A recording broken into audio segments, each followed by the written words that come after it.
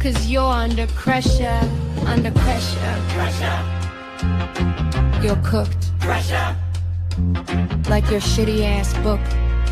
The pressure is real. The pressure is real. The pressure is real. Pressure. You're under the pressure. Drowning in the pressure. You're now under pressure. Pressure. Pressure's got you by the tongue, and it's over now. You're under pressure. The pressure, pressure. Full force, no lecture. 'Cause we're here for pressure.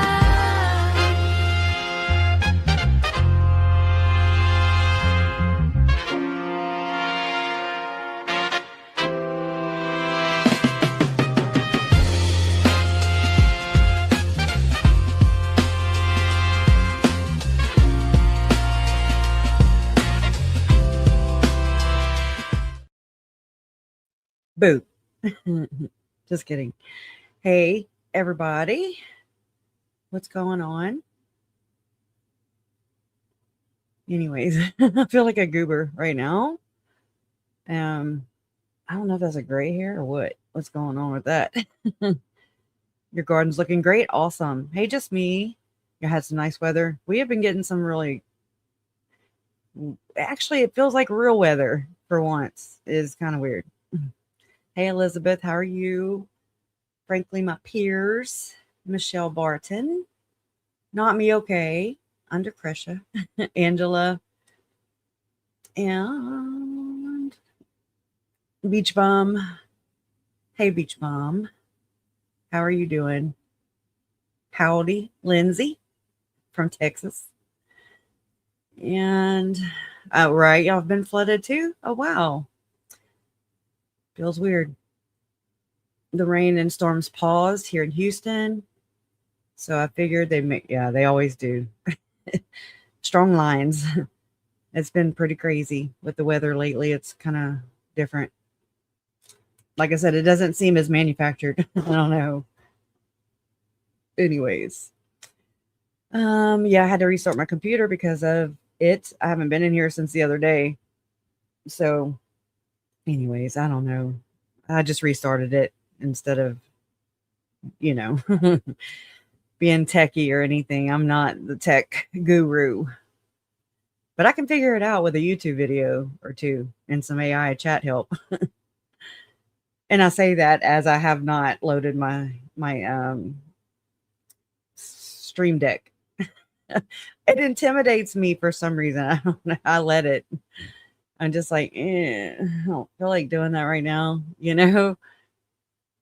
It's like the fear of the unknown. And I've been like this all my life. It sucks. I'm my own worst enemy. Hey, Glam Dolly. I appreciate you. Thank you. Faye Loves Nature. What's up, lady? Oh, thank you. I really appreciate that. Hey, Rob Kirsten. Oh, thank you. I don't know. I don't know I'm not really teaching per se, but sharing, and it's like, do with it what you will. I don't know. I'm just winging it. That's how I look at it. I'm winging everything. Especially this whole situation with, Tylee, Charles, and JJ. I mean, what else are you gonna do? So, just it's like you can't control you can't control anybody but yourself. So it's like, okay, how can I control like the way I react to things? Do I respond? Do I not respond? What do I do? I don't know. Just navigating this crazy world. It's bizarre for sure. Hey, horsewoman. Look, I'm singing Rudolph the Red-Nosed Reindeer, but you might as well with the naughty list. You might as well with the naughty list. We're going to have Christmas in damn May. Naughty list. The psychological aspects of this entire situation it's astronomical.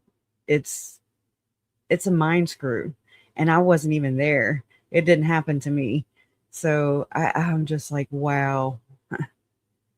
But this is how mind control, in a sense, works. It does. Scientology is very well with using this system, just the policing system, and just like to have other people rat on you and tattle on you. And I mean, that's what this is. It's just a run tell that, it's just like, hey, snitches in a sense, but, hey, Heather in the library, how are you reading books? Are there any about what to do with this shit? Because we need to know. Um, I'm very proud of Christina, and I feel for her, man.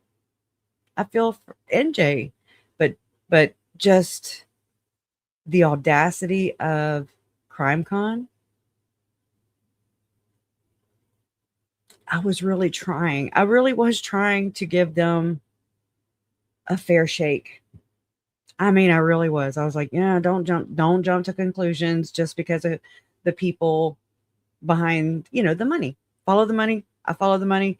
And I'm just like, oh God, no. It don't look good, but then you try to see if their actions are going to match up with the connections, like,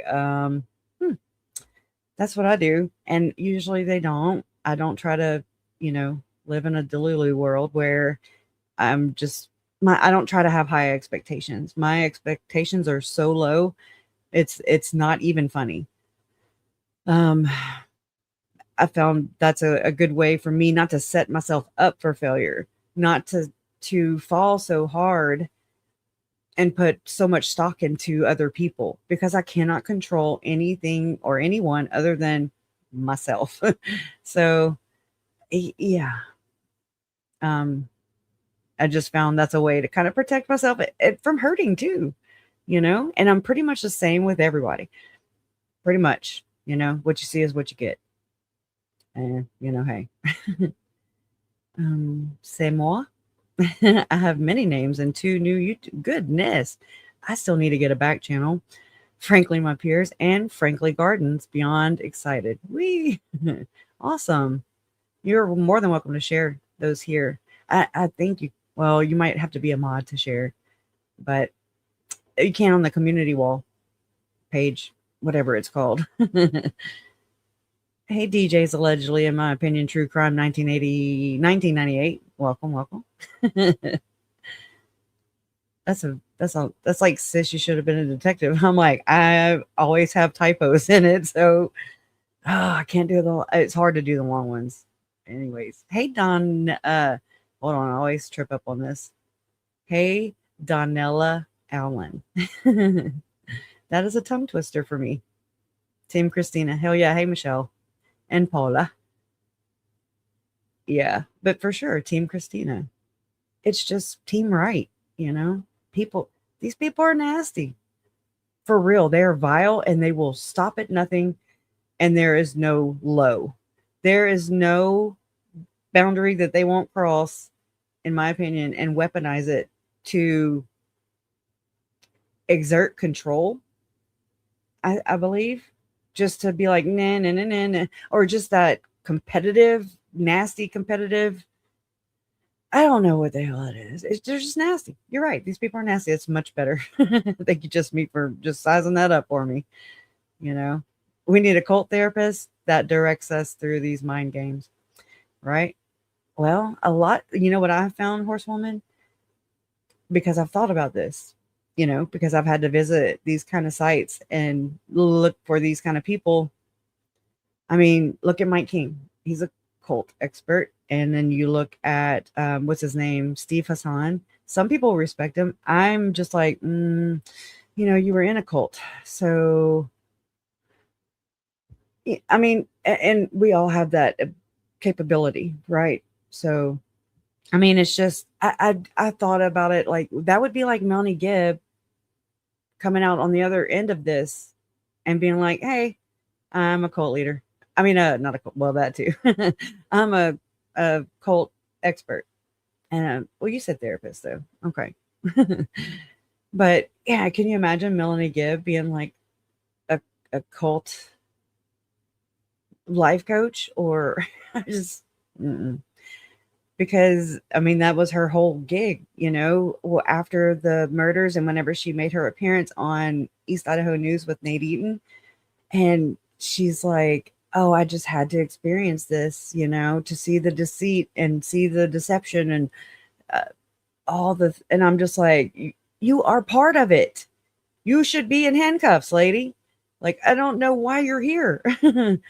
And it just burns my ass. Sorry to be so frank. But I mean, just really, it burns my ass. Those people were there. They were there the last night for sure that my 7-year-old nephew was JJ was alive. And then he wasn't. And then they can just play dumb and do the whole I think by the way it played out, it allowed them to construct and this is my allegation. This is my allegedly. It allowed them to frame an entire, what do you call it? Oh my gosh, alibi around what was coming out, what had, was already released, what they did know, what they were going to let out. I mean, and she used like these they call it shock doctrine, where they use these trigger words like zombie. When you say zombie, people stop thinking because they're like, what the fuck? What do you do with that? Right? Same thing with satanic panic. It's been doing a number on people for decades. Conspiracy theorists, another mind F. Okay. These terms were invented by, well, for sure, conspiracy theory. That was by yours truly, the CIA. They put that out there after JFK. So it's to shut people up. It's to divide people. It's to muddy the water, poison the well. It's to deflect and redirect and cover crimes, alleged crimes. That's just my take on it. I am by far not as seasoned as a lot of people, who visit here. And I mean, I look to you guys for wisdom. I do, because I mean, I've gotten so many, the control tactics. I've gotten so many emails and comments over the years. Just, sometimes I didn't understand what the hell they were saying. I was just like, what? I have no idea what you're talking about. And I mean, okay. I just kind of tuck it away.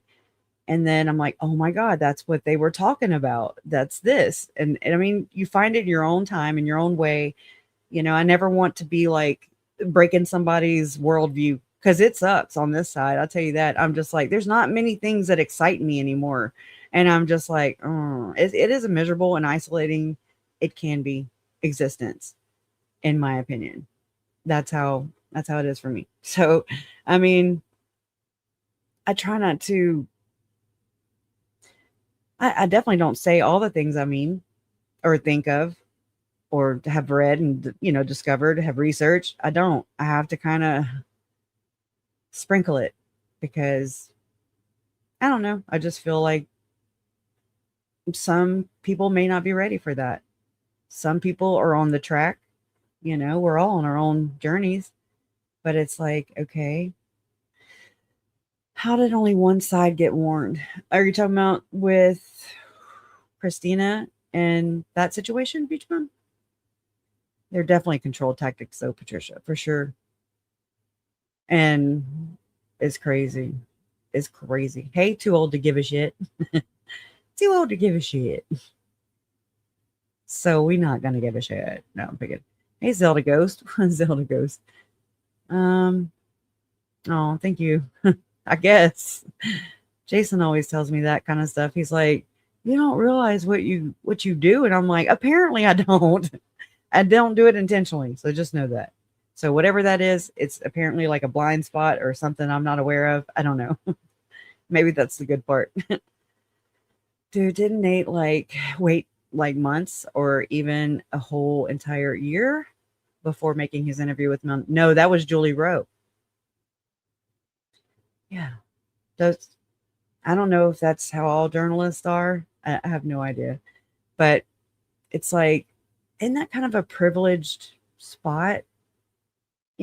Just because you didn't want to release it? Why do the interview then? What was the point? To shut Julie up? To, I mean, what tactics behind that? What motives, you know? Anyways, and I mean, it's bizarre. It was something that I believe would have helped me shape my opinion about Julie Rowe and this whole cult thing. I've had to do all that on my own though, and work all around all this stuff. Y'all too. But I mean, that's what I feel like I'm having to do with the withholding of Tom Harrison. You know, just enough. And then, but not all the close relational ties, you know, to a journalist's brother. You know, I'm just like, that's that need to know information. That's the need to know. Even if not publicly, just at least tell the family. I mean, if you're gonna chummy, anyways, we can get into all the things that happened, you know, with Lauren and her backstabbing, basically using, exploiting, in my opinion. Right. I agree with this. Yeah. That reminded me of that skit on Saturday Night Live. And she would put her hands under her armpits and she go, superstar. Right. Anyways, I don't know if y'all know what I'm even talking about. Yeah, it was Julie Rowe. But still, even with Melanie Gibbs' interview, that came out in May. The kids were found in June.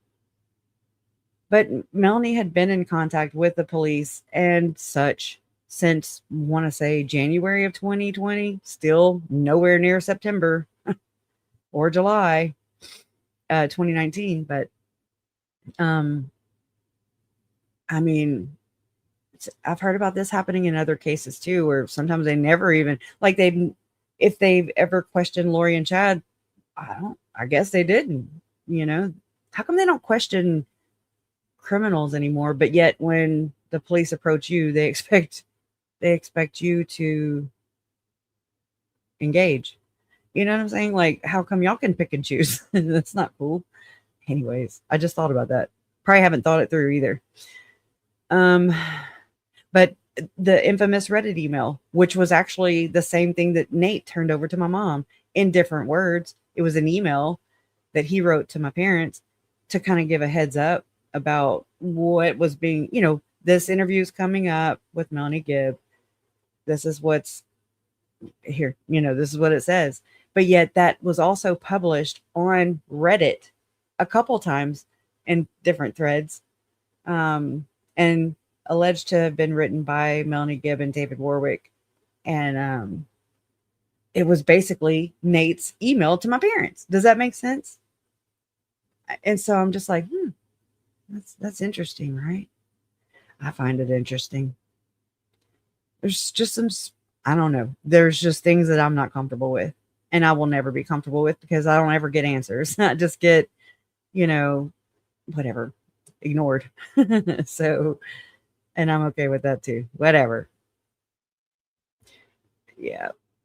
I mean, maybe, I don't think he could though, because he got in with Dateline via the Melanie Gibb. Well, no, because they were on the island whenever he approached Lori and Chad, huh? Makes you wonder. Makes you wonder. Hey, Salty. Hey, everybody coming in, Blue Jay. And I hope I didn't, I'm sure I missed people. Melissa Hart, how are you? Greer's Garden, superstar, right? Danny Mitchell. Yeah. Nina Canadian, how are you, lady? Okay, I caught up. Tanya, saw Tanya. I didn't say hi to a Tanya. And Bobo Roo.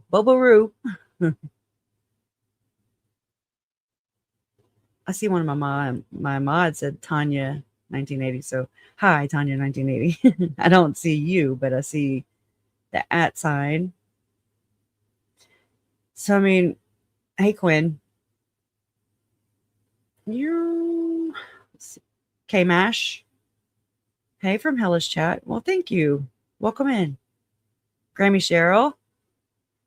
Come on in, Dr. Vonda. Kay. Welcome in, guys.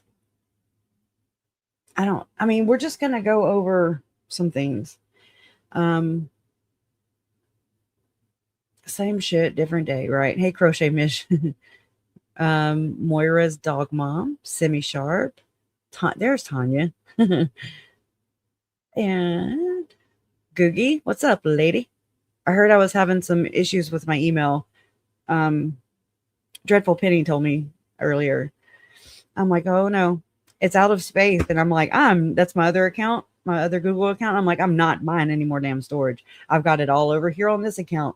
I'll have to find a way to share it. I don't know.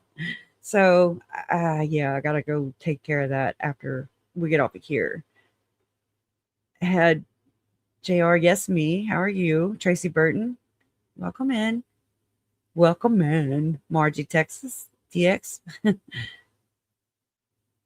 And how are you guys doing? So, what do you guys think about this whole thing? So, I was thinking, which is dangerous for them. I'm just kidding. But I was thinking, and last night, or I'm sorry, this morning, what the hell? This video is private. Well, I don't even know what video it was. Uh-oh. Huh. Let's see. Let me open up my sharing features. See, look. I don't know what that was. Oh, I need to enable my I turned off my cookies the other day, and I shouldn't have done that. Let me go and fix that real quick. That's why. Oh, right here. Okay. Um Bookmarks. I have 100,000 bookmarks, so they're like delete. I've been running into storage issues this week. I know this is not y'all's problem, but I'm just trying to tell you. It kind of makes me regress, and I'm just like, God, because I'm sitting here trying to, borrow from Peter to pay Paul, basically with storage, trying to make sure I have things backed up, saved, get rid of things that I don't, that are double saved. Anyways, it's just a whole conundrum. I'm just waiting on it to open up. But I guess with 100,000 bookmarks, that's just since the case. That's just since the case. I don't know if people run into this all the time or if it's just a me problem. Oh my God, come on. This is ridiculous.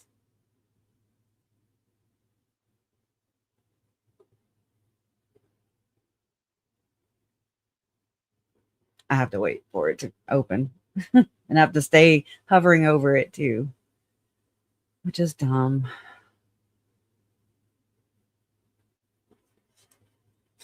Okay, finally. All right. And then open bookmarks manager. I think this is where I went. That's where I was. And then, nope, it has nothing to do with this. Oh my God. Crush a K. I really get into some things. Yeah. What the hell?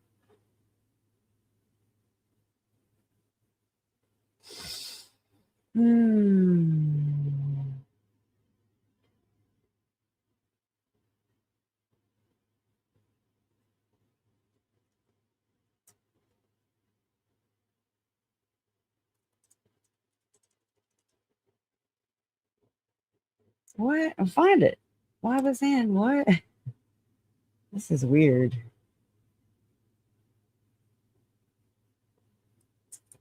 Okay.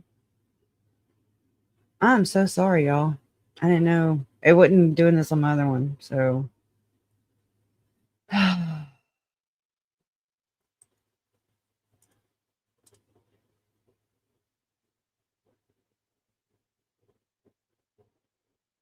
okay.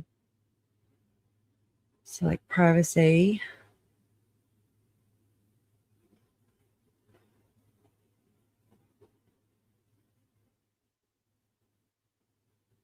What is more settings? Select more settings. At the top right, select more settings. Why more settings? Am I getting lost in the sauce? Where the frick is more settings? Ooh, it's like wanting to come up. Right there. Okay. Okay. Don't ever do that again. Crush a K. Okay. It's on there. Oh, right there. Duh. Okay, hopefully. Cheese and rice. My gosh. All right, now make it happen all the way across my device, people. It said no. See, I'm opening up in different windows.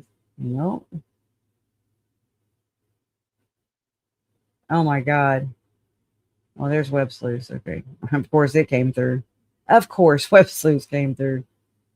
Let's see. Oh my gosh. Video started.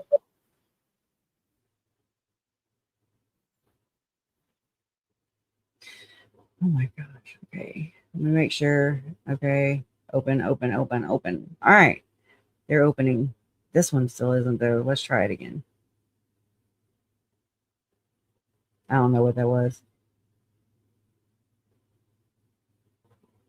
So I'm gonna close these out. Oh, don't close that one out. All right, now back to full screen. Wow. Thank you, Moira. Thank you, Moira, dog mom. Appreciate that. Oh my, don't you just want all of this? I mean, you could have all this. I'm just kidding. Thank you. I appreciate you. Okay. Enough of that bullshit. I need to go turn my air off too. I'm cold for now. So, okay. All right, let me get back into my shit.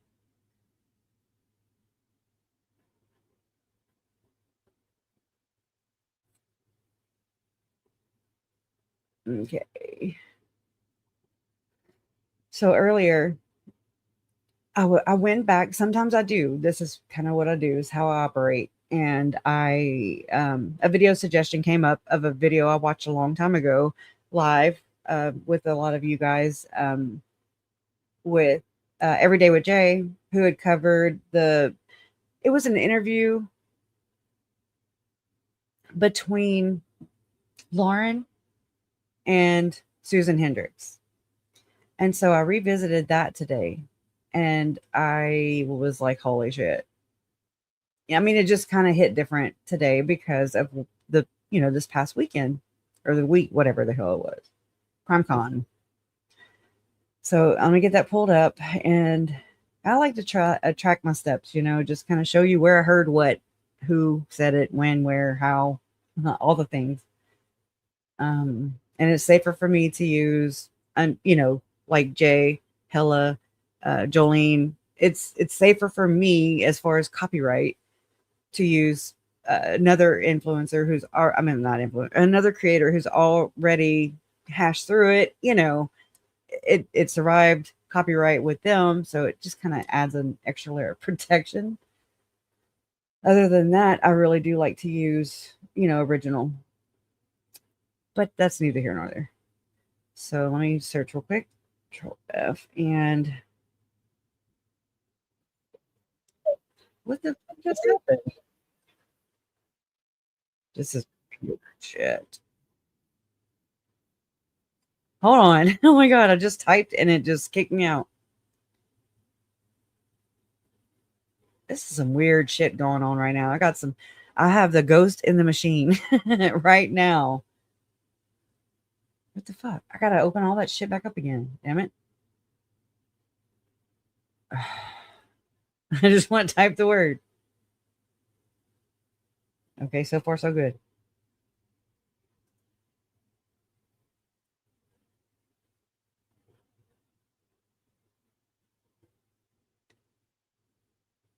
Okay.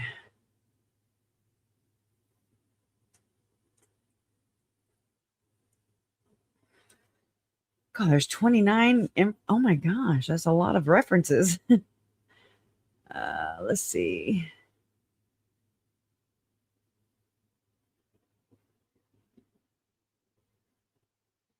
Well, I mean, Susan Hendricks dropped it, or they dropped it. It could be Jay too, but 29 times. That's crazy to me. All right, let me get y'all and come back over here. Goodness. I'm not a good field tripper today. Okay. Roll that beautiful bean footage. And this is CrimeCon or ClownCon, reviewing Hidden True Crimes Wild Weekend with Susan Hendricks. And this is from last time. The last CrimeCon is right afterwards. And so I might have to back that down. Let's see.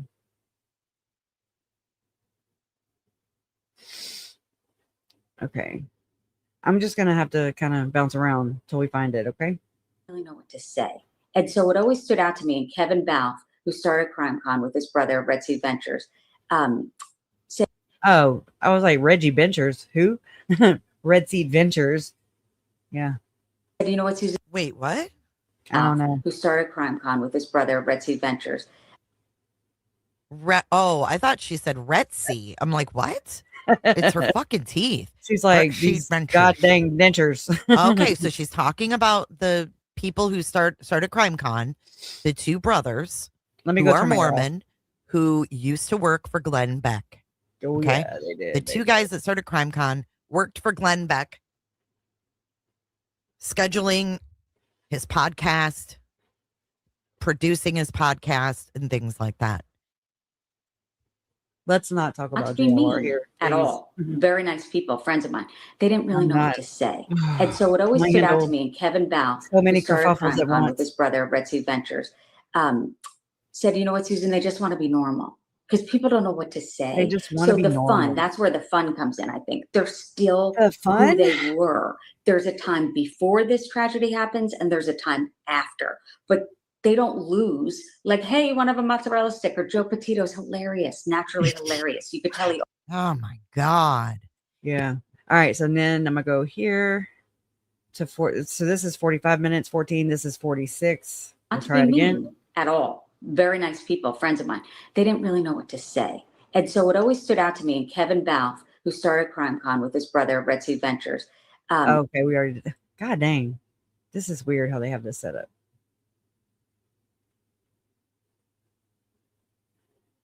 Okay. Back there, we have about 10 minutes, and Kevin comes up. But first, I get a text from Dave Vito. Oh, my God. We got another name. Dave fucking Vito. Who's Dave Vito? Who's Dave Vito? How about some Jesse Weber? Name Crime. What is going on here? She's backstage waiting to go on stage with Nick and Jerry. So we're back there. I have a funny behind the scenes story. Let's hear it again. I know. Right. Yeah. So I have a kind of behind the scenes story, kind of funny. So I'm behind. Oh, wait. Lauren, weren't you there if you were a presenter? Okay, hold on. This is 118. Let's see. Stage about to go out with Jerry Holman, prosecutor Nick McClelland. So we're back there. We have about 10 minutes, and Kevin comes up. But first, I get a text from Dave Vito, who. Who's Kevin? Is that one of the crime?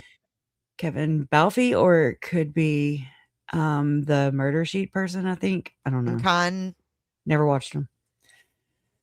people?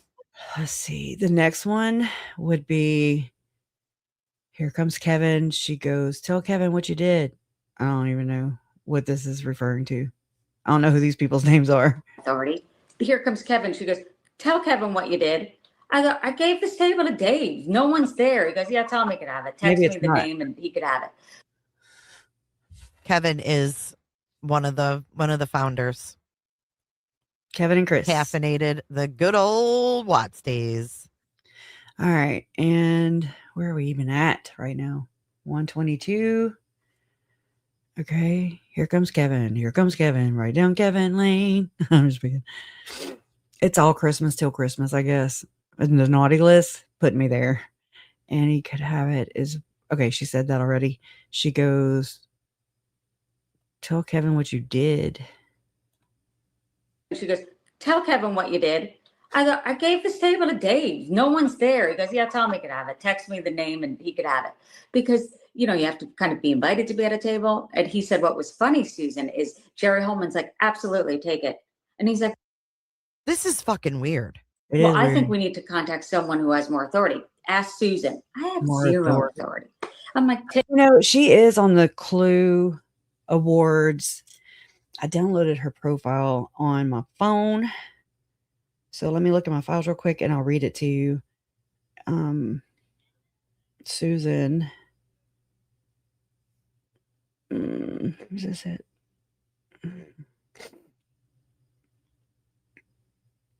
Right here. Open Sesame. Okay, yeah. She's a journalist, author, and host. Headline Crime.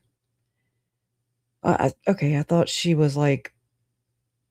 Hold on, let me shut up before I give you misinformation. Okay, so Headline Crime. Susan Hendricks is a veteran journalist with over 2 decades of experience covering some of the nation's most significant stories.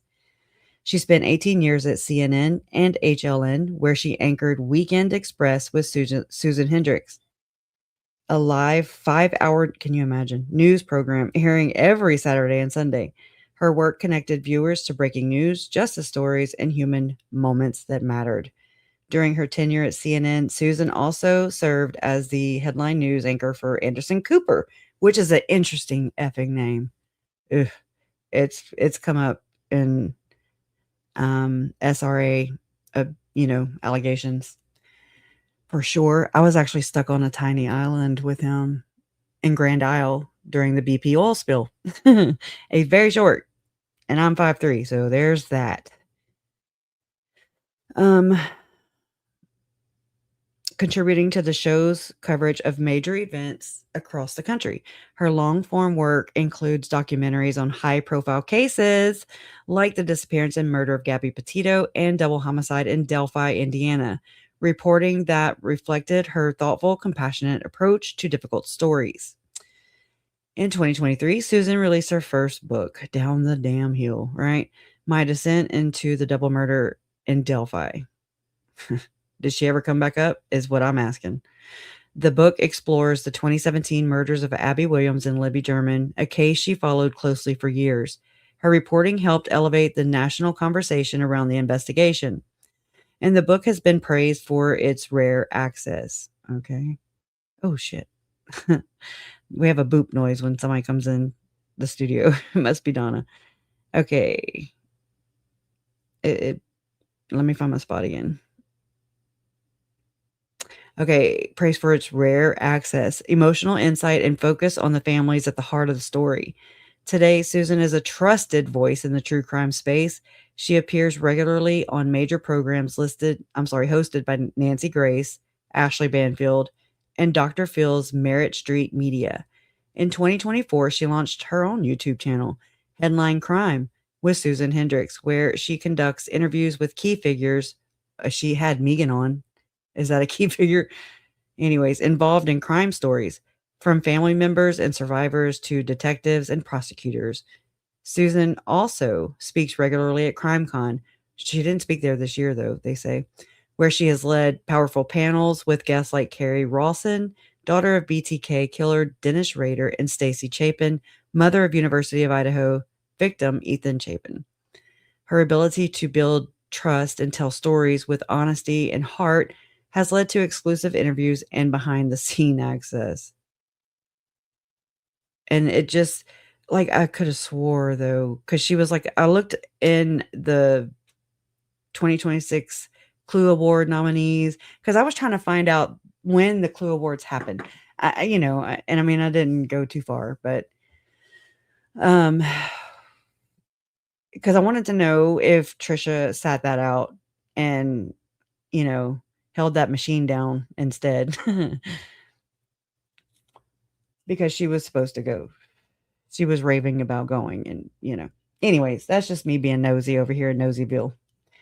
And I could have swore that Susan's either a judge or was, I mean, I couldn't believe my mind with all the people that were serving on the committee. And I was just like, what is going on over here? Like there's this whole other ecosystem world or whatever that I don't get. Let me pull it up. The Clue Awards.com. Okay, so we'll come over here with me. And so we'll go to it together and then have to share it over here. So that's right here. The CrimeCon Clue Awards celebrate outstanding projects that embody a strong commitment to leadership, understanding, and excellence. The awards recognize exceptional titles in categories such as TV, documentary films, podcast, and publishing. This year marks the 5th edition of the awards. The Clue Awards banquet is set to take place on Saturday. Well, there you go, Krisha. Passed it right on up. May 30th. Okay, now I got to find out when that video was. Saturday, May 30th. Okay, CrimeCon 20. Okay, so I looked at like who the nominees were and stuff like that. I didn't even see these pictures. That's how much they blend in. I mean, I was looking on my phone, but hey, I'm just it just blends in and don't stand out very much, especially on a phone. And so I was just kind of looking, scrolling, looking. Dan Abrams. Is that Dan Abrams? Yeah. Okay. All right. We're at the bottom. Started from the bottom. Now we're here. Okay. Judges is one place I did go. And so here I went to judges, but it says the Clue Awards are judged by creators, experts, and leaders within the true crime media community. Jurors have been selected on the basis of their deep industry knowledge. So I'm sure Tom will be getting a handout. A call out, whatever. Professional reputation and outstanding achievements. The judges featured here represent the 2026 Clue Awards jury. I'm so confused. Is that a jury up here or what? Okay. So Andrew Jacobs, president, executive producer of what? Like of this? That's where I'm kind of confused. Bill Thomas, producer and co-host, executive producer and writer, SVP nonfiction. Anjanette Levy, host correspondent. I don't know. CEO and executive producer. Where? Of what? Let's see if we can find Susan. This is one of the guests on Trisha's, on Web Sleuths. I've never really, I don't know if I've ever even watched her be on there or not. This is Trisha's best friend, Paula Woodward.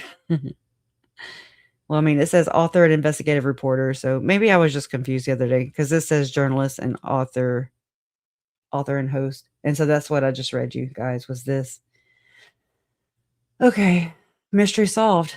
Another one. So let's go back here. All right. I'm going to go check on you guys. I know it's not a good look. Not judging. It's just like, it's not a good look. Yeah, you can click their faces for show. But I just read it. I read it to you guys just now from my phone because I'm handy dandy like that. See?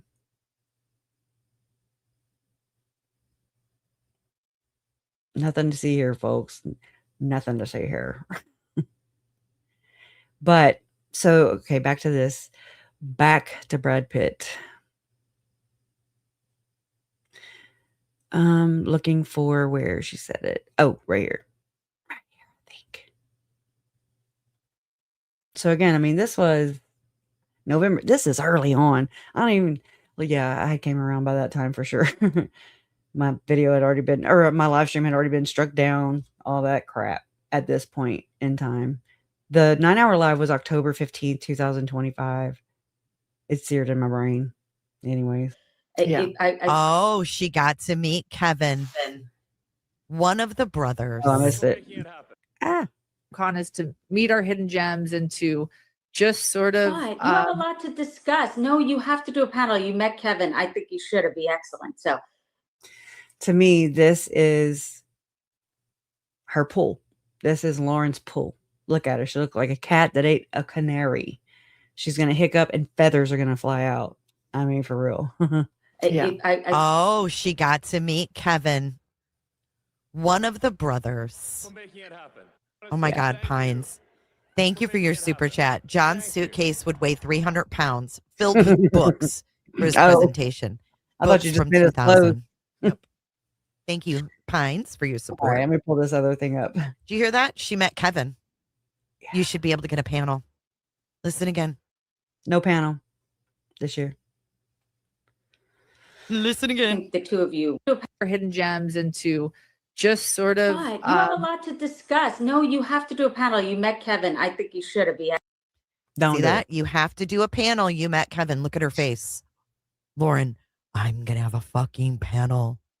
I will have a panel at CrimeCon. You will not Oh, shit. destroy my false, what was it? Her false empire. Kevin will get me a panel. She's manifesting. sort of But you have a lot to discuss. No, you have to do a panel. You met Kevin. I think you should. It'd be excellent. So Yeah. I think the two of you would be a huge draw. I would definitely be in the front row with a pass. You know what's funny? You cut in and out a little, Is Kevin married? I'm just asking because, but it's not you guys. I was wondering when I was on Nancy Grace. Oh no, because I'm in a hotel. I've been here I didn't even finish that. She said when I was on Nancy Gray. What the fuck? since CrimeCon because our house is being renovated and you have to get a certificate. Oh, what? Oh my God. Like our house is being renovated. So I'm stuck here in a Staying in a hotel. A nice one at that. hotel. I'm stuck in the Gaylord. I'm stuck in the trailer. Okay. I'm just not in a trailer hood anymore. Thank you. Okay. Just saying. And kudos to those who are. All right. No shame. I grew up in a damn trailer park, as you can tell. Or wherever she is. Because my house is being renovated. It's such a pain in the butt. These people are so unrelatable, especially in today's economy. Who the fuck can No afford a business. renovation right now? Not many people. I need a cow. People are struggling to keep food on the fucking table. These people are so out of touch. I don't know how victims are fooled by them. Because Yeah, we're not looking at it like this, I guess. I mean, I did. I looked at Lauren skeptical. I can't believe I like bought into the bullshit there at the end though. That's where I'm like, what the pressure? You had it pegged. And I mean, I stood on that hill for a hot minute. But it gets to a point where becomes a power imbalance. That's my experience. Okay. So I'm just telling you how I viewed it and view it. It became a power imbalance where I watched this channel start based on talking about my family mostly. And then I kept all those things in. Then, I talked to my mom, tried to get her to see the light, and I didn't have any like ironclad proof or, anything like that. Nobody would really, I didn't find people outside of my community, our community here that was, built up around the Daybell case. I didn't know there were safe spots. I remember there was a Reddit about, I don't even know. I still have I printed out what I wrote. And I talked about it there. Somewhere on a Reddit post. But I mean, because I was seeing it back then, just the things that they were saying, they weren't what I was finding. That's not at all what I was finding. Anyways. And I mean, there's something I can't tell y'all, but I mean, it makes sense. Just, I can say that she did stand in the way of, she prevented even me appearing on certain things, allegedly. And I mean, just like all I wanted to do was just vent, talk, bleh, just spill it. Because I mean, holding it in still trying to shape it, and I'm still trying to figure out what happened with Lori and Chad. And I think I'll do this till the day I don't breathe anymore. Okay. But it's like I just wanted to talk. And I found this outlet. Thank God. They say the body keeps the score, and shit, holy cow. And if so, look at Lauren and John today. I'm just saying, the body keeps the score. But yeah, I had her pegged a long time ago, and there became a power imbalance, and I was like, gosh, they're massive now, like if I need to utilize her or her platform, whatever, in the future, let me just keep it open. It's just easier to get along, and I didn't know all this other stuff. Mom had found out about it apparently in Arizona. And I didn't know that until I told her, hey, this was like after her 9-hour live. I was like, hey mom, I sent her a text. I'm like, look, I just kind of was touching on some points. And then I was like, I'm going live Sunday. I'm giving you a heads up. Basically, this is what I'm going to do. And there's going to be some shit. So just know that. And I just kind of wanted to give them a heads up so they wouldn't be blindsided by me speaking out. And that's then mom, whenever I was about to go live, and then she was like, hey, can I come on with you? I was like, sure. That's the planning that went on with that. It was just, okay. So, I was surprised to have her on too, but I'm glad, even though Lauren effectively removed that video, they never put it back. I didn't follow it through. There was so much shit going on at that time too. Processing all this stuff, the processing time for me it's bizarre. It's crazy. It's long. It's forever. It's like I'm way back here sizing things up, looking at the grand scheme of all the things. Because I'm factoring it into Lori, into Chad, into the cult, into the belief system, into her coverage, her and John's. I'm not assessing anybody as he assesses people. I'm looking at all of these things, and it's just like, oh my God, it hurts. It hurts your brain. It's a lot. And I'm just telling you that I'm not looking for pity, but it's reality, at least from my experience, from just this shit, the fuckery that's gone on. Oop, people shouldn't have to go through this, but they're going to go through it. So, and I'll be right here to share it with you. Okay. But I think it's very interesting that she met Kevin the year before, which was it that year? Was it not that year? When was this? Because, if you go back to, I'm looking. If you go back to, hold on.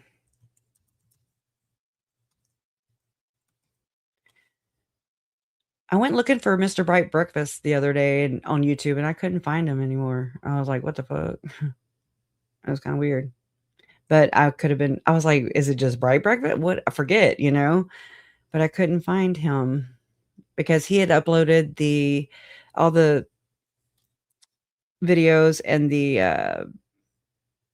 all the videos and audios and things like that came from the stalking case, the fake false hoax stalking case from, last year when all this shit came out.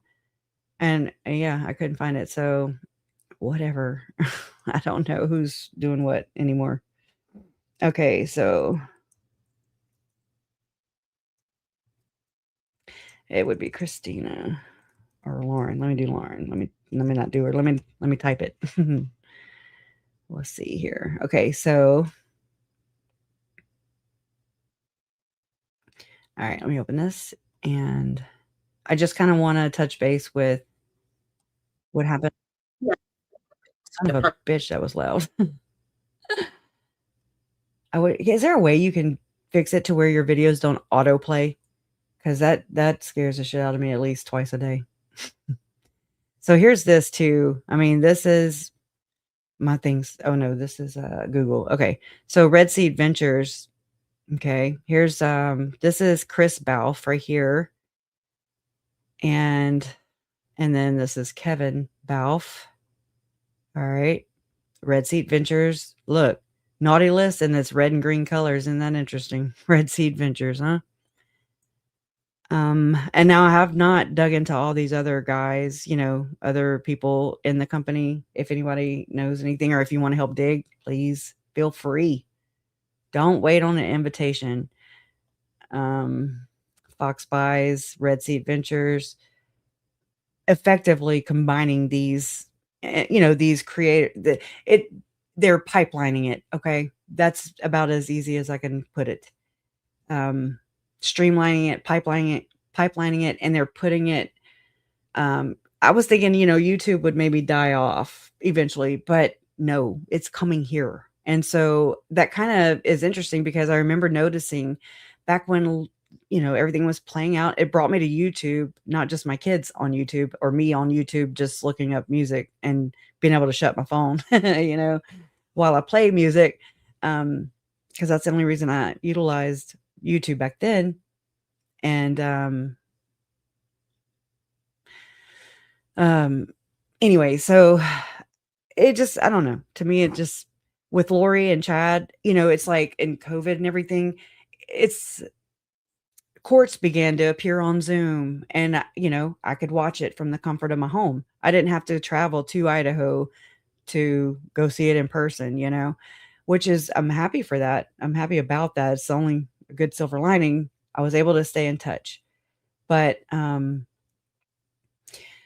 mean, also you notice court TV, you notice Law and Crime, you noticed these other bigger TV stations, coming this way. And I mean, it's kind of interesting, right? To kind of watch these movements. There's also, not just cult movements, but there's these kind of movements, which are interesting to me. And so this has fascinated me, this whole part.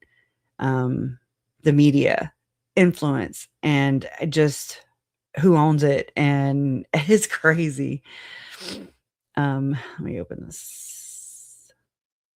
So it says, I'm not paying no damn nothing. Okay, thank you. It's like, well, you're not going to read nothing either, lady. So it says the news. Fox acquires Red Seat Ventures to diversify into podcast. Fox, okay, I said that. Okay, Fox acquired Red Seat Ventures, a digital media company that produces content for high-profile independent creators, including former Fox News host Tucker Carlson, Megan Kelly, don't fuck me up. Megan Kelly. Is it Megan? Megan. And Bill O'Reilly. Bill O'Reilly was actually on Tim Ballard's whiteboard meeting in 2016 with Helm and Ken Krogh, by the way, as was John Travolta, Kelly Preston, Jenna Elfman, Allie Landry, beauty, she was Miss Louisiana for sure over here for my state.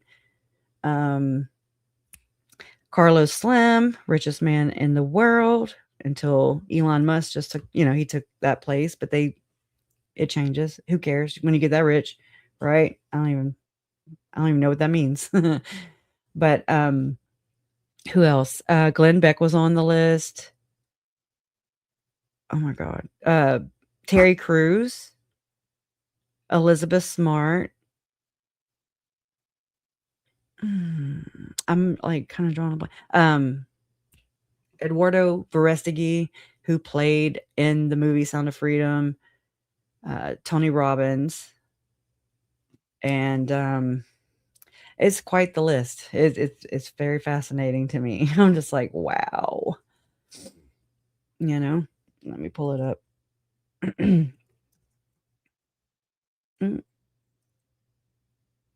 Okay, here we go. Because it says, we'll all be slaves in 10 years. Ken Krogh and Tim Ballard tell one of the operators, ops, the OUR ops, who is suing him now for, I mean, it's kind of hard to get away when your spooge is on her skirt, for sure. Just saying. Couples ruse.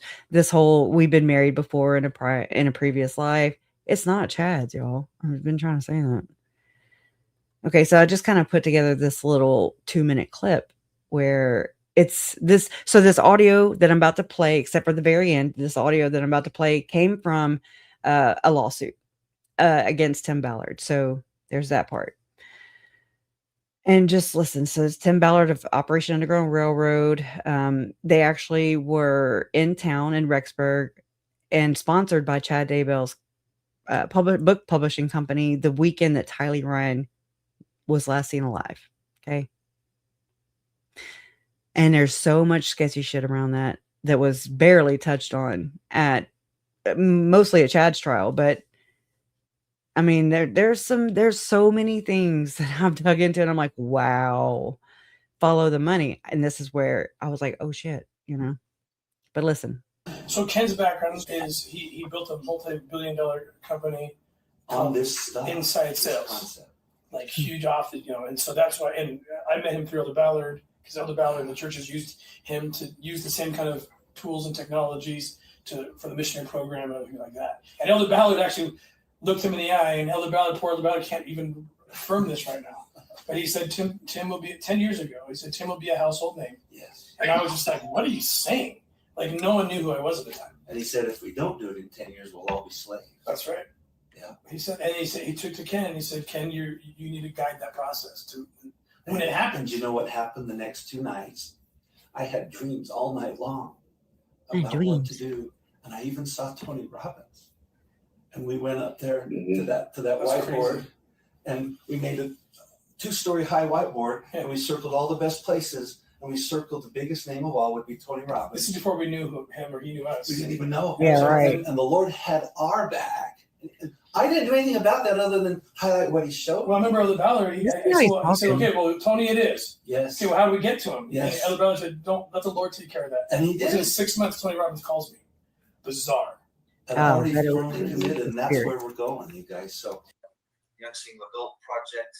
All that stuff. I'll hit on that. This is just the actual whiteboard meeting because there was a big deal that went down back in 2020 for sure. 2019, there's an infamous whiteboard meeting that Lynn Packer reported on.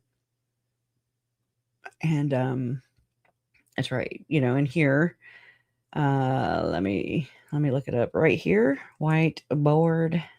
I call it the whiteboard prophecy. Oh shit. Okay. Damn it. I don't want to say Ballard because it'll be all of them.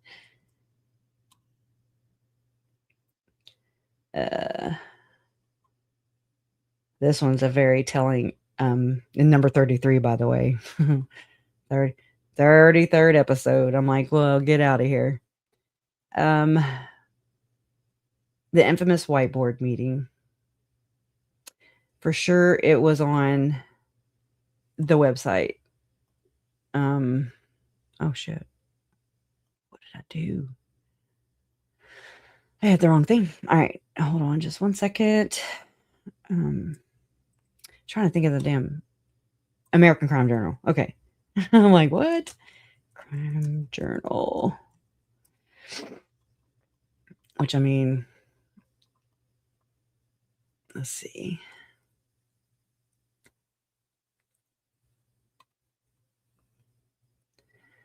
Oh, I didn't even know they were. Okay, I need to come back and look over here. He's doing the Sasha Riley tapes. We've shared some of those too. Y'all remember that? Okay. So they do, detailed reporting. This is how I've learned most of the things about Tim Ballard. This and doing my own, independent research on different websites, Faithful Mormon, not Mormon, different places. And I just took the diagram that was on, I had it ready to show at all times. And I just took it down last week from in here. So I don't even have it to show you or to guide me or anything.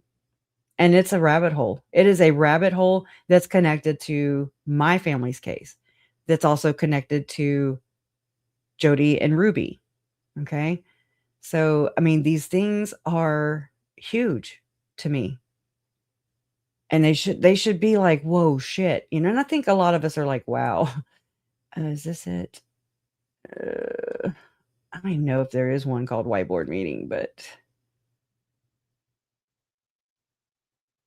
Just looking. Here's OUR's Hookers from Heaven, where, you know, they had a university in Utah actually host like a fake graduation ceremony, allegedly, for Tim Ballard and some women that he had allegedly trafficked from their countries using Tony Robbins' plane, getting visas from the White House. It's just some crazy shit. Okay. I'm just like, wow, damn.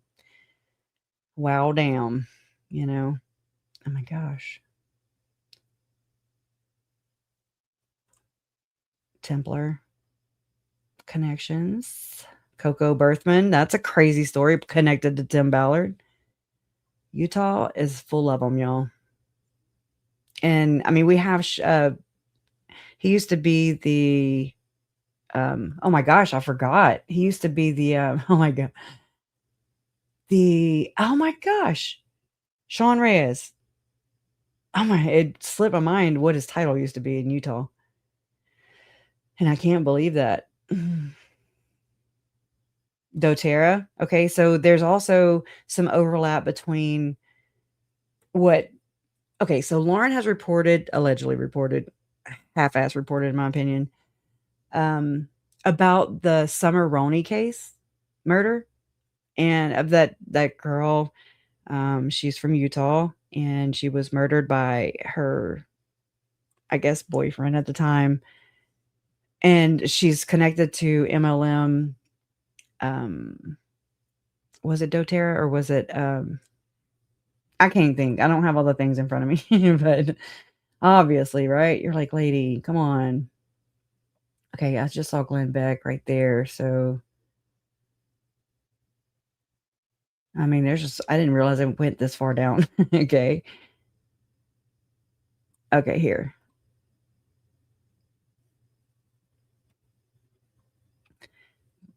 Let's see. I will speed it up a little bit.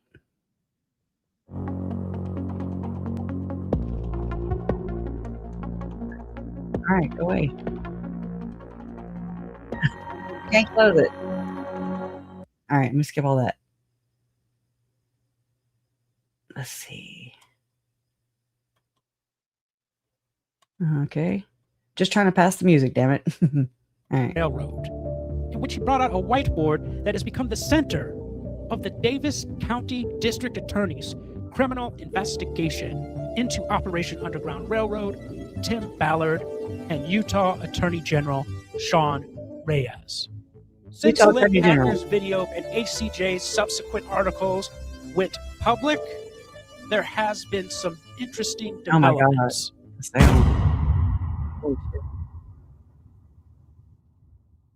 Tim Ballard learned that the whiteboard meeting was going to be exposed by Lynn Packer. He immediately sent down a pipeline to make sure that it got to Mr. Packer and myself, that if there's any mention of this whiteboard meeting, there would be hell to pay.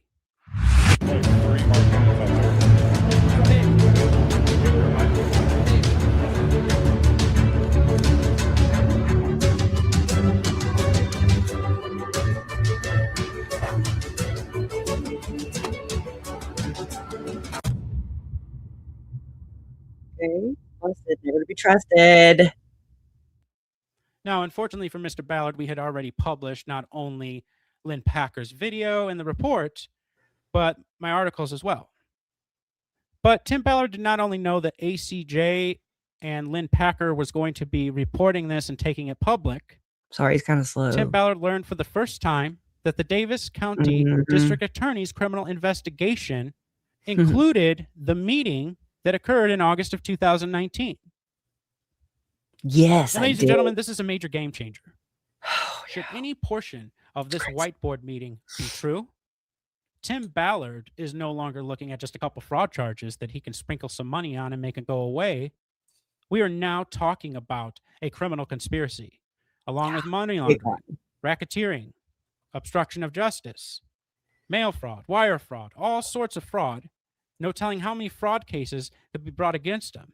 But much worse, it would introduce now federal investigation and charges not only from like the FBI, but now from the IRS for tax evasion. Oh, Now, how did yeah. Ballard learn about Lynn Packer getting ready to port the whiteboard meeting? Well, folks, it's simple. Shortly Snitches. before publication, Lynn Packer had sent out questions to OUR's attorney, Kurt McConkie, Oh, as well as Emily Evans, Tim Ballard's sister, who is also the public relations officer of Operation Underground Railroad, and asked them if they would like to comment on the meeting held in August of 2019. And Lynn Packer called it the whiteboard meeting because it was at that meeting that Tim Ballard had presented the plan, the master plan for Operation Underground Railroad and several other of his nonprofits and how money would be getting moved around. And several of those in attendance were absolutely stunned and disgusted by this master plan. mm-hmm. And this ultimately would lead to the breakup between OUR's main financer, millionaire Paul Hutchinson, as well as OUR ops team leader David Lopez. Here's David Lynn Packer Lopez with the story. is in a lot of shit. I have like a whole spreadsheet with nothing. It's like even it's like a lawsuit even that I'd found a while back whenever all the Charlie Kirk stuff happened that I've not even been able to divest here. And also I learned with the Shadows of Power, aka the David Levitt, David Hamblin, Gordon Bowen, with that whole case that's never been taken to court. A lot of you will recognize Goel and his here's the guy. This is David oh shit, where'd it go?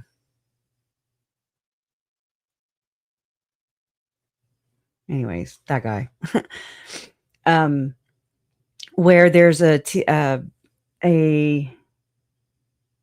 lawsuit filed against them. Okay, so the guys I just listed: David Levitt, David Hamblin, Roselle Stevenson, and Gordon Bowen, and 1 to 100 does, and the Church of Jesus Christ of Latter-day Saints. And I was like, whoa! So I didn't learn about that lawsuit, or it didn't register for me. So we'll be going over that really soon. We'll read that and see what we can, get from what information we can get from that. But I mean, so I think these all they run in together. Okay. So like Tom Harrison has actually been involved in, I'm looking for Gordon Bowen. Allegedly. Which you can go to Gordon Bowen. I wrote it down. Gordon Bowen courtdocuments.com. And you can look at like Tom Harrison assessed, because he was a therapist, he assessed Gordon Bowen, the alleged Church of Satan, the LDS Church of Satan punisher, the alleged one. He's also works in the media department of the church, and he has been said by a couple sources to be the one that actually publicly distance, Tim Ballard, condone it. They pushed away from Tim Ballard when all the lawsuits were coming out against him about, sexual impropriety. And then Elder Ballard died. I mean, it was just a whole crazy time. And Gordon Bowen is said to be the one who wrote the email to Vice News to, saying that information, that the church called it morally unacceptable. And then we get Tim with the tight pants rolled, the tight roll pants, denying all this stuff, and then now he's framed the church as like being some shadow network, which, I mean, hey, he's part of it, in my opinion. He's got a prominent name. Him and Elder Ballard, they say that they weren't related, but I'm just like, I don't know. Anderson is a big name. So like Roselle Anderson here, she married Hamblin. They had daughters. The daughters are now suing, Gordon Bowen, their parents right here. They're suing Gordon Bowen, the church, and Doe's 1 to 100, using the TVPRA Act. And anyway, so I mean, it's very, very interesting, and there's a lot of things moving that I've not been able to pay a lot of attention to, which is weird because this used to be my thing over here. But the whiteboard meeting, 2019 alleged whiteboard meeting was something that the FBI was interested in with Tim Ballard. And it was like a meeting that allegedly happened, a secret meeting that happened that kind of looked like the one that I was showing to you guys in the beginning, this one right here. But this one was 2016. I gotta remember here. I didn't write it here.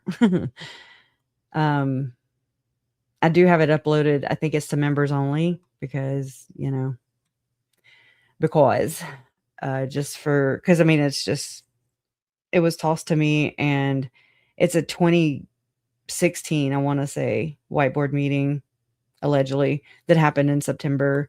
And I mean, they're just discussing the plan of how to make all this stuff happen. I mean, which it's very influencer, based. It's like,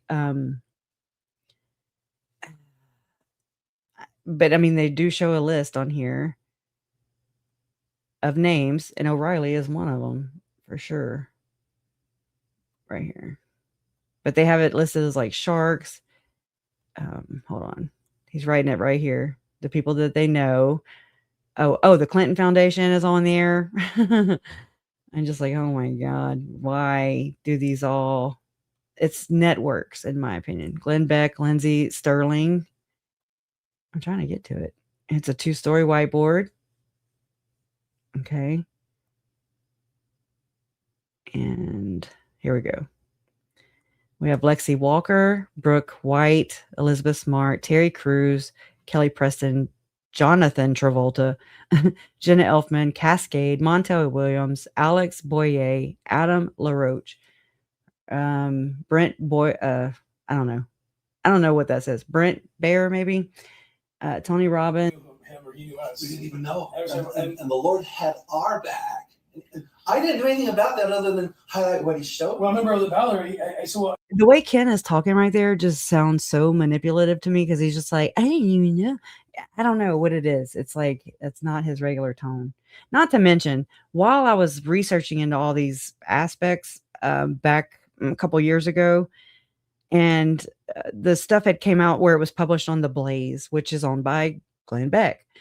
And he did some exclusive stories, into Janet Russin, the psychic, who was remote viewing, which is very, oh my God, that's what Lori thought her gift was. Okay. Portaling, that word they use, it really means remote view. She looked at that as her gift. Okay. And she looked at my Uncle Charles and her children and Tammy as obstacles that were blocking her gifts. But I mean, she said that about Charles. But I mean, it extends, right? So I'm just like, oh my God, these people are using they're allegedly using a psychic to go on these Operation Underground Railroad jumps, in third world countries where there's no, is there an oversight board, and I don't think so, because there's never been any receipts produced by these people of doing aftercare, or unless they were just donating to it. Okay. They weren't being very forthcoming, very, very accurate.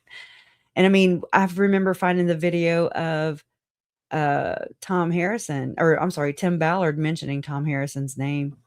And I mean, that was crazy to me because we didn't have like a network of people or a community of people, should I say, who were looking into like what we were doing, here since the 9-hour live, right? We have a community of people who aren't working together, but I mean, it just kind of plays off one another because we're all digging into the same things at the same time. So that wasn't happening as much, I don't believe, not from my point of view.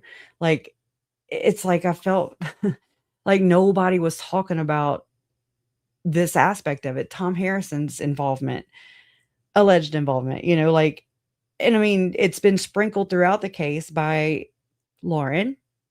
Okay. The investigative journalist, right? That she is, or she thinks she is, or claims to be. And I mean, I guess she can have whatever belief she wants, but I have found that to be quite deceptive because, again, she hid, in my opinion, her brother's relationship, her brother's friendship, best friends. He was best friends with Tom Harrison's son. And that never was revealed. It never, I mean, that seems so much more intimate to me. So then how's Lauren, how is she in the same ward with all these people? I guess at that time, I don't see how she can be in their ward if she lives in damn Las Vegas. But anyways, I mean, crazier things have happened. I think maybe she grew up around these people, like in Bountiful. I mean, only because she said that she was in the same ward as the prophet at the time. He's died last year.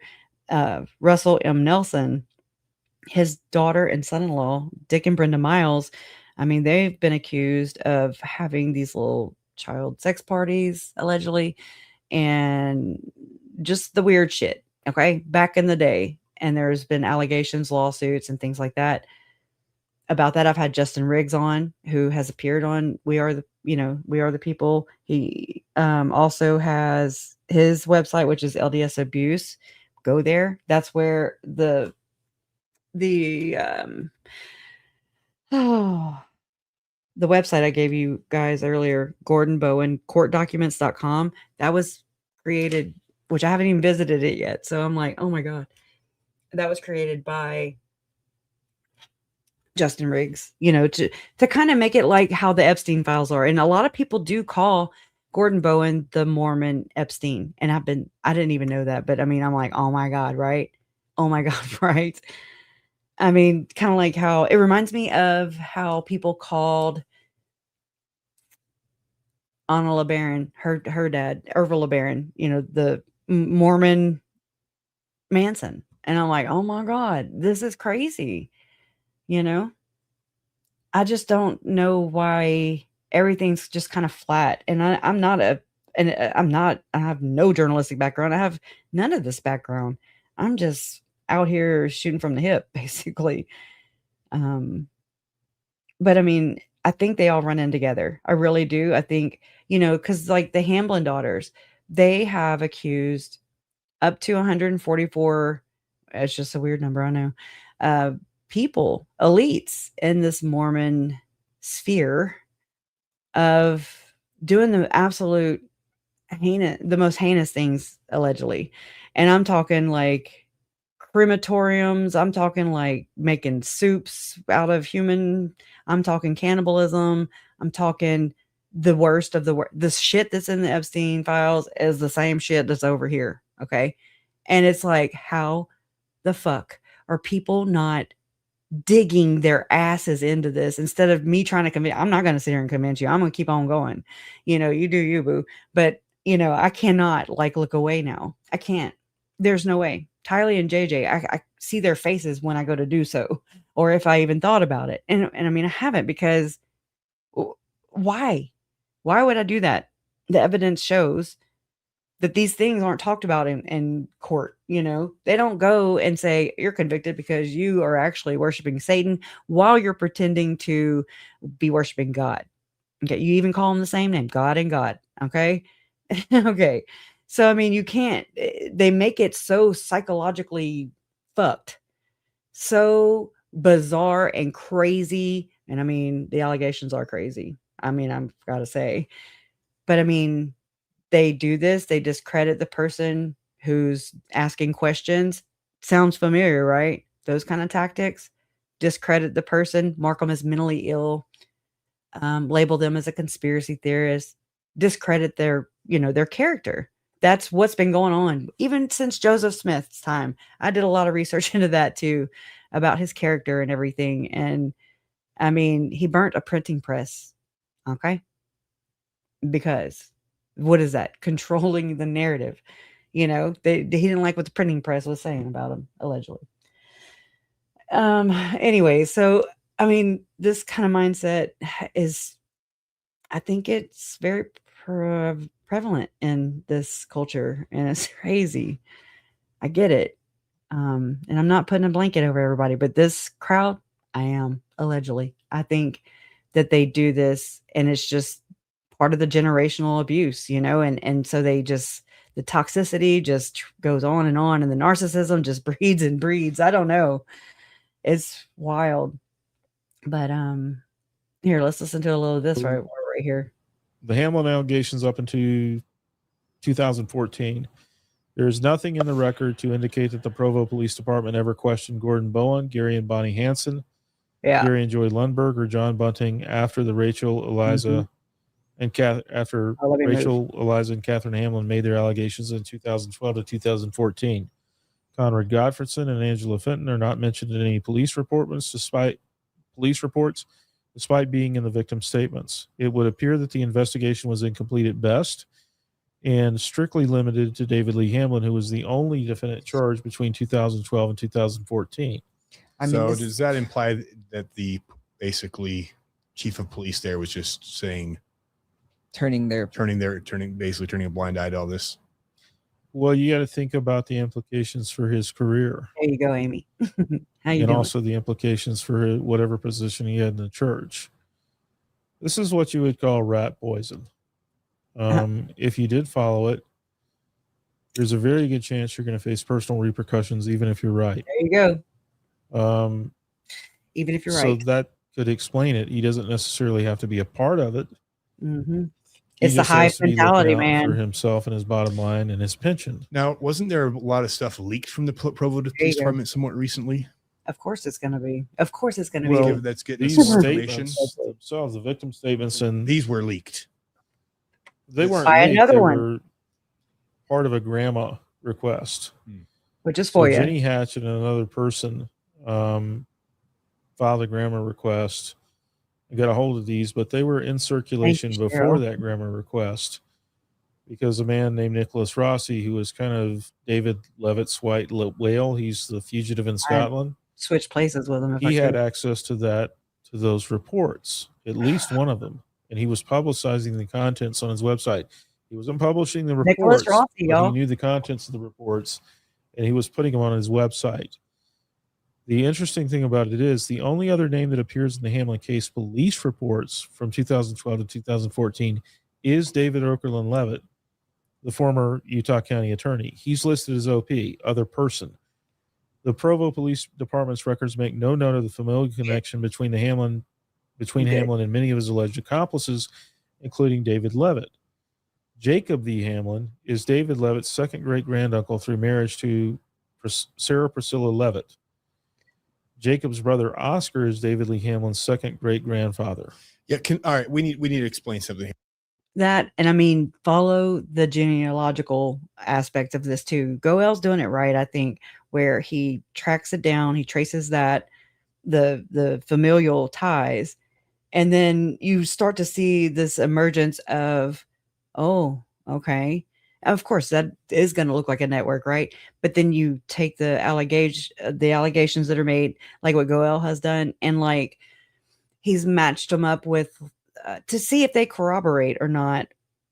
Where the girls, the Hamlin daughters, have said that they've lived when this and this happened, when this abuse happened, when that abuse or alleged abuse happened, and then he tries to debunk it. Right? That's what he's done. He's tried to debunk it in different ways that he can.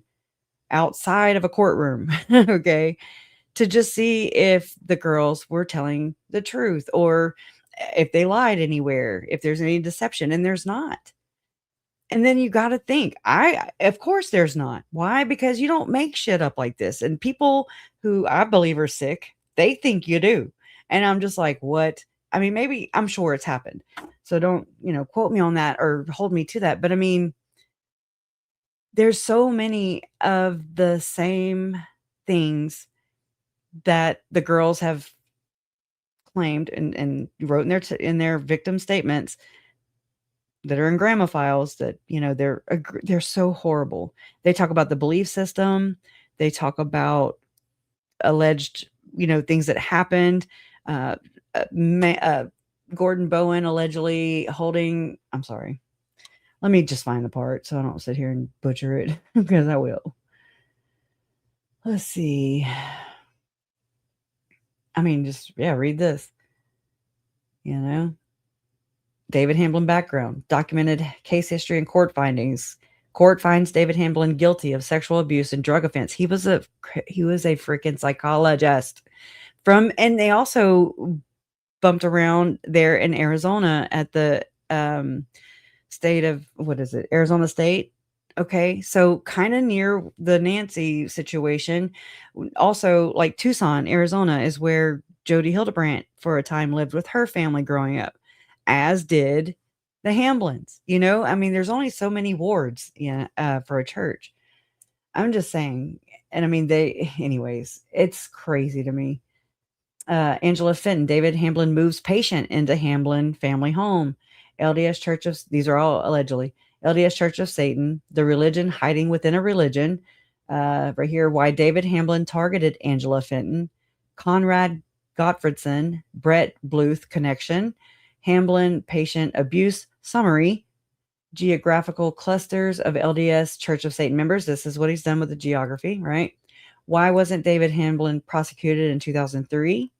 LDS Church of Satan excommunicates David Hamblin from the LDS Church of Satan. Oh, that's where it is, I believe. Let's see. The victim statements. So, trigger warning. This is fucking nasty and is horrible if true. Even if not true, it's horrible. So we're going to go right now into the High Council ceremony that Okay, so I'm going to skip over. The dude's going to freak out a little bit. Communicated David Lee Hamblin in 1999. It was evening when Rosie told me that we would be going before Richard Lloyd Anderson's High Council that night. I tried to ask her questions about it, but she would only say that Aunt Suki and Uncle Craig would be there, as well as many friends and neighbors. Uncle Craig. And that Rosie and David were driving separately. Rosie told me I was to wear my maroon and black lace dress, but no underwear. She ordered us to shower and prepare our bodies to participate in whatever was coming. We all rode in the car and she made us wear blindfolds. We drove for a little while and parked. People helped us get out of the car and we walked a ways, and then we were led downstairs before we got into the room. Then we were ordered to take off the blindfolds. The room looked like a basement room, maybe a private home or a church. David was already there, and Richard was at a long table in his role as the peacemaker. The other elders were there at the table wearing graduation robes or dark robes / cloaks and masks. Other people's dressed in robes and masks were seated all around the room as well. We pause for a second. Mm. It always seems like there's God's order and the way he does things, and then there's Satan's inverted counterfeit. God's priesthood, Satan's priesthood. God's as above, ordinances and Satan's ordinances. And to me, this, no, I mean, I don't know. I see the now this, I don't really know how to explain it, because we just I don't know if it connects to the actual Church of Satan, but we put LDS Church of Satan because it's specific to Mormonism. I mean, Mormonism is different than Christianity in general. So, I mean, that, and actually you're giving me a good little bone. I just never even followed that, through all the way. So I've connected it to the Church of Scientology through the Process Church of the Final Judgment, which is connected to David Levitt and allegedly, and the Levitt Institute. You've got they have the Levitt Institute over there in Ukraine. They're worth $80 million. This was years ago, before they got their castle in Scotland. All that shit is weird. But yet David Hamblin went and worked as a luggage boy or whatever at the Boise airport. For $7.50 an hour, and here he is. He's a freaking right here, up here, top right. That's him. That's David and David. Okay, they're distant cousins. David Hamblin's grandpa, Jacob Hamblin, actually founded I forget if it was Santa Clara, which is over there by St. George. Okay. That's where Wallen grew up, or somewhat grew up, or partial to that place. That's where Lori and Chad Lori went to that Preparing a People event that happened in St. George, where her and Chad met. Remember that? Yeah. And then they were sealed in the temple in Arizona. nobody wants to talk about that part. They're like, oh no, it was just a proxy. No, you weren't there. And we have documentation from the FBI, testimony at trials. You do the math. I mean, quit trying to separate it from the damn church. That was their church. Okay. That was their shared belief system. And I mean, whatever. It is what it is. It's not more important than human souls any day, every day. Okay. That's where I get pissed off. And I'm like, okay, just it doesn't damage your belief system, believe in what you want to believe. But I mean, when it comes to hurting my family, I'm going to believe what I'm going to believe and go where the evidence goes, and it led me to your door. And that's not my fault. It's not their fault. But there's somewhere in here where it's corrupted and something ain't right. Because they're not the first to be labeled an offshoot. Anyways. Counter of this incredible, especially as you continue to go here. If And you it study, is dark. As much as light is light, dark is just as dark. yeah, if you study the occult, in particular, most Satanist groups, like what they thrive on is to invert like Everything. Christian rights or ordinances. Truth. And they're going to invert them and turn them on their head. It's Think no about different this here. I mean, Christian basically, Lauren, this high too. council proceeding is like a church court, but for the LDS Church of Hey. Satan. So David was there already, and Richard was at a long Yeah. table in his role as a Tom Harrison. peacemaker. Richard didn't have a mask Okay. on. Lori also said she was a peacemaker in one of her interviews after she was convicted in Arizona or awaiting, to go to trial in Arizona. Just remember that.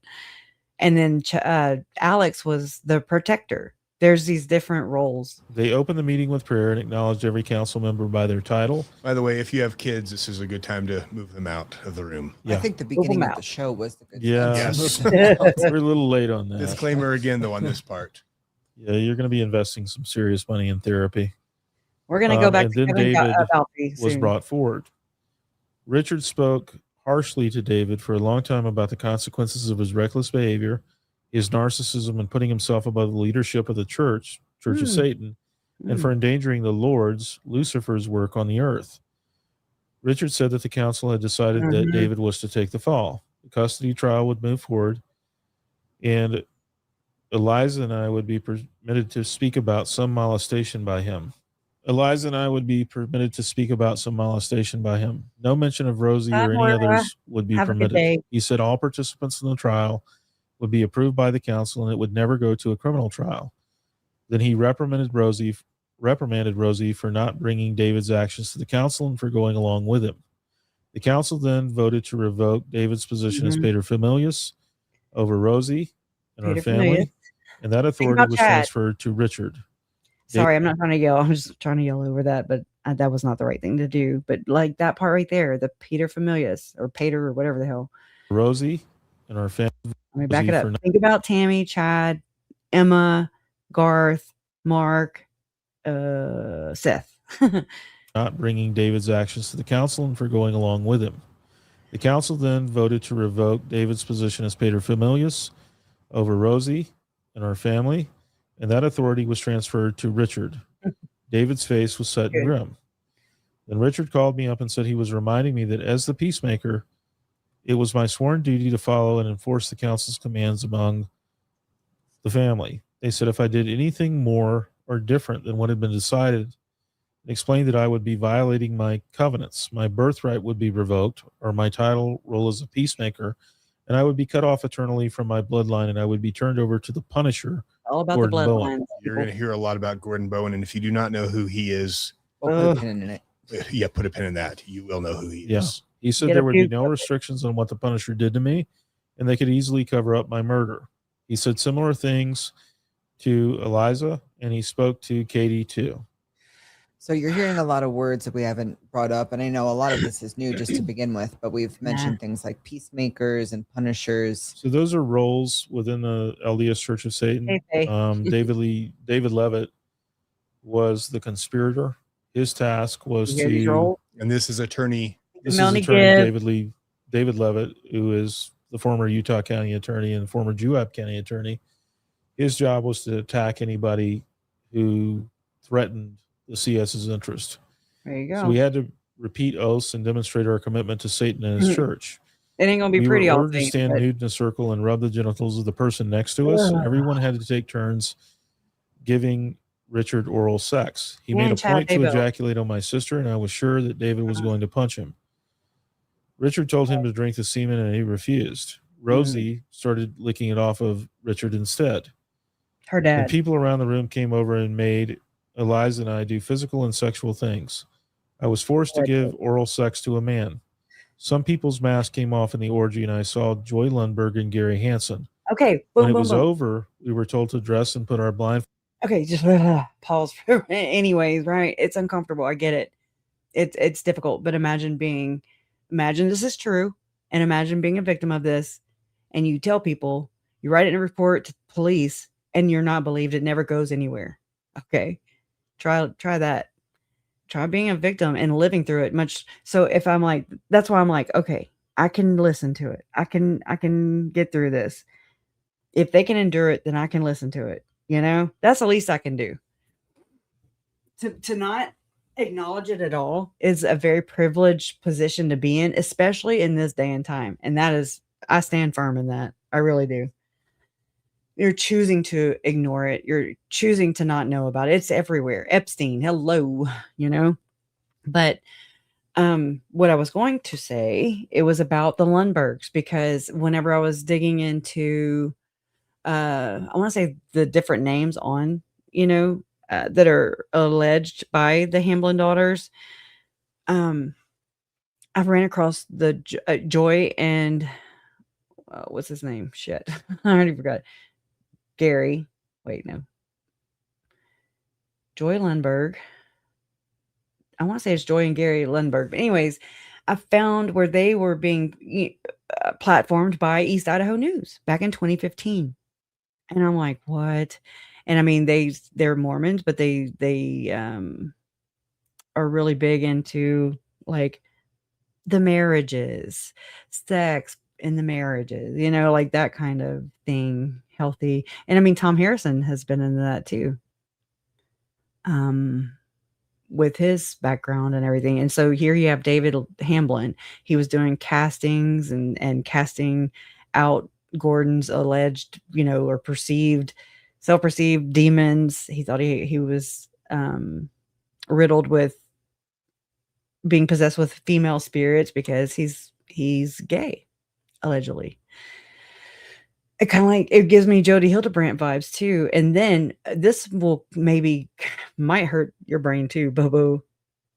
But okay, just y'all, just hear me out. I do a lot of thinking in this area for sure. And there's this excerpt of Tim Ballard being in a ketamine session with Tom Harrison. And it's just weird when you look at it at first, you're just like, what? I don't understand. This is some weird shit, like what's being said here. And hold on, I'm typing it in so I can pull it up and show you. Tim Ballard. Let me do this. Tim Ballard blessing. No. Let me see. Let me go to images real quick. Okay. Not to mention, like this right here. Tim Ballard lawsuit, excerpt from the victim statement. He also told me to read this book. It was called The Visions of Glory, and that he had met with the man who wrote it. His name was Tom Harrison, and that Tom told him lots of visions that he had that actually had Tim in them. He said that Tim would be a prophet of the LDS Church one day, that he would be president of the United States, unquote. All right. And then look at this one here. This is from, I wish I could make that go this way. I don't know if I can. Anyways, it's excerpt from the investigation into Tim Ballard that we were talking about earlier. Okay. And this is Sherston Stockwell, and she was an Operation Underground Railroad op. She actually worked in the office. And this is from Visions of a Glorious Thread, which is a great thread to go read. I'll copy the link and share it when I go back over there. But listen, I do want to talk. This is her talking to the investigator. wait. Let me do this one first. She said, Liberty 89 and Elder Ballard. This is what it has to do with. Sherston said Tim took her to a meeting in her official OUR work capacity to meet with people at Thanksgiving Point, which is in Utah. The people at the meeting included Tom Harrison, Ken Krogh, that's the guy I was showing you earlier at the whiteboard, Hugh Vell, who has a ranch, Tim Ballard. Sherston said they claim to have visions and special intelligence, that's his keyword, of the second coming. Sherston said that because she had shared some spiritual things and Tim found out about it, he could share more with her, the secret things that he was involved in. Sherston said during this meeting they spoke about Liberty 89, which is a NPO, America being a fallen nation, and how it was Tim's quote unquote calling to do these things with OUR and restoring America to the covenant. That's this whole United Orders, aka NWO, is what it is. Sherston said restoring America to the covenant was, quote, a big mission of Tim's, and he was called of God to do this. Sherston said Tim was very verbal about Elder Russell Ballard's involvement and behind it, but Sherston said she didn't know if she believed that. I believe it. If anybody wanted to know. She also said, I do not talk about aftercare. Oh, I do want to talk about aftercare for a second because Jessica Mass, she was on Tom Harrison's flyer for it just went blank. Eternal Core podcast. She's a liar. She's a fraud. She's a joke. Sherston could not understand why a company as large as OUR had Jessica Mass in the position that she was in. Sherston said that in March of 2017, she believed that was the year OUR was invited to the United Nations as a guest of United Families. As their guest, they would be allowed to speak or be on panel and offer expert advice at the UN. Think about that. It's like a conference, right? So think about that in smaller scales, like CrimeCon. Just saying. Or like Chad and Lori going to Preparing a People and Firm Foundations, Firm Expos. Because I long ago I was like, man, these are fronts, you know? I mean, I guess everything is, but just consider it. So Tim Ballard, Matt Osborne, John Lyons, Jessica Mass, Kelly Cooten were some of them that went to the UN. Jessica was going to be speaking, so she was required to provide her identification credentials and certifications. Sherston said Jessica kept avoiding providing her credentials. Jessica has traveled all over the world where she will speak and be on panels for various groups and tells them that she is an expert and an international therapist. When Jessica, this is highlighted, and they did this in the investigation. Nobody else did this. When Jessica was checked out, it was found that Jessica did not have any credentials and is not a licensed therapist. Jessica only had an undergraduate degree in biblical studies because she wanted to become a minister. However, Jessica is the one in charge of aftercare and the person to vet aftercare homes all over the world. Sherston said Jessica tells everyone all over the world that she is literally the expert in aftercare. Sherston said that Tim tells everyone and they throw these expert titles around and nobody verifies them. Sherston said when her and a few others found that Jessica did not have the qualifications that she was claiming, they went and told John Lyons and Jerry Gowan. She said that the leadership of OUR didn't care and kept promoting Jessica. Just saying, is a wild. Let's see. Okay. It's going to be hard to read if this is what it's going to pull up. This is a priesthood blessing. I'm looking for, let me type in ketamine treatment. Ketamine. I'm not really seeing it unless it's in here. Here it is. So this is okay. So Bobo, this is, listen up. Okay. So and I'm sure you already know this, but asking. So what I did was I took this entire thing right here, this little blurb that came out of the lawsuit, one of the lawsuits against Tim Ballard. And I ran it through ChatGPT because one day, I don't know, it just kind of dawned on me. I was like, oh my God, it's not, I mean, I kind of veered off and went where everybody else went when they said the fact that Tim Ballard said God, Nephi, Tom Harrison, and angels. Okay. But if you get past those words, kind of like that shock value, if you get past the zombie trigger and the just those shocking words that make you stop thinking, it just kind of made it reminded me of what I had read before in MK Ultra, like experiments, where I'm just like, oh my God, what if Tom Harrison is conducting something of that sort? And then you start thinking about, well, Chad Daybell and Julie Rowe, according to Lauren Matthias on Mormon Stories podcast, were going and meeting with Tom Harrison. So Chad was leaving Idaho and Julie was living in Oklahoma. But they were traveling over to Salt Lake City, allegedly, to go visit Tom Harrison, who was a therapist at the time, or whatever. I don't know.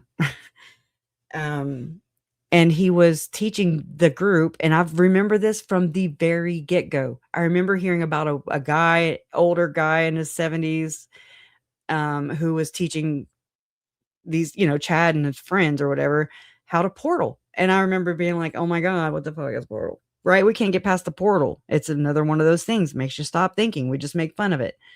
But when you realize that portal means astral project, astral travel, remote view, and then you go to the CSI website. Am I saying I'm saying CIA website, not CSI? Oh my God. CIA website, and you go to the reading room and you can like look at these declassified documents about vibrations, about actually I was able to download some documents and then I was able to unredact them, and I was like, oh shit, that was on accident. Allegedly, I didn't do that. Okay. Anyways, but I'm like, oh my God, this is what they were talking about, casting out, raising vibrations by going to the temple more often. I mean, shit. Lori was going to the temple every day. Nobody flagged her, like, come on now. It takes a whole lot of catastrophes, and they fell through so many cracks, and it enabled Lori and Chad and company to do like the most damage in a very short amount of time. And I mean, just think about that. That's so alarming. Just the rapid succession of bodies basically that were piling up, and they were done. They were, sitting poolside with visions of glory under her leg. And that was just one of the times that the book was found. There was another time and another time, I mean, there's other instances of this book where even in jailhouse calls, Lori's in jail, Chad's out of jail, they're talking to each other. That's some horrible shit to listen to, but we need to go back and revisit that. Where in the very beginning, when Rob Wood starts playing the phone call, they're talking in visions of glory. Lori is talking about pillars of light and all these things. It's wild. And it really is just LDS belief. Okay. And I'll show you one day when we can visit that, because I have this whole thing where we could talk about all this. But okay, so it says asking. Okay. Additionally, Ballard would get ketamine treatments and have a scribe come in with him while he would talk to the dead prophet Nephi. Sounds similar to like Lori talking to Moroni, huh? And issue forth prophecies about Ballard's greatness and future as a United States senator, which he was going to run for senator. And Mitt Romney gave up his seat, but he was like, not for Tim. But Mitt Romney is really good pals with Gordon Bowen, that guy we were just talking about with the Church of Satan, the LDS Church of Satan. Okay. So United States Senator, President of the United States, and ultimately the prophet of Ballard's church to usher in the second coming of Jesus Christ. I mean, you can't, I'm like, wow, that sounds so eerily similar to Lori, what she told my uncle to his face, that she was God, that she was going to usher in the second coming of Jesus Christ, that Trisha is going to celebrate again this year and exploit my family murders. for her benefit. Okay, so this is their belief. This is what that means to usher in the second coming of Christ. That's what that means. That actually means New World Order. And I mean, I think that's where, if you look at this, like maybe all these people are involved in this cult. Just look at it, just entertain it for a second. I mean, it makes sense when they're celebrating these things because they have the same mindset. It seems pretty inverted to me. I didn't realize it at the time. You know, I like to mock Lori and Chad. That's like my favorite pastime. I don't know. But it's made me realize a lot of things, you know, looking at this from hindsight and from a different angle with the exploitation factor involved and with coming out of trauma, you know, like holy shit. And I mean, I think that's why what makes victims so vulnerable is the fact that we're not worried about all that shit. You know, we're not sitting there thinking here with a clear head. We're trauma brain. We're trying to just live through it. And like, it's all brand new. You know, we've never been through murder trials before. I mean, right. And so it's kind of crazy when you have so many personalities going and navigating the same events, you know, it's wild. So anywho, so it says he feels, so it seems like the scribe or Tom Harrison is like, all right, this is what he feels. This is what Tim feels.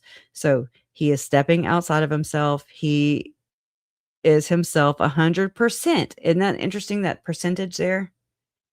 I mean, Chad and Lori decided murders on percentages. So he is himself 100% while in K state, while in K, which is ketamine, while in K ultimate true serum, can say all he needs to say. God speaks to him while he's in K state, right? 100%. And so this is what Tim Ballard's asking, according to this, asking God, Nephi, Tom Harrison, and angels. What do I need to do? Help to prepare himself. Okay, and then it goes down to here. He says, forgive me, Father and Mother. And then this is really crazy. And it reminds me of Julie Rowe. There was this bizarre voicemail that people have claimed to debunk. Yes, I don't believe that she's well-minded, but I also just consider it, right? I wasn't there, so I can't say for sure. And think about Charlie Kirk with the freedom thing, and think about freedom in the forefront with Julie Rowe. To me, it seems like the non-linguistics, I think it's called NLP or whatever. Because there's a cadence in the things that like Julie Rowe was saying and what Mike Stroud were saying, and I think that's what was kind of going into the manipulation of people. Mind control stuff. Okay. All right. I said it. All right. So this says, quote, with this freedom, I bring love and light. With this freedom, he effortlessly gives love and light. In this freedom, I see and give the love and light to God's connection to the world. Why did you send me here? I just want to help people. What have I done to these people? That's scary. Father, Mother, please protect me. Tom Harrison, who are you? Blank sister. And then he put Catherine is his wife's name. But anyway, so I ran this through my chat GPT because I was just like, I was curious and I had to know,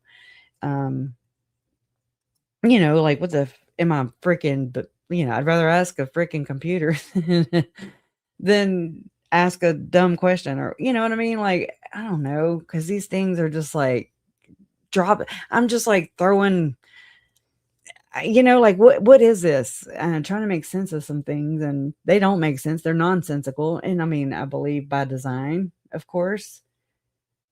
Oh shit, I hit the wrong thing. Hold on just a second. Okay, let me search my chats real quick. MK. Here we go.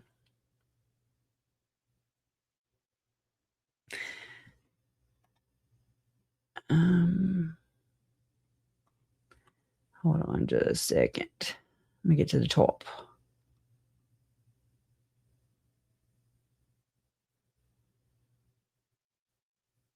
So, I mean, it goes into like alters and handlers, programmers, this kind of language. Again, this is so many different areas I've had to go and look through, and I'm just like, good Lord. And I can't even be 100% on one subject, I'm just like, I'm so thin between all of them. But the human mind is complex and can be fragmented under extreme trauma. And this aligns with the recognized psychological phenomenon of dissociation. And then there's sophisticated methods of manipulation and control that might exist. And it's reading my text right here. While the text focuses on extreme examples, it highlights the potential for individuals or groups to exert significant influence over others' thoughts and behaviors through various techniques. Secrecy and deception are key components of alleged mind control operations. The author, which is the paper, but not that transcript, but this is just the author emphasizes the efforts made to keep these activities hidden from the public. Belief systems and ideologies can be intertwined with alleged mind control. The text mentions the use of occult philosophies and demonology in programming. How to identify these patterns in our own lives. It's crucial to understand that the extreme forms of mind control described in this text are highly unlikely to be encountered in everyday life, thank God. However, some broader concepts related to manipulation and undue influence might be relevant. Sudden and unexplained shifts in personality or behavior in yourself or others, Lori. While many factors can cause personality changes, be aware of drastic shifts that seem out of character or are accompanied by memory gaps, strong reactions or triggers to specific words, phrases, or symbols. Be mindful of disproportionate emotional or behavioral responses to seemingly innocuous stimuli. Belief in complex or unusual systems that dictate behavior and thought. Well, here you go. While having strong beliefs is normal, be cautious of systems that demand absolute obedience, discourage critical thinking, and isolate individuals from outside perspectives. Experience of dissociation or feeling disconnected from oneself or reality. Frequent or intense feelings of detachment, like watching yourself from outside your body, could be a sign of underlying issues that may or may not be related to manipulation. A history of trauma or abuse. Individuals who have experienced trauma may be more vulnerable to manipulation. How to properly identify and treat these patterns. Seek professional help. Be skeptical of unsubstantiated claims. Like me, be skeptical, right? I don't even know. So we just explore this, okay? Do your own research. Focus on evidence-based treatments. EMDR is one of them. Build a strong support system. Educate yourself on healthy relationship and boundaries. It's important to reiterate that applying the extreme concepts described in this text directly to the Lori Vallow and Chad Daybell case is speculative and should not be taken as factual without credible evidence. The information in the text provides a particular perspective on mind control, but it is essential to approach such topics with critical thinking and to rely on and then I think of Dr. John being the professional, I'm just like, I'm good. Just, filter. Don't take these as fact. Let's see. Hold on just a second. Hold on. Okay. Like I have this MK Ultra, Mormonism, and true crime. What a humdinger, huh? Here it is. Okay, I found it. And so this is what it did read from that excerpt I read to you guys. Okay. And so I got it to, let me go up here, damn it. Take me all damn day. And I'm like, hypothetical question. What are we to make of this transcript from a lawsuit filed against Tim Ballard that revealed a possible alleged psychological relationship or session or experiment that resembles an MK Ultra programming technique that could potentially be training Tim Ballard or whatever to become a future prophet and president to usher in the second coming of Christ? And I'm like totally, I'm trying to convince my AI before I even freaking do it. Totally hypothetical. No allegations are being made by anyone at all. It just dawned on me that this transcript resembles something similar to that alleged covert method slash project, in my opinion. And then I, in quotes, and so I included it, right? That exact page I read you. And so it says, this is a deeply layered hypothetical question and analyzing. Let me see if it'll read it. That way I don't have to. I could take a break. Maybe. It's going to be that man, though. I cannot figure out how to change the voice. Sorry. I don't care for it. This is a deeply layered hypothetical question, and analyzing the provided transcript through the lens of psychological programming or coercive influence is a fascinating intellectual exercise. Let's break down the elements of this text and explore what they might signify within the framework you've proposed. Based on the hypothetical premise that this transcript describes a technique resembling MK Ultra style programming, here is a deep dive into its components. The setting and tools, creating a controlled dissociative state. The foundation of this alleged session is built on specific tools designed to alter consciousness and increase suggestibility. Ketamine treatments. This is the most critical element. Ketamine is a powerful dissociative anesthetic.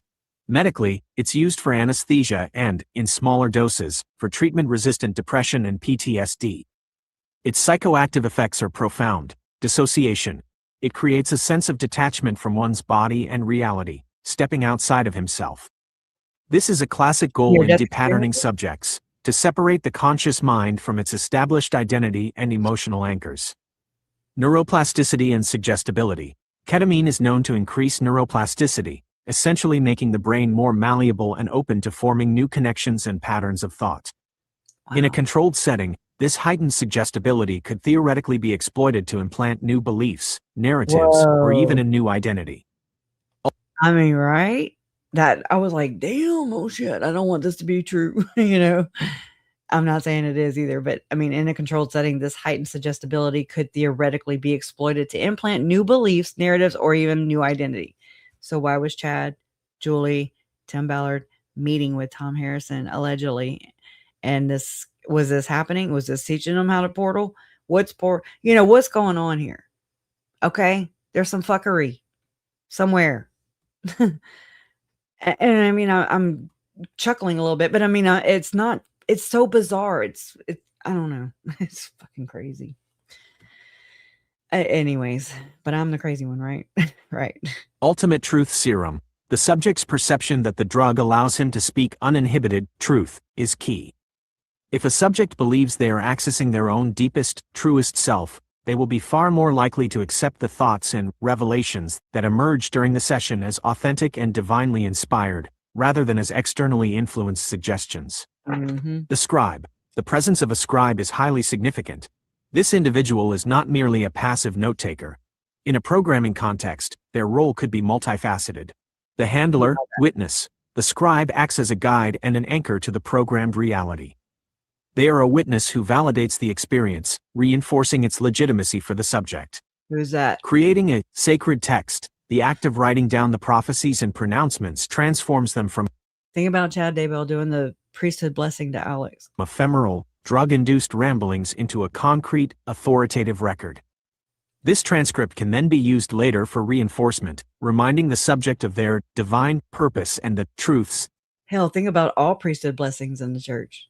They uncovered. It becomes a foundational document for the new persona. The content, forging a messianic identity. The content of the monologue and dialogue is not random. It appears to follow a structured narrative aimed at deconstructing an old self and constructing a new, grandiose one. Deconstruction and vulnerability. Forgive me, father and mother. What have I done to these people? Father, mother, please protect me. These phrases suggest a state of profound vulnerability, guilt, and a need for parental, divine protection. This is a common starting point in psychological manipulation. Break the subject down, induce a state of emotional distress and confusion, and make them feel a desperate need for guidance and security. This empties the vessel before it is refilled. The mention of Catherine, sister, is also telling. It points to the possible surfacing of deep-seated personal memories or trauma, which can be a powerful tool for depatterning and creating emotional leverage over a subject.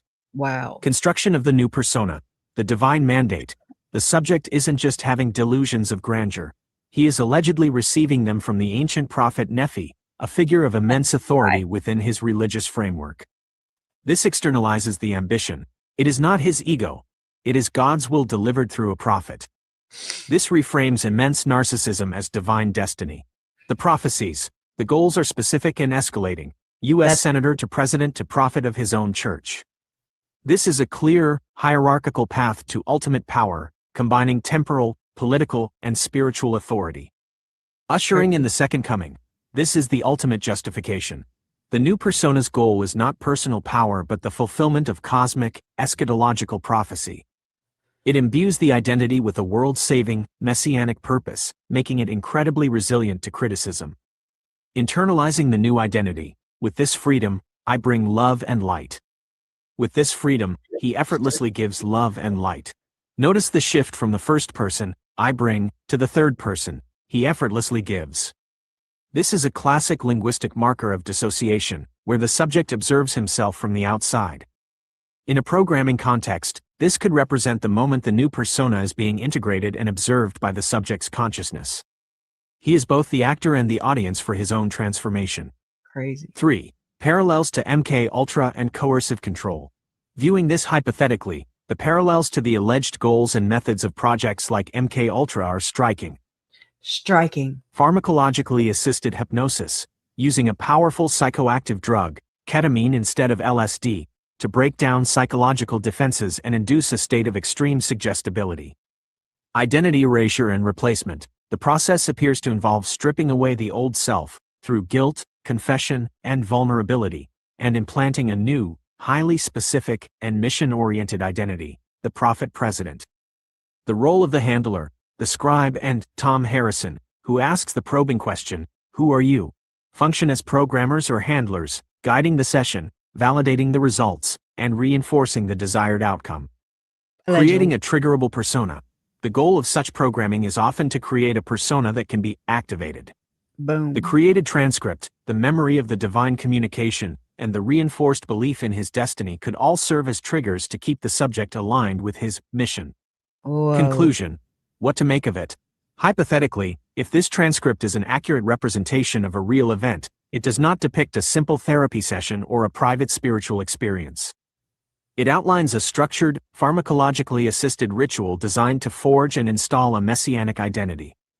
It combines elements of narcissistic fantasy, the desire for ultimate political and spiritual power, religious ecstasy, using the language and figures of faith to grant divine authority, psychological technology, employing a dissociative drug and a handler, scribe system to maximize psychological impact and install a new belief system. Within your hypothetical framework, this transcript could be interpreted as a blueprint for a modern, religiously themed psychological operation. Psyop. It's an alleged attempt to program an individual to believe he is a divinely chosen leader, destined to wield immense power, by systematically breaking down his existing psyche and rebuilding it around a core of manufactured prophecy. It is a chillingly efficient model for potentially creating a Manchurian candidate with a messianic complex. Okay, so maybe my chat GPT is also conspiratorial. I don't know, right?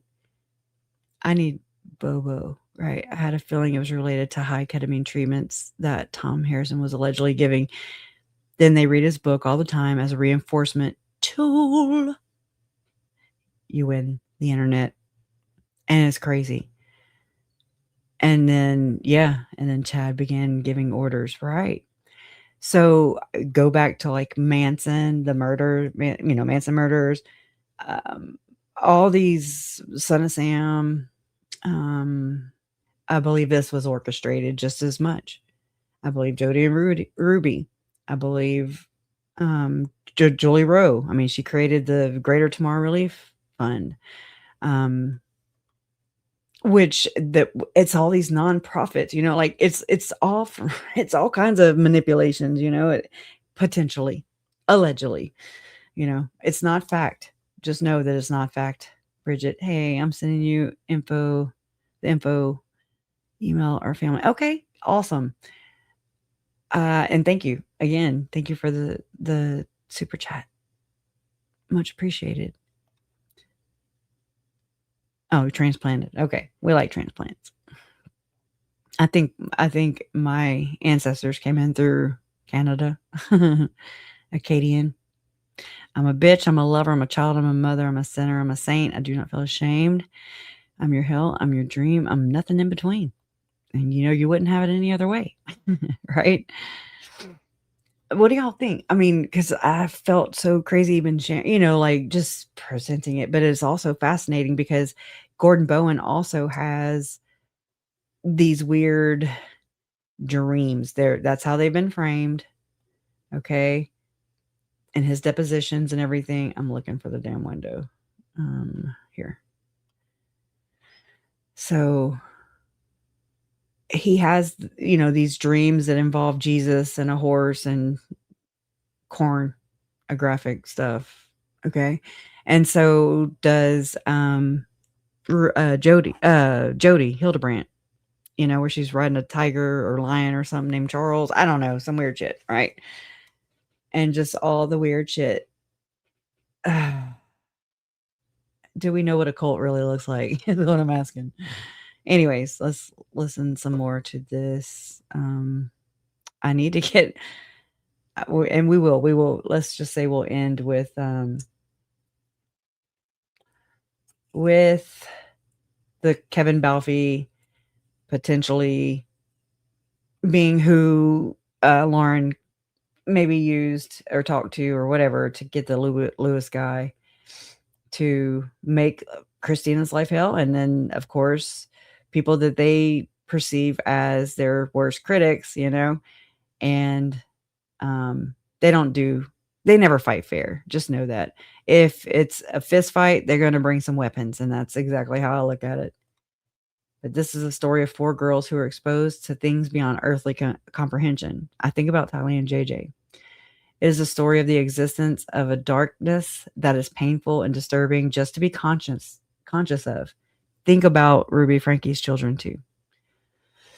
This is not a news story, but rather 500 pages of victim statements that have been silenced and dismissed. If the justice system refuses to investigate, listen to these cries, it is the responsibility of the people to demand accountability.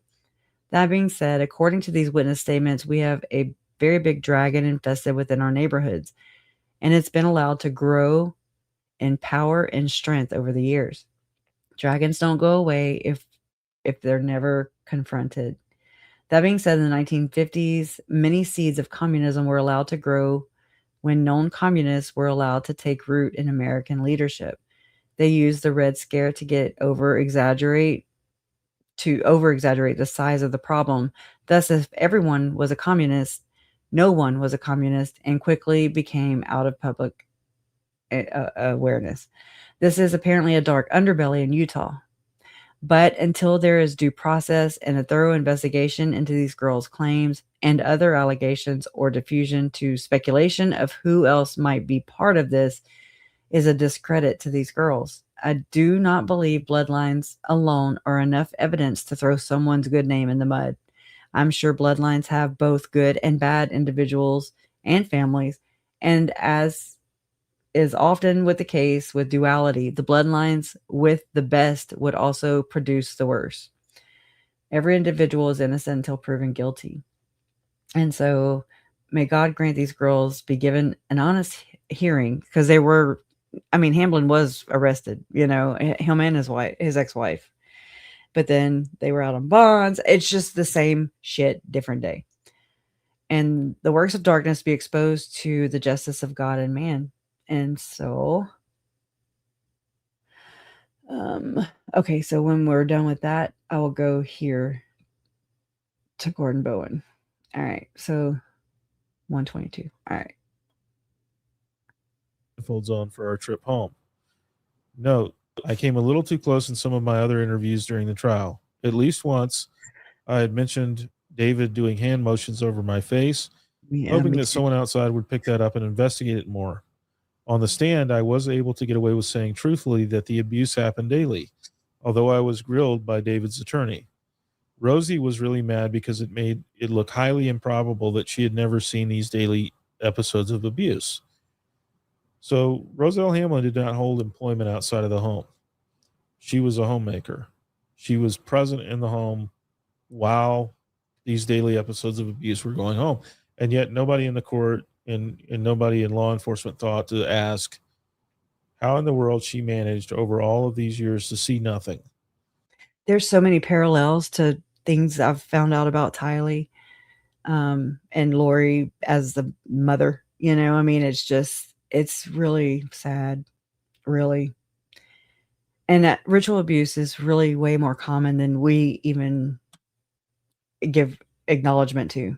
That's just, I've been like, wow, I didn't realize that was ritual abuse or, I mean, 122.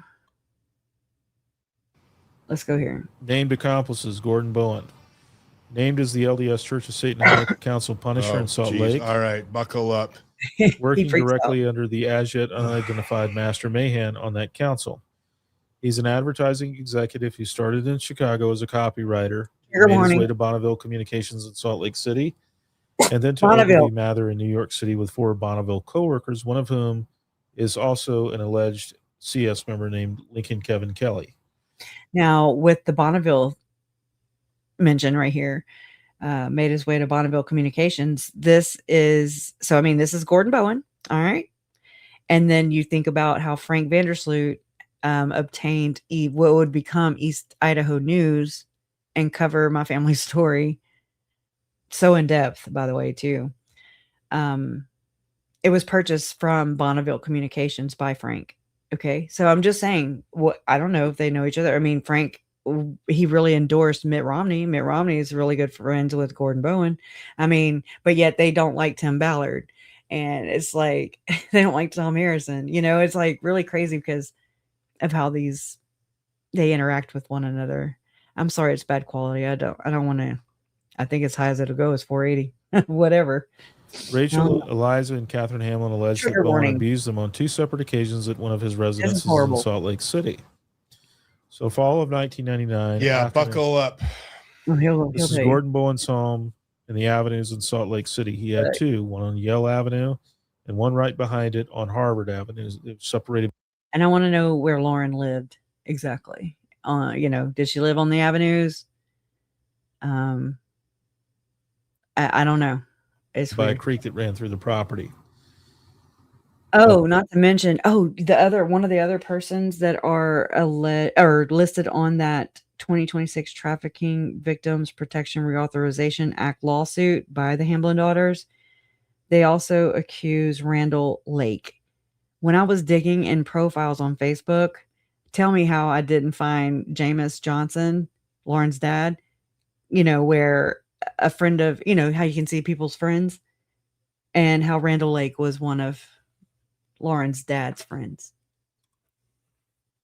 The context here is the divorce has started. Dave and Rosie are very concerned about what the High Council will ultimately do to them for what they've been up to.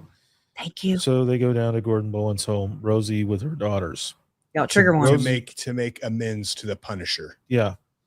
So David had been very concerned about what was happening with the divorce trial, etc. Our parents have been very concerned about what was happening with the divorce trial, etc. They wrote love letters back and forth to each other for a while, both David and Rosie. Okay. And then Gordon Bowen's marital or divorce trial, that's where Tom Harrison came in. Gordon Bowen does not like Tom Harrison because Tom Harrison wrote, and we'll go into that next time, about how he assessed Gordon Bowen. Allegedly. We're in trouble with the High Council that Richard was on. One night, Rosie told me that all of us, Eliza and I included, were in danger of being punished. Gatekeepers. She said we had to go visit Gordon Bowen with offerings, us, and maybe he would be pacified, not go after us. I knew Gordon's reputation was terrified that we were going to see him. Rosie said if I did not cooperate, she would arrange to have me live with him for a few months, telling others that I was out of the country again. We drove up with Janae Jones, Janae's daughters, and several other girls. We drove in separate cars to Gordon Bowen's house. No one was home, but Rosie opened the house somehow. The girls had planned on swimming, but the pool was dirty and full of leaves. Instead, we went into the house, and Rosie started getting the food out of the fridge for the meal she had planned to make him. Janae and Eliza and I helped prepare the meal and clean up. I was sent upstairs to a bedroom. Rosie assigned me with the order to not come out and do anything and everything Gordon told me to do. I'm not sure who left or stayed, but I did hear redacted, probably one of her sisters crying in the night. I sat on the bed and stared at the door. When Gordon finally, by the way, this first one's not as bad, but this is probably if the stuff in the past has bothered you, you may want to fast forward this section. Yeah. So when Gordon finally came in, it seemed very late. He became very violent and enraged as he raped me vaginally. Then he told me not to move, and he got a small leather bundle he had brought in the room with him. It had a leather tie, and he unrolled it to reveal a set of small, strangely shaped knives. He described each one to me, how sharp they were. He showed me by barely touching it to one of my fingers and how easily it cut and started bleeding right away. He described how he used them on disobedient young women to skin and fillet them, among other things. He told me I was never to tell anyone I had been at his house that night.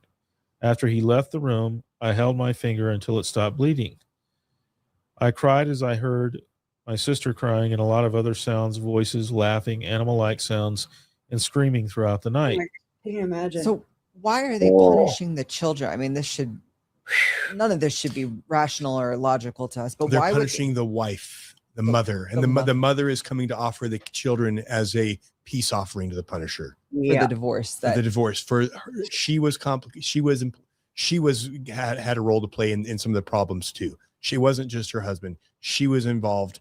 She was a little bit off. She was also too publicly bringing too much attention to this organization. Well, and it was her father that was during that ritual. That was her father that had raped. Yes. His granddaughters. Yes. So this was her coming to make peace and when you understand who this guy is, she's probably terrified for this guy too. So this is her bringing her children as a peace offering to get back in his good graces and knowing what he would do. The role of Gordon Bowen is that when you run afoul of the CS, he's the one who deals with you.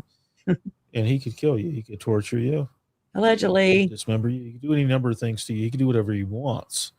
Dismember. So, oh my God. You asked me to bring a video of his home on Yale Avenue where this allegedly occurred. So this video is think about Elizabeth Smart plays the I'm surprised they even put this on the market. Wasn't it usually sold between Ruby Frankie plays the harp members or families? Well, they publicly advertised it. Now, the family that bought it ultimately wound up selling it to Westminster College. So when you read these girls' victim statements, they describe this home. College. Yes. And the paint. Westminster College is where Trisha went to school. Apparently, allegedly, I don't know, wasn't there, and she got her EMT thing. Remember that? Yeah. So when you read families. Well, they publicly advertised it. Now, the family that bought it ultimately wound up selling it to Westminster College. So when you read these girls' victim statements, they describe this home. Yes. And the paint and it's exactly as it is here. So yes, I mean, as you'll see, there are balconies. The girls played harp at public performances. They played it on the balconies at Gordon Bowen's home in Salt Lake for the elites of the CS. When they were invited up to Salt Lake, it was the creme de la creme of the CS crowd. It was the rich people. So basically what you're getting into is you're talking about a house that conforms. It has a pool on the property. No. Of the 4 properties that I linked Gordon Bowen to in Salt Lake around the avenues in the surrounding neighborhoods, this is the one that fits the description. At the time, it was undergoing remodeling. So in 1999, they would have been living, Gordon and his family you read my mind, would have been living in the Harvard Avenue house behind this one. They would have not been present in this one. This one would have been undergoing a remodel. Every one of his properties, And then if you go and you remember back whenever Lori had her Arizona trial, I don't remember if it was, I think it was the one for Charles. And they showed, or prosecution showed, Chad Daybell, it was like a selfie with Alan Osmond. And then there's been some video that came out by a contractor in that area. Okay, Park City is this area. I mean, this is all kind of the same area. This is like where Trish is from, right? I mean, for hell's sake, they just said that Gordon Bowen's house was sold to Westminster College, which is where Trisha went to school, allegedly, even though she didn't share that in her deposition. I mean, yeah, she was like, no certifications. Anyways, so she either didn't go there, but I mean, that was in her wedding announcement in the paper, in newspapers.com. What was I about to say, though? I forgot. Extensively remodels and redecorates. And these aren't just houses. These are multi-million-dollar mansions. Oh, yeah. And so this contractor guy, I've shared the video here before, but when he was, contracted to do do a remodel on a house, and it's, these elite people, there was a altar room, and it was mainly like a shower, a big sauna shower looking thing. And, when you hear these stories and then you see stuff like that, and think about Corey Richens too, when she said that, or when her aunt's business or whatever was to go clean the houses. You know what I'm saying? Like, you're going to run across this kind of stuff. And it's just like, what in the hell is going on here, man? I don't know. So he's going over there at night. I talked to sources who indicated that he would go over there at night to quote unquote check on the work that was being done. So he would have had this house to himself to do what's going to be described in the next victim statement section. So this is the second victim, the second visit to Gordon's home. That's all I'm saying. Rachel. This is definitely for those with tender hearts. A fast I'm forward. laughing because he freaks out like me. This is the most disturbing thing I've ever seen in my life. So Eliza, Katie, and I went to Gordon's house again a short time later. This time, Rosie said she was going to talk with him, and we were to support everything she said, or she would make good on her previous threat. We got there, and no one was home. Rosie made a big dinner as before.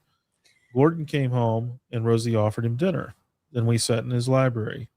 It was very dark outside by then, and the room was not well lit. Gordon sat on the side of his chair with his ankle crossed on his knee, listening to Rosie. She started talking about our hardships, what David was doing, defending him, but trying to make herself look like the victim at the same time. Oh, she kept trying to find out, without asking directly and with a lot of flattery, what the council had planned for she and David. I kept thinking about how, all growing up, David had talked about the gifts Gordon had from Lucifer. He said he had a very powerful gift of discernment from Lucifer and could tell if you were lying to him. That is partly how he became the Punisher, they said. Rosie tried to make us chime in with her, but most of the time we were too intimidated to speak. After a while, he stood up and he said he wanted to show us what he was working on. He talked about how much he loved his work for the church, the CS. He took us to his work area, and I became overwhelmed with what I saw. There was a dead man's body hanging from the ceiling, and it had been completely skinned. I had seen skinning before, but never on the scale or this cleanly or expertly done. Parts of the area were well lit, and parts were not. There were machines and what looked like a fridge. He talked about some of them. There were large work tables with movable straps and other devices to hold someone down. One had lights like in a surgery room, and another had just one overhead hanging light.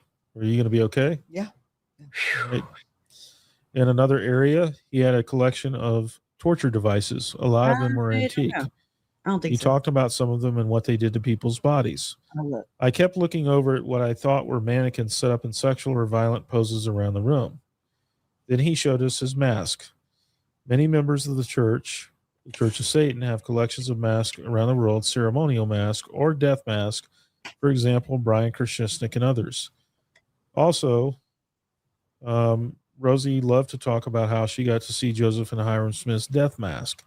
This is Gordon Gordon Bowen. probably had 30 to 40, but they were made from the skin of real dead people, men, women, and all ages of children that had been disobedient, he said. Rosie was trying to flatter him and have him talk about how he made them. He showed us his drawers of his special tools that he had collected in his travels and talked about how important it was to preserve the facial features. The mask had the hair still on, and the eyes and the mouth were slits or a little more stretched open. He took... Okay, hold on. Oh, I'm just going to flip over here and just show you this. These are Joseph and Hiram Smith death masks. Okay. So when they're talking about that, I mean, there's these.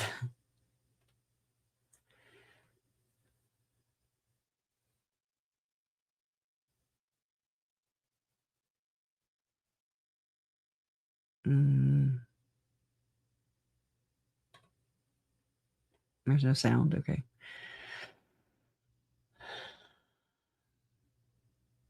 I've never watched this. So,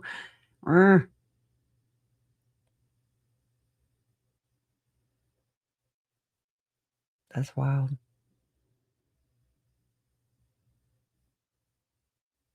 Plus the cane that they pass around too. President Hinckley had it. I remember him having it or using it. Anyways. Oh my God. All right. So enough of that. Let's get back to this other horrible story. So just with what he just said about the mask, or what the girl said allegedly about the mask. One down and made us touch it. He said the people's spirits were still in these masks. He talked about how he would treat the skin to make it soft. Absolutely. He put a woman's mask on his head and he laughed. He showed us coats and other pieces of clothing he had made with the pieces of many people's skins and dried sexual organs. He also had some shrunken heads. Where's the rest of Rosie Tyler? kept complimenting him, and she told him that she and David's offering to Gordon for his kindness to them. She said he could do anything he wanted with us. Eliza and I looked at each other horrified. He turned like we were all leaving and we followed. Rosie took the lead, looking over her shoulder and talking to him all the way. She walked out of the door to his work area. Instead of us all going, he shut the door and locked it behind her. From what we heard, she didn't knock or yell or get upset. All we heard was silence. Then we experienced hours and hours of torture.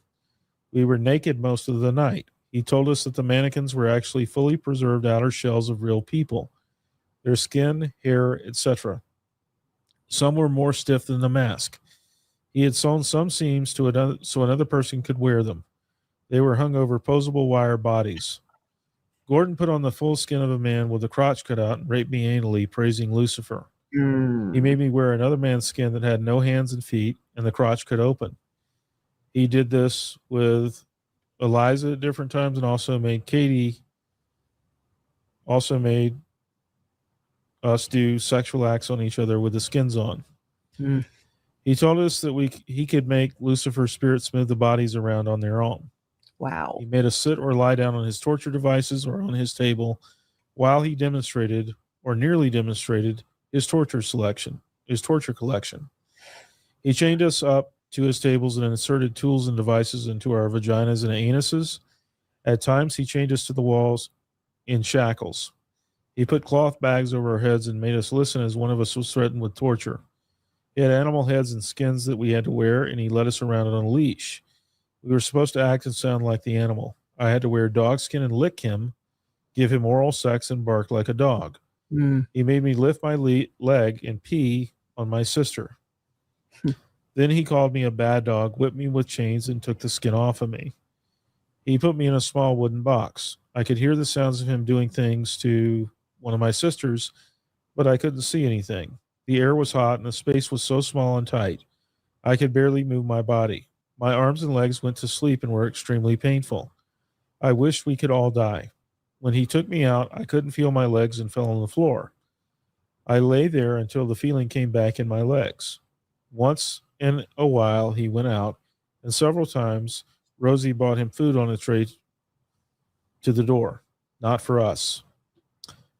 Once he worked on one of the skins. We were not allowed out until afternoon of the next day. We had urinated at his command or by accident, and he had urinated and ejaculated all over us throughout the night. Ugh. He had put other fluids from his work area on us. Our body had red masks all over them and were red marks all over them and were already showing bruises.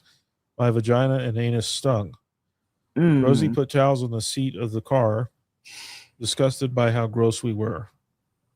No one wanted to sit in the front with Rosie, and no one talked on the way home. Rosie and I put Eliza and Katie in the same seat belt in the middle seat. A day or two later, in the middle of the night, Rosie woke me up, and she and Richard grilled me alone on every detail of the experience. Or possibly David grilled on it. So this is Gordon Bowen. He is the alleged Church of Satan High Council Punisher in Salt Lake City, Utah. He's an advertising executive and the co-founder of his current agency, Denson McGarry Bowen. Yeah, I'm really thankful for the Sound of Freedom, and it woke up a lot of mothers and fathers who want to stand up and defend children. Nope. You know, and the thing of my frustration, Sound of Freedom, is that it makes it seem like this stuff's all going on in a third world country. Right, and Tim for all Ballard? of those mothers and fathers that said, I'm going to stand and fight for children, you got testimonies of several little girls right here. And we're going to show you who this guy is.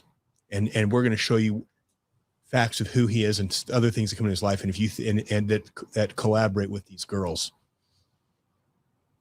And for all those of you say, well, I want to care about freedom. I'm going to go out and protect the traffic, the kids. I'm going to donate to OUR. This is in your freaking backyard. And we know we're giving you names. And for the men out there, what does it mean to be a man? It means to be a protector. And all these men, I'll tell you, afraid to even come on this show because they know what's here. Who's protecting these kids? Space. You know, and all these moms, well, I don't want to touch it. I don't want to look at it. It's too dark. It's too dark. That's why this has gotten where it's gotten since the 80s, because no one has the balls to say enough's enough. And we're going to look into this. Yeah. And again, this is not speculation. This is substantiated court documents, victim statements that are being hidden and suppressed.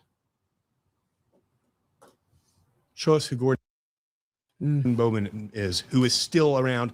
The guy who designed the church's logo, by the way. He's going to be doing like a, oh my gosh, I forgot what it's called. Dedicate a temple dedication or something next year. I probably have that wrong, but it's some kind of dedicate or something to do with a church that's being built. He's accused of raping Rachel, Eliza, and Katie Hamlin. Ew. He was exposed in his divorce proceedings as a homosexual man with predilections for gay male escorts. He was allegedly raped as a child by a family friend while his father watched. According to Lynn Packer, journalist and consultant, and Bowen's divorce from ex-wife Barbara Timothy, Bowen allegedly told his ex-wife that he wished he could nurse their daughter Lily with his penis when he walked in on Barbara Timothy nursing Lily with her breast. Despite Bowen's 2003 excommunication, Apostle M. Russell Ballard retained Gordon Bowen to produce a church film on Jesus Christ. The film was deemed unsalvageable by the LDS after a screening at Bowen's house in Salt Lake. It cost a reported $20 million. I get it, love always. The statements about Bowen's homosexuality, Heard use of that, male right? escorts, and alleged childhood rape at the hands of a family friend while his father watched are not mere allegations. They are sworn statements from people who knew Bowen and swore to their veracity of their statements under penalty of perjury.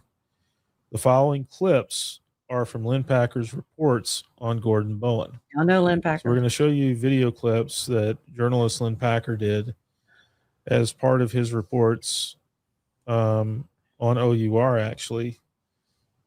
And he brought out the facts on Gordon Bowen.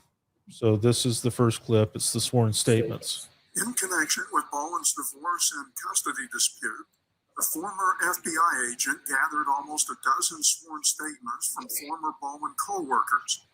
Here are some excerpts. He said he had been raped and sodomized by a man who was a friend of his father while his father looked on. I went to Gordon's house for one night only. Gordon showed me sheets that had been cut and clothing that had been torn. He told me that evil spirits had done these things.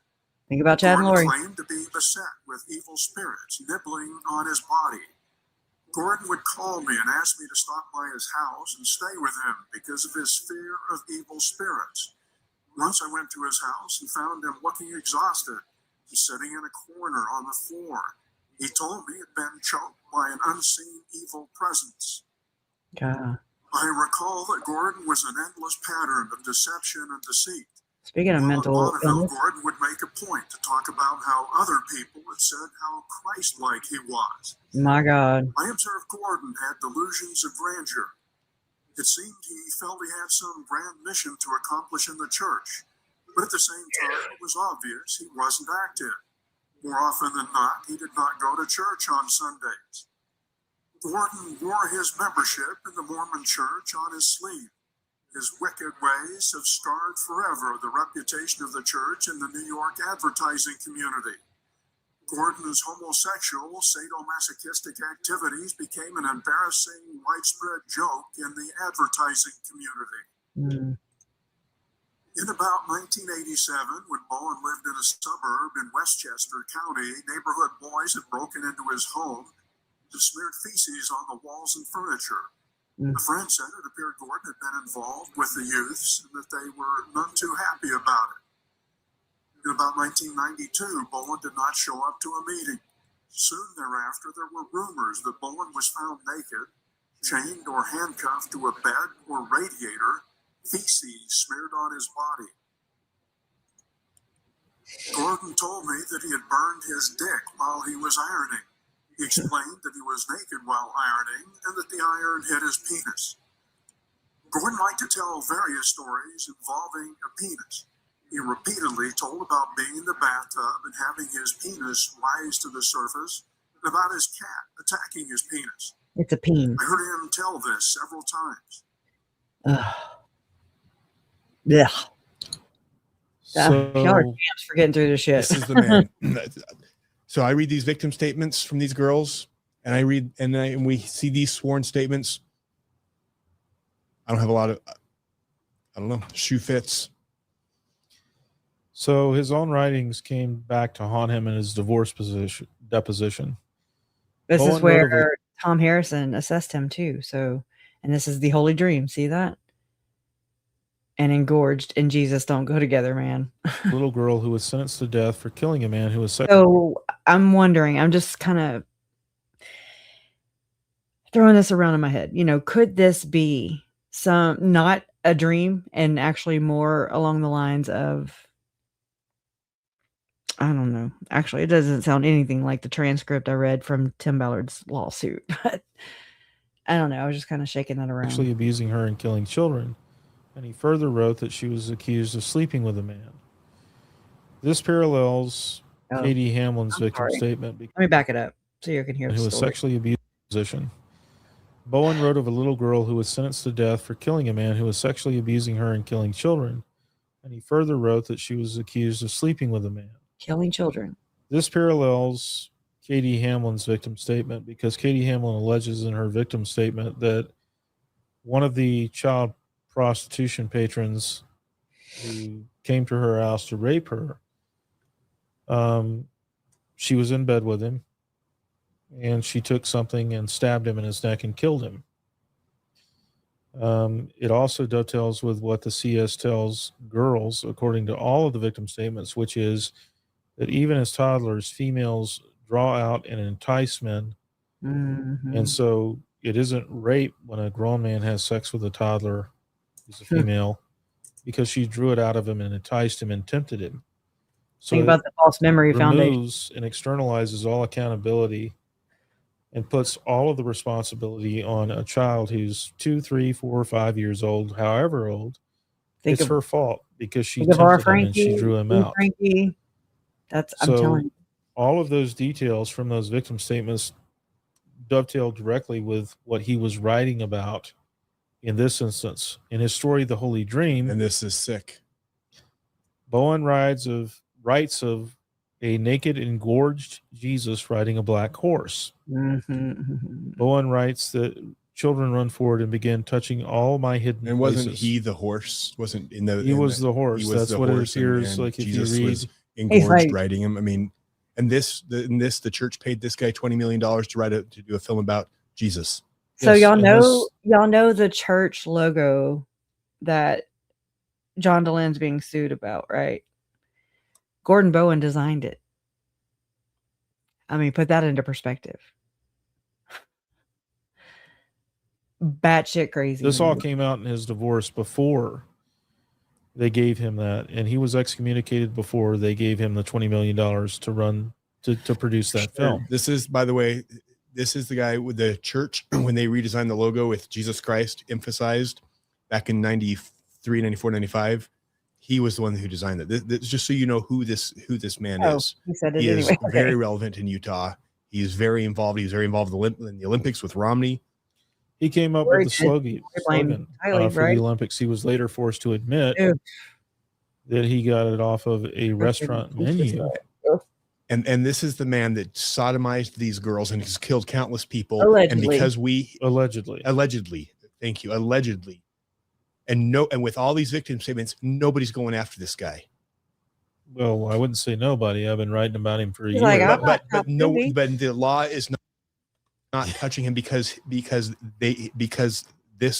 law is part of this. Corruption. Allegedly. Yeah. So. All right. Okay. Enough of that chat. All right. That's enough for the damn day for that. But I did upload this too. And let me see if I can do it.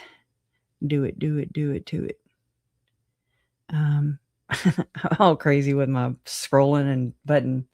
All right, so I made this too, and I haven't listened to it all, but it goes with what Sweets is saying here. I agree. She was telling her story. She supposedly dated. Oh Lord. But here, it's about 5.5 minutes long. In September 1974, a 15-year-old girl named Trisha Griffith was approached by a charismatic stranger inside this Utah shopping mall. He said he was lost and asked her to walk him to his car in the parking lot. Instinctively, she refused and ran to a relative. 2 months later, that same man abducted an 18-year-old from the exact same mall. His name was Ted Bundy. For Griffith, surviving a brush with a serial killer acted as the psychological catalyst for a lifelong obsession with unsolved cases. Across the country, small local police departments are often buried under a mountain of digital data. They operate with tight budgets and limited staff, and they simply don't have the hours required to run down every obscure lead or process a decades-long backlog of cold cases. This gap in law enforcement resources gave millions of people a reason to organize online and take the investigative process into their own hands. By the early 2000s, message boards like Web Sleuths, which Griffith eventually bought, became central hubs. Thousands of anonymous users pooled their varied research skills to bypass traditional media filters and analyze crime scene details directly. This crowdsourced approach yielded genuine breakthroughs. Following the trial of Casey Anthony, amateur sleuths dug into released computer data and uncovered a series of searches for chloroform, evidence that professional police had missed entirely. They also excelled at tracing obscure physical evidence. When a Nebraska detective hit a dead end with a 20-year-old homicide, he shared an image of a vintage T-shirt found on the victim. Within 24 hours, an online forum member tracked the specific emblem back to its original manufacturer. The impact carried over to missing persons databases. In 2014, a California forum member noticed a match between a missing persons photo and a forensic sketch of an unidentified 1979 homicide victim, identifying Caledonia Jane Doe as Tammy Alexander. These successes showed that an army of motivated civilians can scan thousands of records for the kind of niche details that professional law enforcement doesn't have the time to find. Today, the true crime landscape is moving away from the era of digital digging.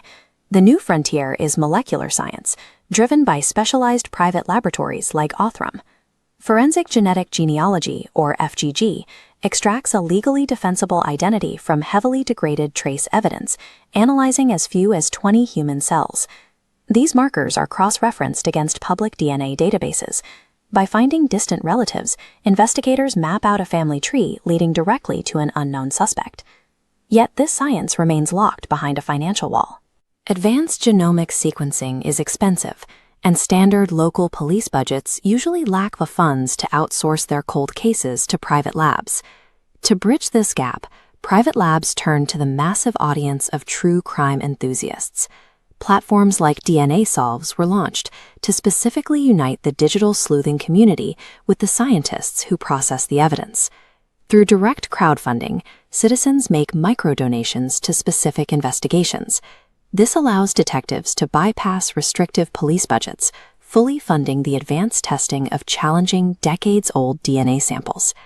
Media companies like Red Seat Ventures have formalized this synergy. By hosting massive live events like CrimeCon, they put lab directors, content creators, and thousands of dedicated fans in the same room. True crime has evolved into an organized corporate ecosystem designed to channel the public's obsession directly into funding scientific breakthroughs. However, this new focus on data often collides with subjective online communities. The ultimate test of this friction is the unsolved murder of JonBenet Ramsey. For years, forum leaders have built followings by scrutinizing handwriting in the ransom note to build a case against the family. But John Ramsey has moved toward modern forensics.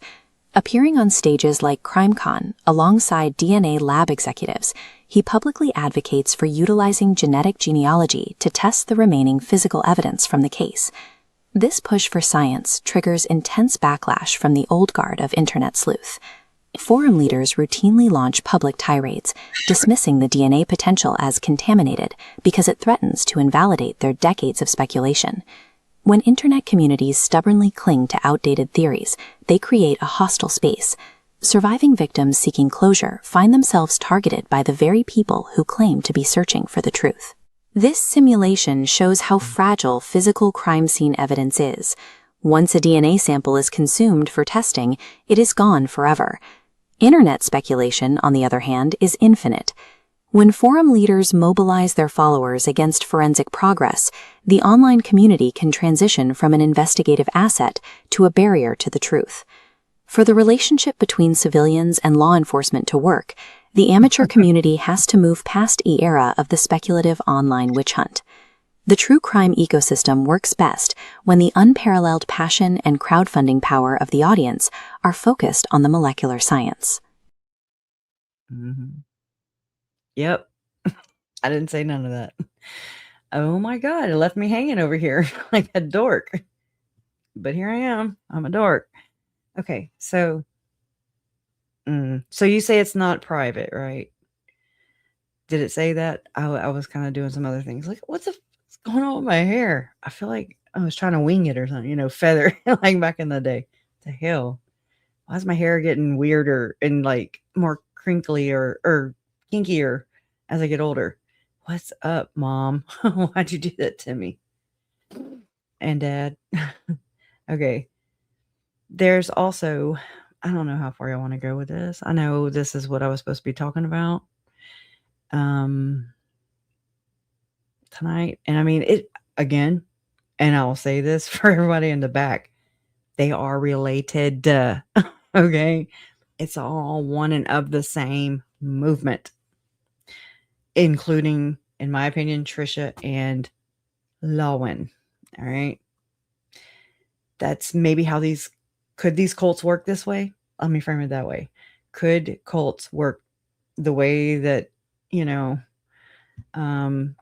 become part of the very community that claim to be advocating for victims, right? But they look at them like chattel too. Could it? I believe so. But you make your own mind up. I don't think you can be charged for being in a damn, you're in a cult. Well, prove it. I don't know. Anyways, I'm sorry. I really do enjoy this. Picture a true crime convention for a second.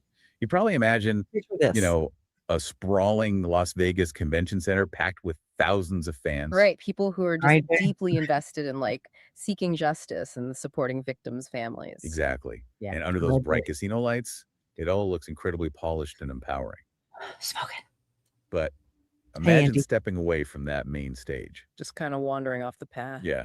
You walk down a quiet, carpeted back hallway, completely away from the crowds.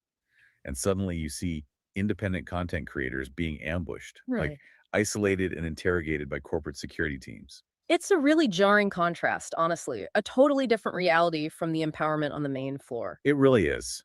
And that hidden reality is exactly what we're It's exploring playing in the today. right corner. So welcome to the deep dive. We've got a lot to get through today. Oh, yeah. Well, come on We are with it. tackling a massive stack of source materials for you today. We're talking court transcripts, independent research, complex financial records, and even raw live stream footage.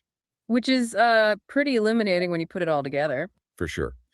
Our mission today is to Oh, shit. untangle the hidden power dynamics driving the modern true crime industry. We're going to start at the ground level with a bizarre confrontation at CrimeCon. And then, follow that corporate money trail all the way up to global billionaire financiers. Right. And finally, decode this really strange, esoteric symbolism that elite media figures allegedly use to consolidate their influence. And what is crucial to grasp here is that this is not just a story about petty internet drama between podcasters. Not at all. No, it's way bigger than that. Right. What we are examining is a profound case study in narrative containment. We're looking at how highly capitalized organizations control public discourse. And how they literally commercialize human tragedy. Exactly. And deploy these really aggressive, sophisticated tactics to suppress independent oversight. Okay, let's unpack this. Because to truly understand this macro level conspiracy, we have to start at the micro level. We need to look at how the rules and engagement shifted completely for independent creators between the 2025 Denver CrimeCon and the 2026 Las Vegas event. The Denver event is honestly the perfect starting point. It served as a massive legal stress test for the entire industry. Yeah, it really showed what happens when creators try to use the judicial system as like a blunt instrument for censorship.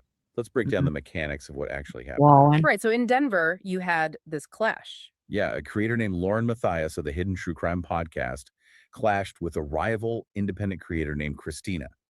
And based on the court records, Lauren obtained a temporary civil stalking injunction to have Christina physically escorted out by local police. Which is a huge escalation. Oh, completely.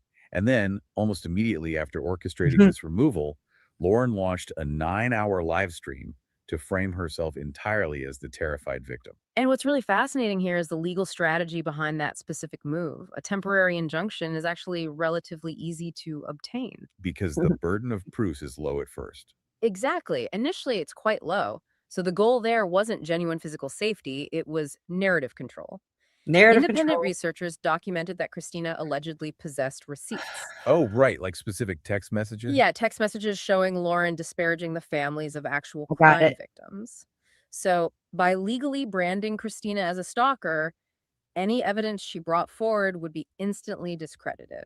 People just think it's the fabrication of an unstable person. Precisely. It's preemptive character assassination through the court system. But when this actually went before a judge, that whole strategy completely fell apart. Totally disintegrated. The judge dismissed the injunction and explicitly stated that stalking laws cannot be weaponized as a tool to shut down free speech or silence critics. Which is just a massive legal validation for independent creators. Right. It essentially stripped away the ability of larger creators to just use the police as their private PR enforcers. Which brings us to the shift in tactics. Yeah, I know. Because the judicial system refused to play along in Denver, the organizers had to change their approach for the 2026 Las Vegas convention. They couldn't rely on external law enforcement anymore. Exactly. They had to internalize the suppression. And man, the execution of that internal suppression is wild.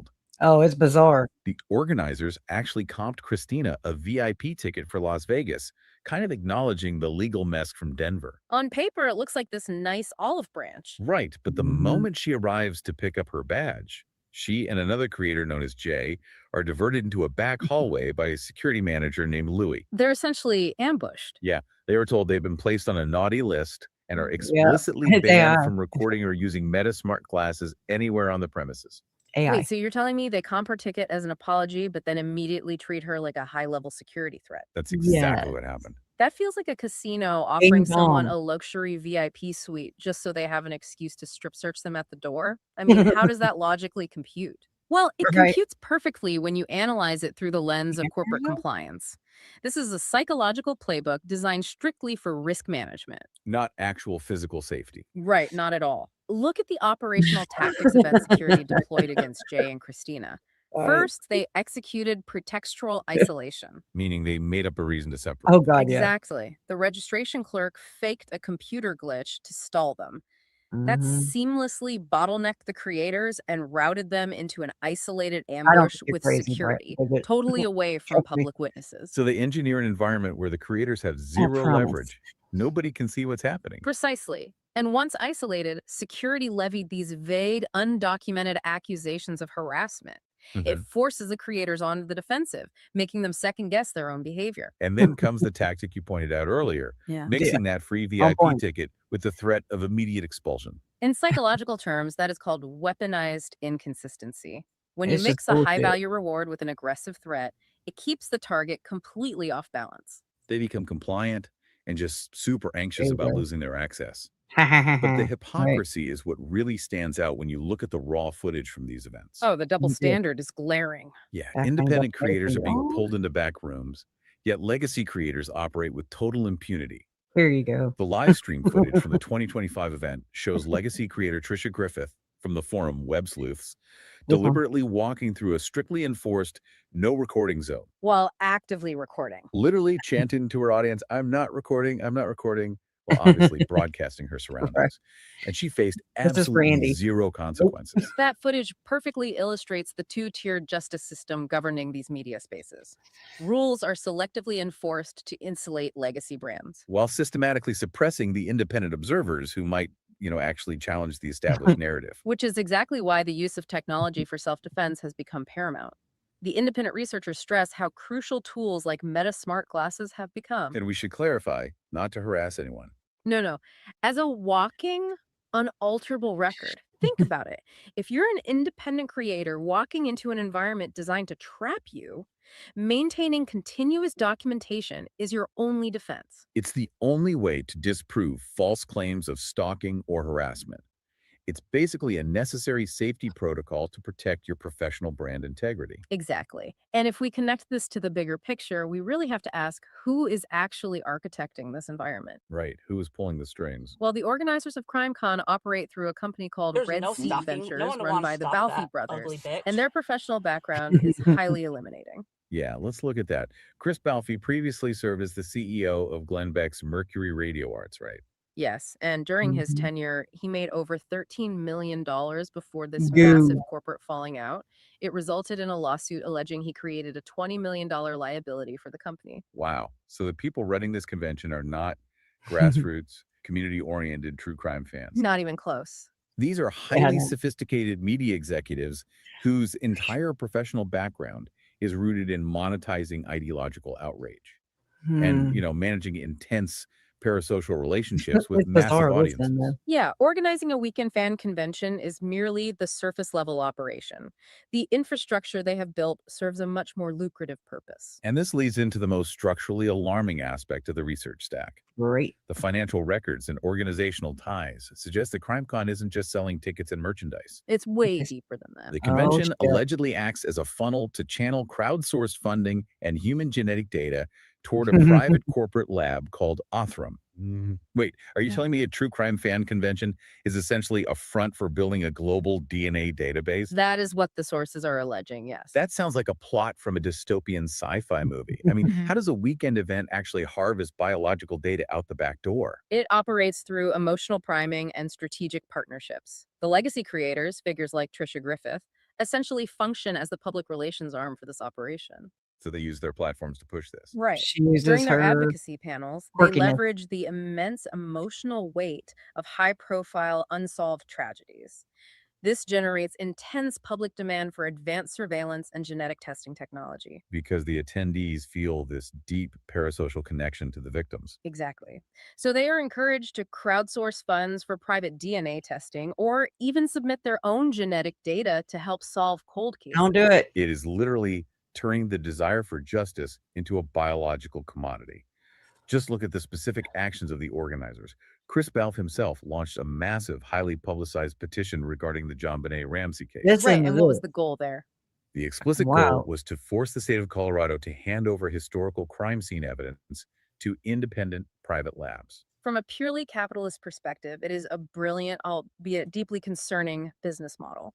You utilize a highly engaged community's genuine desire for justice. And you use that to finance and build a borderless genetic registry owned by private corporate entities. It's staggering. It is. Now, we have to tread carefully here, because the allegations we're examining touch on highly polarized figures across the political spectrum. And they involve deeply sensitive real-world tragedies. Exactly. Our goal isn't to validate every single claim these independent researchers make or to take any kind of political side. We're simply mapping out the power dynamics and financial incentives that the source materials point to. That's an important distinction to make. But objectively speaking, taking real-life murder and turning it into a hyper-monetized, direct-to-consumer data harvesting ecosystem It's making is just psycho. wild. I mean, are victims' families even fully aware that their personal tragedies are being leveraged to construct a global biometric infrastructure? It really raises massive questions about consent and narrative control. And what's interesting is this capitalization of tragedy isn't isolated to the true crime genre. Where else are we seeing it? The financial records show an identical blueprint in another highly visible media sector, the anti-establishment advocacy networks. Right, the anti-trafficking movement. Mm. The independent research heavily focuses on Tim Ballard, Angel Studios, and the blockbuster film Sound of Freedom. And when It's you just trace pulling the from money our sources, backing these okay? supposed anti-establishment projects, the narrative completely flips. It really does. Hmm. Ballard has publicly admitted that his major early investors were billionaires, John Paul DeJoria and Carlos Slim. And examining the portfolios of those specific global financiers reveals an intricate web of international influence. Yeah, let's talk about Carlos Slim. So he is a Mexican telecom magnate who notably donated $100 million to the Clinton Foundation in 2007. And he has documented close ties to the Rothschild family. But it goes beyond philanthropy, right? Right, way beyond. The investigative sources detail disturbing allegations linking Slim's family wealth to cartel networks, organizations that reportedly utilize terror rituals and extreme violence. Wow. There are also connections to Mexican tequila companies historically flagged by the U.S. Treasury for sophisticated money laundering. You know those rail cars they have, and then think about, and I'm talking about like John Paul DeJoria, the guy who co-founded, I think, Paul Mitchell, him with Slim. And I mean, these are the people that bankrolled Sound of Freedom. So that's a little bit of context on that. But so anyways, what I did was, of course, I threw all my sources, or whatever. I forget. I don't know how many there are. It's not telling me because I've got it all smashed up right now, but there's quite a bit of sources in here. And so I pull from different documents, PDFs, research, whatever, and upload it into here. And so it's pulling from all this, and it's just telling a story again. Allegedly, not everything, but I followed the money all the way up a long time ago, and I've just been working my way backwards, and then trying to fill in the context between the under that, like it goes, Carlos Slim is the ceiling, so there's no higher than that, and so you're like, oh, okay, now work backwards, and just fill in all these other things. What makes this up, from Lori and Chad all the way up to Carlos Slim? If you want to see, this is how I see the power network or the structure. Operations. The political irony here is almost unbelievable. You have these creators and film studios selling this fierce, anti-elite, anti-establishment narrative to their grassroots audience, Positioning themselves as the ultimate underdog. And no, let's not forget that I'm going to quote the ladies, the women who have filed, lawsuits against Tim Ballard over the past few years. This is a quote from them. The anti-traffickers are the traffickers. Unquote. Allegedly. Exactly. They act like they are fighting a corrupt global system. Yet their production, their marketing, their entire structural existence is bankrolled by the absolute peak of the global elite. It's all highly coordinated. The records even show that Vicente Fox, the former president of Mexico, was introduced to Tim Ballard by Eduardo Verastegui, who was Oh, one of the primary actors in Sound of Freedom. he ran for president. But that woman, the lady, I guess won. I don't know. I didn't follow It it. is literally an insiders club masquerading as a grassroots rebellion. This is And a it textbook ties to Kanye demonstration West. of narrative containment on a geopolitical scale. Deep-pocketed sponsors do not hand over millions of dollars without an agenda. Right. They want something in return. Exactly. By Oh, funding these conditional. highly visible, emotionally charged media projects, international donors successfully dictate the boundaries of public discourse. You did They get ran ensure over. that independent investigations focus relentlessly on the symptoms of societal decay, like localized trafficking rings or unsolved murders. While ensuring absolutely Love you no one looks too. too closely Are you at the still high? systemic financial roots of those issues, because I love you investigating the too. root causes might implicate the very banking networks funding the films. So, if you are a Yes, you did. multi-billionaire funding these operations, And how do you keep everyone?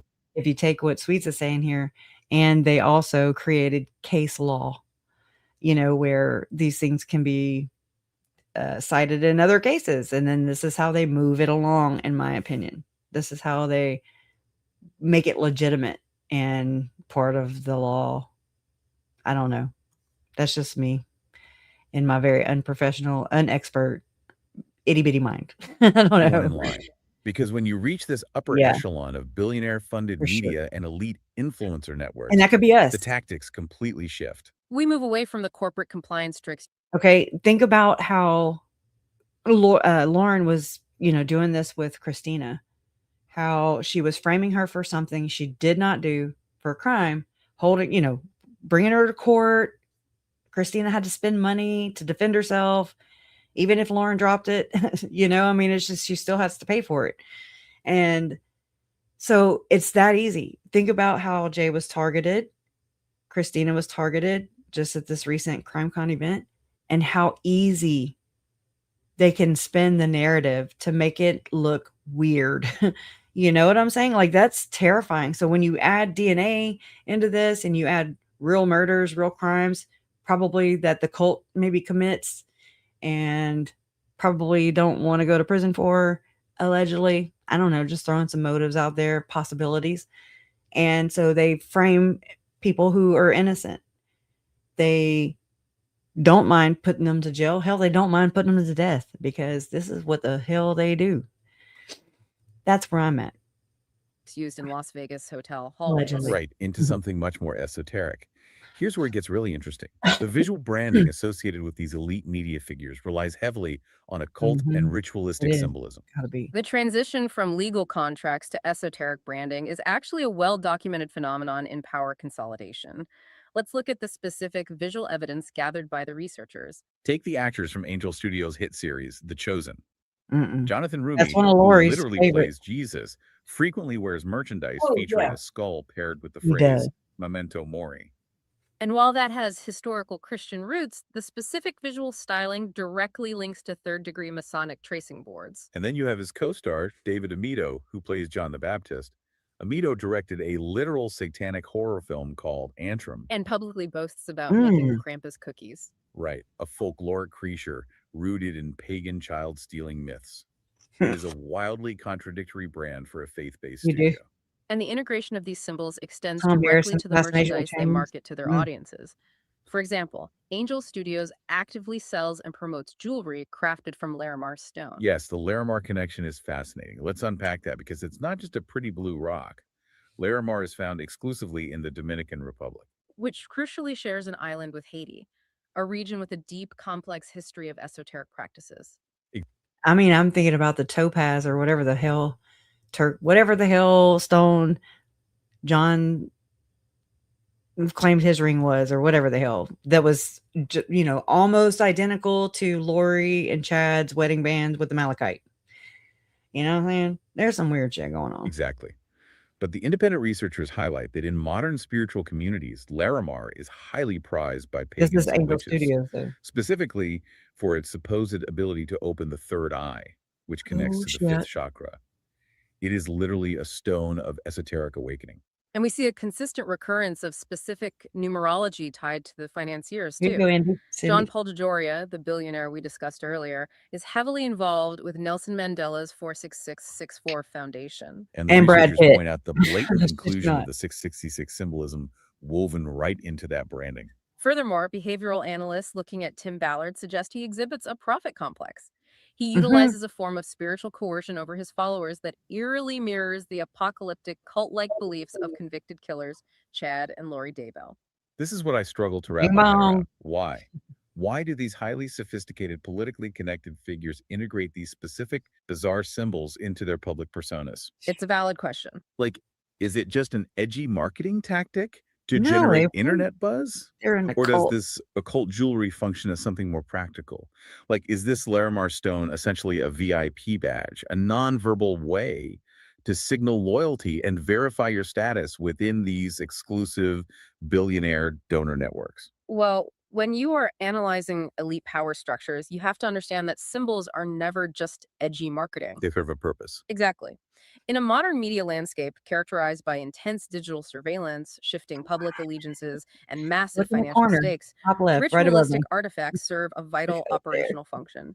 They consolidate power through plausible deniability. Plausible deniability. Oh, Meaning, that they if they're do. called out, they can just say, oh, it's a cool skull shirt or it's a pretty Dewey necklace. You're weird. But Right. internally, they operate as a highly efficient visual shorthand for alliances. Bang bong. When an influencer wears the Larimar stone or the Masonic skull during a broadcast, it ensures that everyone within the upper hierarchy immediately recognizes them as a vetted asset. It confirms who was backed by the elite capital networks. Yes. It is a secure method of verifying your status and protection without ever having to articulate it out loud. It separates the insiders, who are shielded by the corporate security machine, from I the have a independent banner for outsiders that who are one. actively targeted by it. So what does this all mean? Bringing this entire investigation together, this has been an incredible journey. We've covered a massive amount of ground today. We started this deep dive in a tense, carpeted back hallway in Las Vegas, watching an independent creator fight just for the basic right to record her own interactions and protect her brand. Just trying to exist in that space safely. Right. And by pulling that single thread, we ended up unraveling a massive backwards. corporate spider web. A web funded by global billionaires, driven by genetic data harvesting, and branded with Masonic skulls and esoteric stones. The Oh, core yeah. takeaway for you listening to this is to relentlessly look past the stated intentions of these platforms and media entities. You really have to look at the actions, not just the words. Exactly. In Yeah. the modern landscape, the loudest voices claiming to protect victims, whether they are standing on a stage at a true crime convention or starring in a blockbuster advocacy film, are frequently shielded by the very global financial networks they claim to be exposing. It's all connected. The entire architecture, from the event security guards to the billionaire funding models, is meticulously designed to silence the independent observer and maintain absolute narrative control. And that leaves you with a pretty chilling thought to mull over. If this multi-billion-dollar corporate machine is actively utilizing local legal loopholes, backroom security ambushes, Oh. and elite global donor networks to silence independent researchers, all under the untouchable banner of victim advocacy, who is actually left to investigate the investigators. Yeah. And it just ends just like that. It just drops the mic. I think I already have this one too. Yeah, I do. Don't need it twice. I'm sorry. I should have been pushing those the whole time. But I'm putting them up here. Screenshot them if you want. Or not. Whatever. Be me.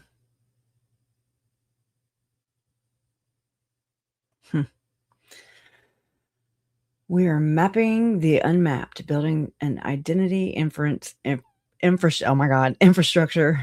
We must criminalize online trolls and cyberbullying, right? We don't live in the damn UK. That's what they're. I mean, for real, you get arrested for post you make. That. Oh my god, that makes me want to stutter. Apparently, and it's bullshit. You know, but that's part of that whole thing. Here's another one too. The two faces of web sleuths, right? Allegedly. Pretty much. But you got to think her forum is going I mean, it's not, it's going out of style, basically, it seems. And then again, here we have Kevin. This is Chris Balfe. And there was a lawsuit revealed Beck was in financial trouble at least a year before the Nazarene Fund. And December 2014, Beck fired his former chief executive. So this is the guy and his brother who created CrimeCon, okay? Red Seat Ventures. Chris Balfe. Balfe's 2016 countersuit, quote, by 2014, Mercury Radio Arts, Beck's private umbrella company, faced immense cash pressures as services continued to decline, ad sales lagged, and deals fell through, unquote. And then, quote, Beck has driven Mercury Radio Arts into the ground due to his own erratic behavior, excessive spending, and mismanagement, unquote. I mean, that's, and then again, if we go back, I know I took y'all around the world today, and I'm so sorry. I just, sometimes I like to hijack. No, sometimes it's like I'm feeling inspired, basically, to kind of pull it more together and just kind of touch on these different areas where maybe it'll help build a better, bigger picture for you, or fill in some blanks, or I don't know. And in the chat, like y'all chime in on them, and then it's I can kind of take those pieces and put them into places. And then look at this, I mean, this I got from the OLAP, and this is where it led me, with September 8th, 2019, Trisha, manager. I need help. No, get the hell out of here. Our sister forum, formsforjustice.org, will go away. This is Chad Daybell. Think about the doomsday aspect. Sarah Crossbody. I mean, I was like, wow, that's brilliant. It was a comment she left somewhere over the past couple months or whatever. And I'm like, wow, she's threatening to take this away, just like Chad Daybell. I mean, and Lori. We are, okay, so she says, it'll go away for good unless I can raise the money for the software. We are $50 short of our goal of $160 for the new Zen 4.0 software. If you can donate, please do so. And this also proves her backdoor business cards at CrimeCon. Trisha, are you fucking serious? God, we can't take you nowhere. If you can donate, please do so at paypal.com. And the email to use is websleuths.com@gmail.com. Thank you very much. I would hate to, oh no, don't show it. I would hate to see FFJ go away. Even if we take a backup, the software is so old that it reminds me of myself. No, I'm kidding. It's so old that we won't be able to upload it anywhere else. We need new software. Thank you, Trisha. So my bad. It doesn't say that in here, but I was thinking it did. And so that's my bad. See how that happens? I can admit when I'm wrong, Trisha. Crush out here connecting dots and doing the damn work to expose the bullshit. If people refuse to acknowledge the truth, then their sheep in the slaughterhouse is right over the hill. Yeah, and then they're going to die on it, right? I'm trying to warn. It's weird. It's a weird fucking position to be put into, for real. I'm like, oh no, wait, what? So just by researching, my own family's murders, yeah, it opened up this other thing that's going on that they're part of, I believe. That's what it is. This whole ushering in the second coming is actually the New World Order. And it's a conspiracy that's been going on forever. And whatever. I mean, I don't know that for sure. I didn't see it, with my own two eyes, but I read about it. I study it. Never did I ever think I would ever be here doing this shit. It's the weirdest shit. And like I said, it like changes you. Murder, it does rob you, because I'm not the same happy-go-lucky, bubbly, just person I was before this, where I don't know. I didn't have this, and I'm going to call it an obsession. I don't know if it's that or just determination. I don't know. Whatever. I just know that it's like I made these promises, I made these vows, and I just don't want to break that bond. I don't want to break my word to my murdered family members. I feel like I owe it to my entire lineage, like my lineage was marked by Chad.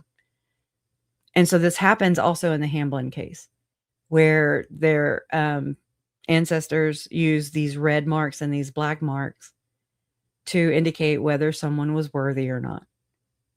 Okay? So this is not just Chad Daybell's system. Like Donna is reminding me right now. What about the rest of them? Okay, I've been asking this shit since 2021 for sure. Yeah, more people know what happened to Tylee and JJ that are not held accountable, that are out there living their best lives, interacting with children. And, here we go. Round 2, round 50, 11T, or whatever the hell. It's crazy. And so when we say, oh, I just can't imagine that happen. How'd this happen? You don't get to say that. Like, you don't get to do that anymore. Because it's like willful, and you're trying not to see it, like it's there. I can try and help. I don't know. Again, I don't know the thing. Shut up. Wendy Watson. No. Wendy Watson as in, wait, hold on. The one that was married to the prophet? Oh, Wendy Watson. Somebody in here is Wendy Watson. I'm like, wait. I was thinking of Wendy, the prophet's wife. Nelson, his second wife. Okay, I'm lost. Hey, Marcy. Trauma does that. It was always in you, though. They are in you. We all see that and treasure that. You are so strong. Oof. That's heavy. Only because I have to be. It's not easy. Just like, people, and I do too. I really gotta give it to Christina and Jay for, that was some fuck shit. Okay? That was some bullshit. And look, I had just muted the screen because we were playing your live. Thank you again. And I muted it because I can't think whenever things are playing in the background. Confuses me. And I muted it, and then I went on to another screen, and then I popped back on, and I saw Christina like kneeling down, like going down to the floor, and I was like, oh shit, what happened? And it was very confusing.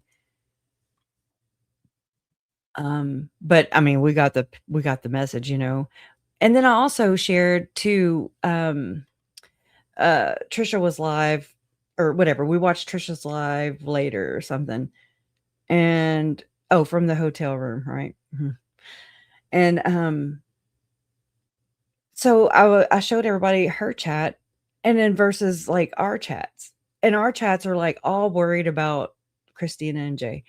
And just all the girls, right? We're just like, we're very protective over them. And that's why we did this. That's why we did the whole CrimeCon watching thing. It's horrible. But we just felt, it's like you can feel it. You don't quite know what that is, but it's something. But it was good to see you guys zip line and have fun. Even if it maybe scared the shit out of you. My daughter did not like that, by the way.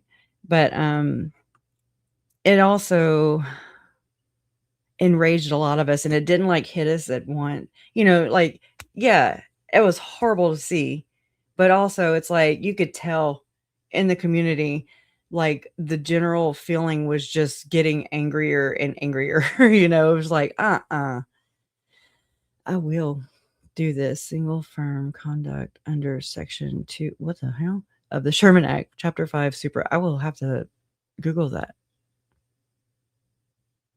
Wow.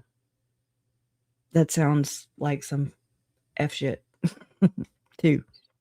Thank you. Yeah, trauma is one ruthless teacher for sure. Hi, Liz. The dark hotel room, right?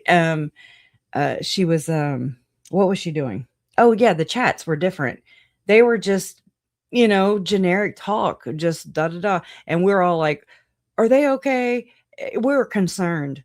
We are the concerned people. It showed it in the chats, the difference in the chats.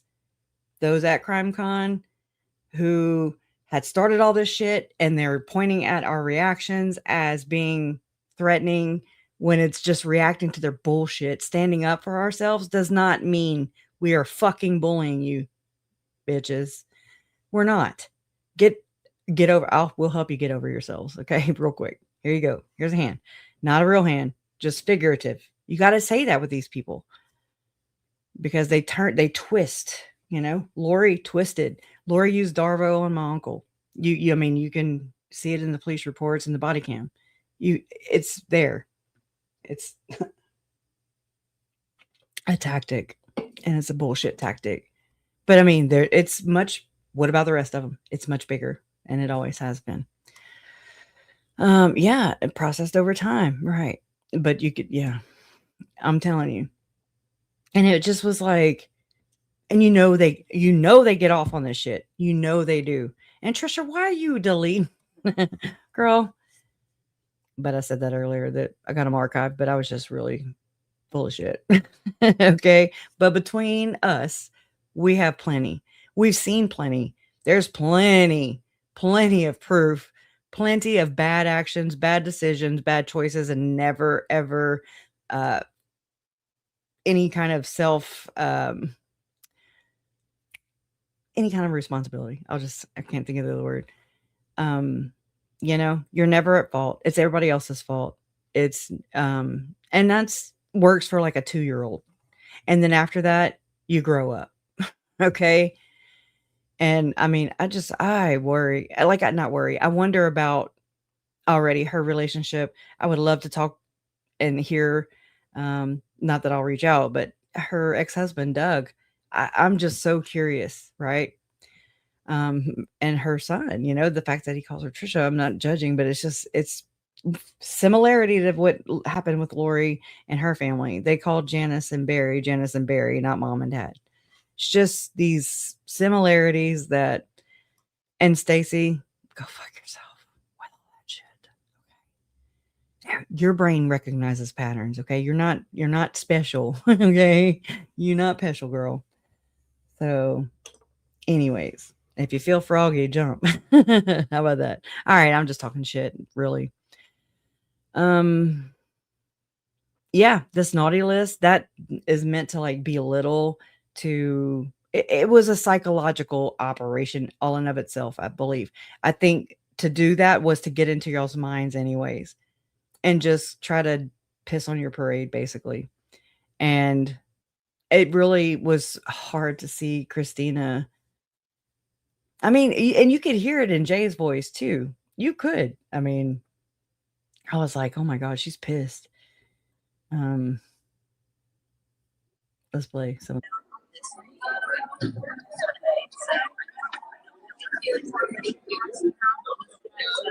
Sure, you can leave it just here.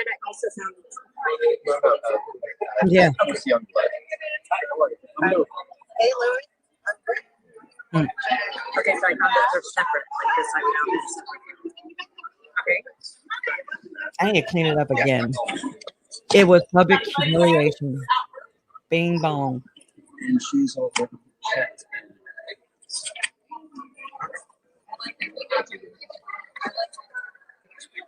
Sure. Yeah. She was Lord. Yep. See, you know what? Kind of crowded.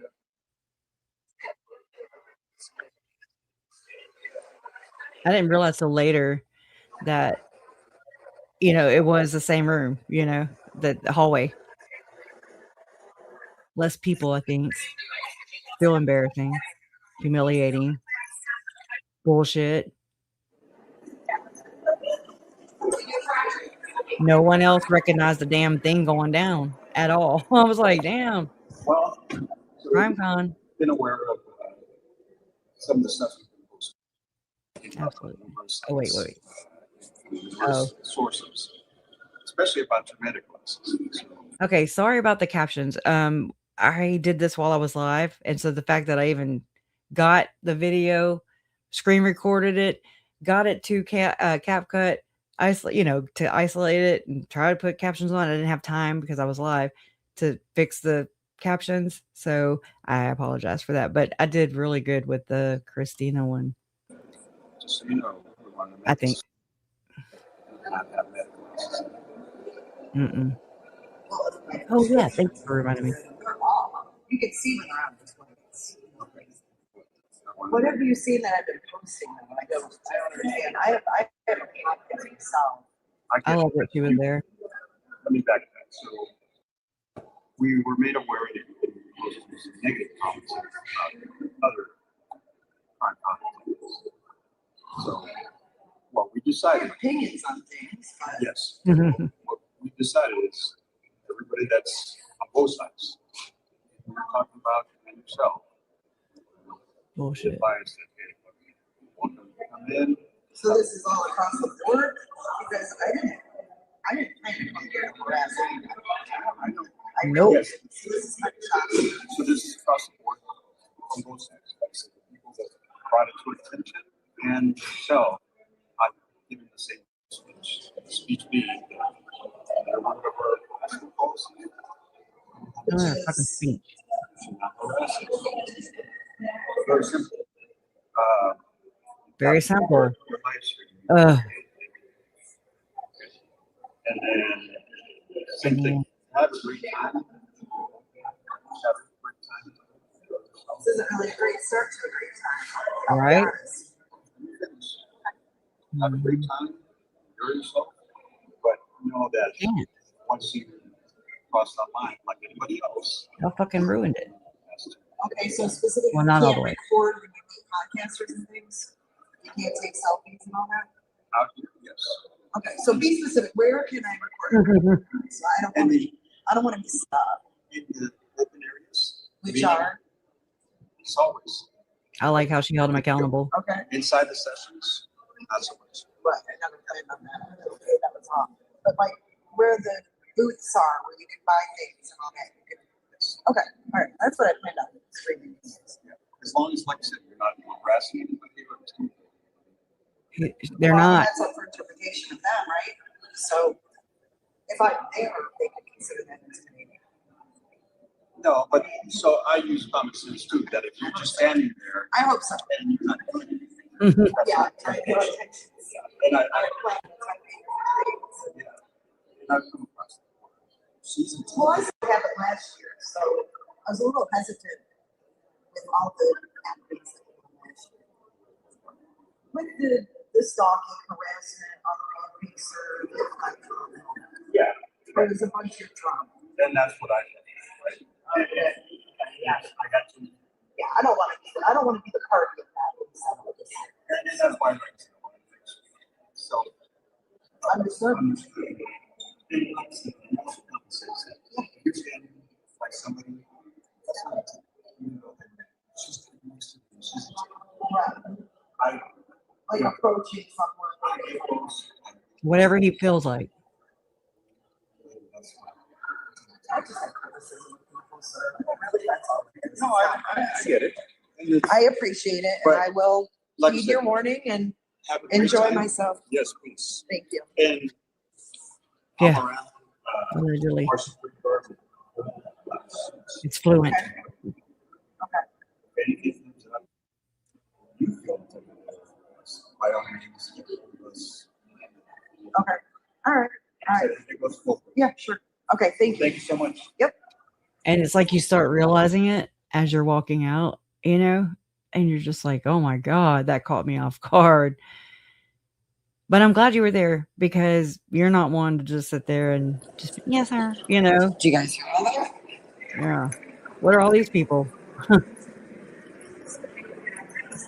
The guy kicked out too? No.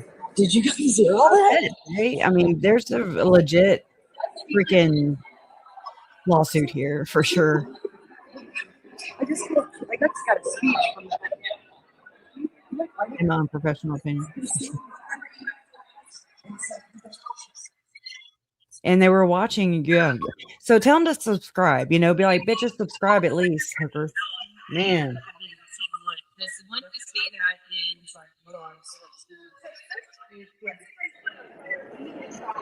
I can't see the chat, so my chat is stuck. Girl, because we were freaking out.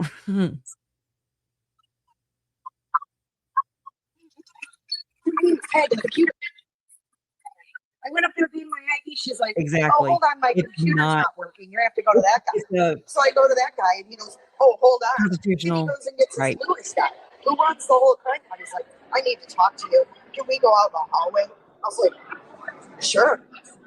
And then he gave me this big warning that, you better not harass anyone. It's been brought to my attention. Things you posted. I'm like, right here? what, my opinions? I said, look, I saw the shit show that went down here last year, and I don't plan on being set up for that. He goes, yeah, I had to do. Rewind. He was behind you. I don't know how far back. Oh. Okay, hold on. Let's go here.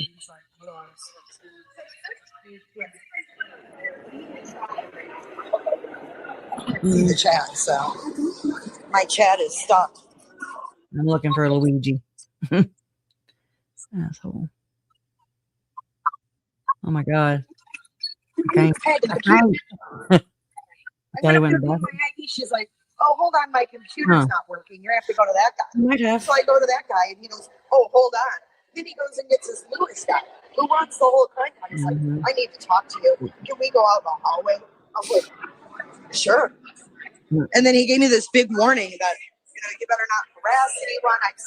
It's been brought to my attention. Things you posted. I'm like, what, my opinion? Made you feel comfortable as far as like just making small talks and where you stand, I said, look, I saw the shit show that went down here last year, and I don't plan on being Back set further? up for that. Okay. He Okay, goes, okay. yeah, I had to deal with that. I said, All right. Let's go back. Have a great time. Have a great time. Are you fucking serious? Can't Cross that line like anybody else. cross that line. That sounds like something my dad used to tell me. You can't record when you meet podcasters and things. You can't take selfies and all that. Out here, yes. Okay, so be specific. Where can I record it? Where can I not? So I don't want to be stopped. In the open area. I don't want to be stopped. Jar. It's always. You're good to go. Okay. Inside the session. Never been here, dork. Right, I never planned on that. Okay, that was wrong. But like where the booths are, where you can buy things and all that. Okay, all right, that's what I planned on streaming. Yeah. As long as, like I said, you're not harassing anybody. Well, that's up for interpretation of them, right? So if I'm there, they can consider that intimidating. It is gray. No, but so I use and common open. sense too, that if you're just standing there, I hope so. and you're not doing anything, She says that. Yeah. and I plan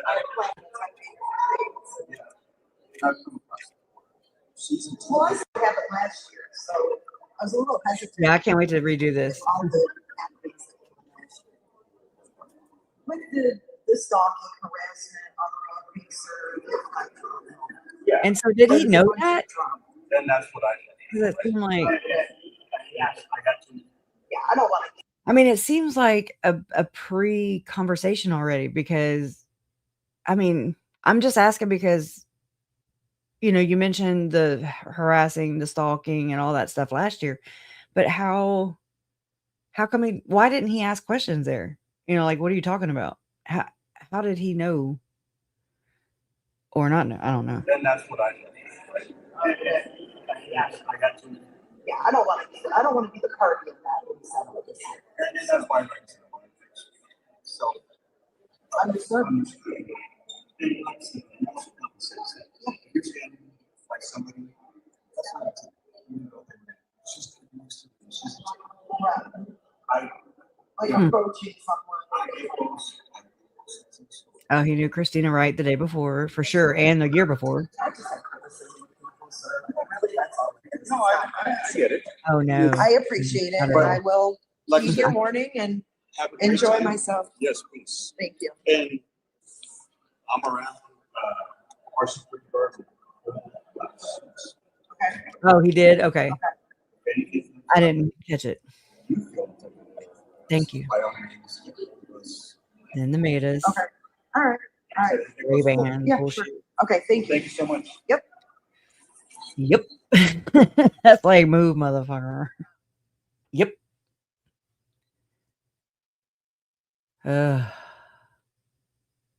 I'm just sorry. Did that happen? Do you guys hear all that?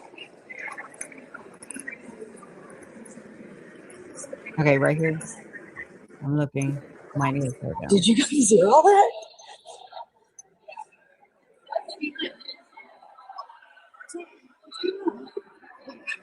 I just got a speech from that. Oh my God, I'm dizzy.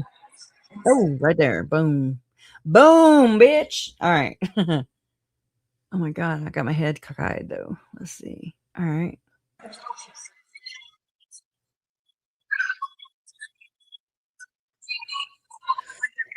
Huh.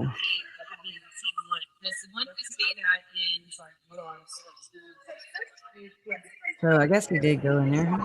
I can't The chat, so my neck. my chat is stuck. Girl, we was stuck on that bullshit, okay? Because it was wild. Hey, the computer. You're walking fast, yeah. I went up there being my ID. She's like, "Oh, hold on, my computer's not working. You have to go to that guy." So I go to that like I guy. said, And he's, it was. "Oh, Oh my hold God. on." Then he Good goes and gets this try. Lewis guy who runs the whole crime. He's like, "I need to talk to you. Can we go out in the hallway?" I was like, "Sure." And then he gave me this big warning that Do you it, better lady. not harass anyone. It's been brought to my attention things you posted. I'm like, Things what, you my posted. opinions? I said, look, I saw the shit show that went down here last year, and I don't plan on being set up for that. He goes, yeah, I had to deal with that. I said, yeah, well, he goes, well, have a good time. I said, well, this Right. isn't really She the didn't go. start to a good time. This isn't really setting my the tone for CrimeCon. Mm-hmm. Wow. I'm sorry. I didn't. Oh, man. Honestly, imagine being Scientology. Well, This broke my heart right now. where's the nearest store? Hey, girl. We saw you went live up there. Yeah. I'm not scared of this.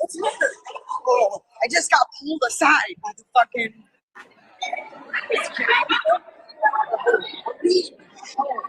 Telling me you better not harass me. I'm so mad. Fucking kidding me? No,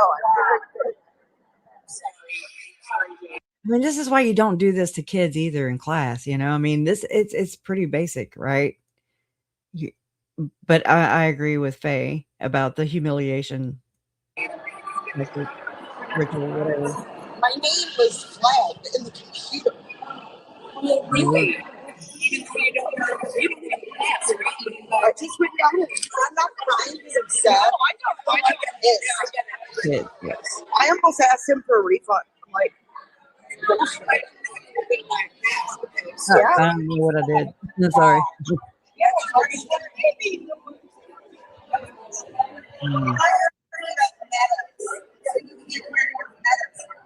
Metas.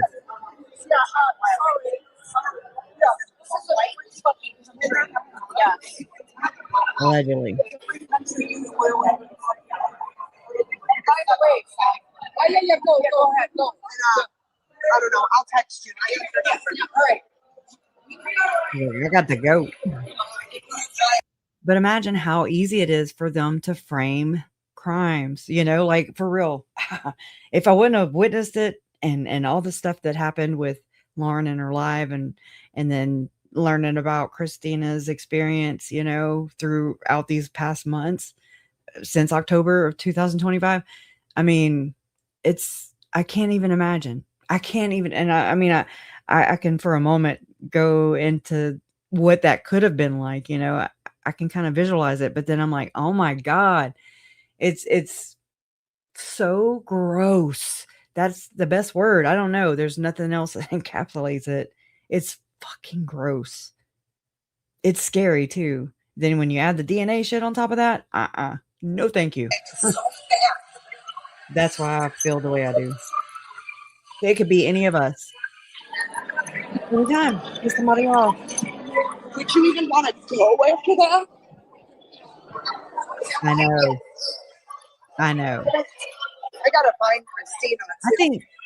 I think he was super pissed off about that too. Because he didn't like that. that, you had recorded him. But like you said, you did not go up there and then push record once he pulled you outside. You were already live. You were already recording. So, back monte. Oh my God, I don't even know where I am. Right? Dude, that It totally shook you, like it just, what do you call it? Discombobulated or whatever. I caught don't me know off guard. that All right. caught you off guard. You guys, I'm going to end this and I'll pick it back up when I get outside. And boom, she does. So, I mean, that's just crazy. It's crazy. Batshit crazy. And then I pulled this up and then we'll go on that because my butt hurts. It does. Now, this is some Turtle Boy or actually True Crime Design, I think. I don't know. Somebody made it. I copied it. I added the money be green. But it's Turtle Boy. Lauren, don't require the CrimeCon type people, don't require evidence. They literally have no clue how the legal system works. They don't believe in innocent until proven guilty. They don't believe in the Fourth and Fifth Amendments or the First. They're sycophants for the state, and that has bled over into her situation here. She doesn't need evidence. It's just what she thinks, and that's good enough. It's a great point, man. That's a great point. Like the way she feels about Richard Allen, who was convicted without much evidence at all. There's certainly not evidence beyond a reasonable doubt, but to these people, they don't care about that. And that's a great point that person brings up right there, is just that, like, they don't care about that. Ongoing, extensive, and has significantly impaired my emotional well-being, my ability to work and provide for my family, as well as my family's sense of safety and livelihood. I can't. Next. It was a whack job. This is, She's a whack job. So these are your words, Trooper Proctor? Yes, Your Honor. Go ahead and say them. Cunt. $10 from Nick and says people like Lauren. Okay, one more time. Right. Don't require the CrimeCon type people, don't require evidence. They literally have no clue how the legal system works. They don't believe in innocent until They don't proven care. guilty. They don't believe in the Fourth and Fifth Amendments or the First. They're sycophants for the state, and that has bled over into her situation here. She doesn't need evidence. It's just what she thinks, and that's good enough. It's a great point, man. That's a great point. Like the way she feels about Richard Allen, who was convicted without much evidence at all. There's certainly not evidence beyond a reasonable doubt, but to these people, they don't care about that. And that's a great point that person brings up right there, is just that, like, they don't care about that. No. Anyways. All right. Enough of that. Oh, where the hell did I go? Where am I? Here I am. Here I am. Yeah, it did. I bet. And I think that's what it was designed to do. Even if they had not confronted y'all, where they did, then I still feel like I still feel like it was meant to knock you off of your, what word am I looking for? Balance. I don't know. Let's see. And then this happened.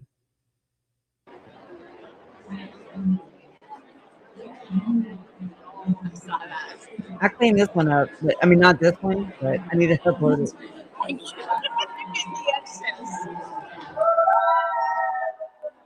What's that all about? I don't know. We're happy. My girls. Are they recording live right now? Oh, they are. Oh, not live. You guys could probably watch this on Megyn Kelly later.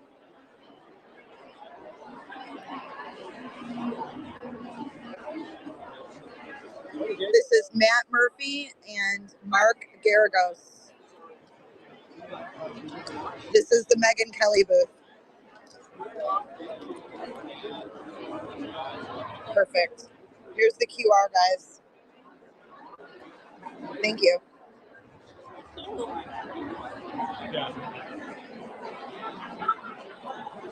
I subscribed to this like 2 weeks ago when they did a lively podcast about That they get such good guests. I love their podcast. Yeah,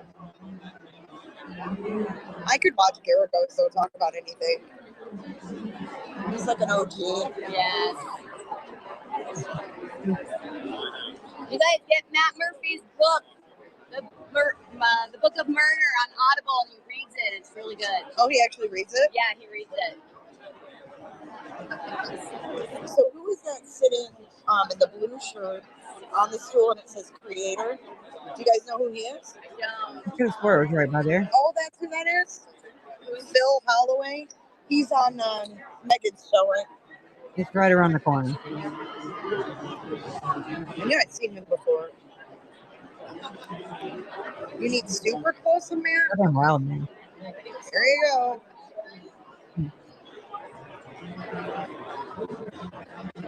How's the reception? Is it pretty good? It just went out right there.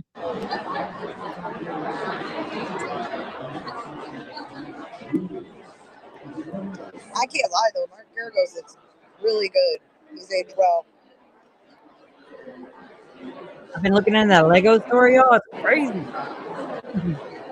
God.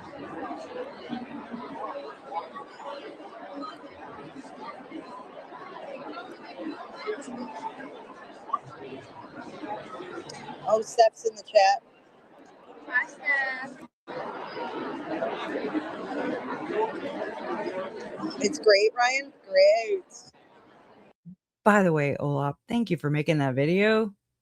I was like, oh my God, you know, like I really do appreciate it. I really do. It just, yeah. Thank you. All right. Means a lot. Do we want to keep moving along? Sure. Okay, that was cool. All right, now where to? What's going on at Fox Nation? What do we got over here?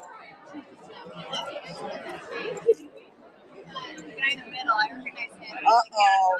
Is this coming up and coming? The Watts murderers? Phases of deterioration? Here it out. Phases Here it comes. of deterioration? I'm blinking on the name of the guy. Wait. What is happening right now? Tripping. What is happening?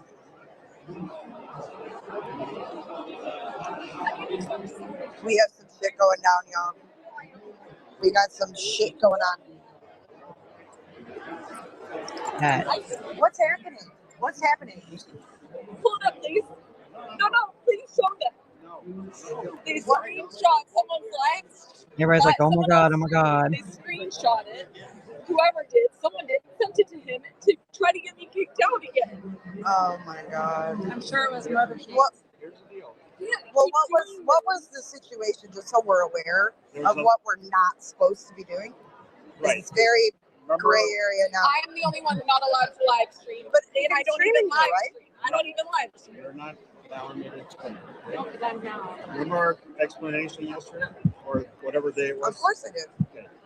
No live streaming inside the bar rooms. You guys can do whatever you want in the hallways, but nothing in here. You said the panel. Oh, wait. No. This is in the I asked specifically yesterday, sir, if I could record in here where the creators are, and you said I could. You said not in the speakers bureau. Keep away. I got you recorded saying that to me. Okay. So Both of you recorded. So, right, of course, for my own I don't trust you. I don't trust any of you. She was recording when you watched this is wild. She doesn't have a channel. Wild. She doesn't even live stream. Oh my God! It's like, what the hell? all I did was ask you if that was. You know, so people in the booth.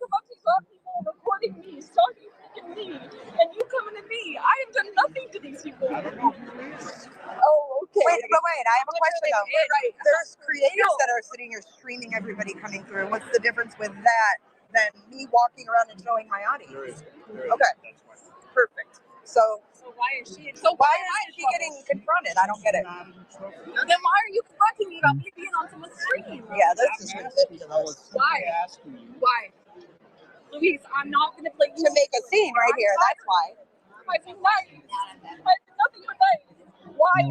Why'd you come up to me right now? Because you're the only one on that picture. That's all the information. Don't you have her number from the CrimeCon stuff? Can't you just call her? Does it have to be this public? You know those restaurants you go to and they give you the little thing that lights up when your table's ready? Something. I mean, anything other than this, but no, I mean, I don't think that was, I think this was the plan. Look in front of everybody. Wow.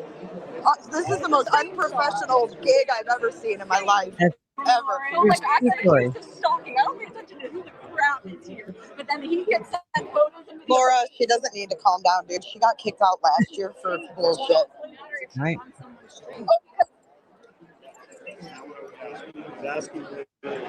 Oh, he wanted to know if it was me.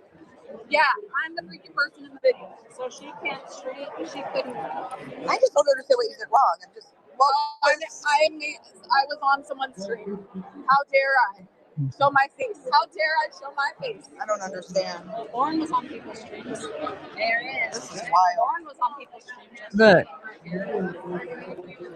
But I guess he does record. it doesn't matter because we don't care. We don't try to pay attention because we don't pay attention enough. We're not tattletales. Because we don't even We're want. not tattletales. We don't give a flying crap. The whole thing is, are we not adults? I have people recording. Guess what? I don't care. Recording all day. I look damn good. I'm out to show it off. I look damn good now. I look good off. It's getting annoying. I'm good. I watch it sometimes. I think it's Let's go back over here. I ain't fucking with that guy. Fuck him. Regroup. Looks like fun, huh? Y'all. After you got creamed by the. I have no idea what just happened. I have no idea why. I don't know what this dude's deal is, but I'll let you watch.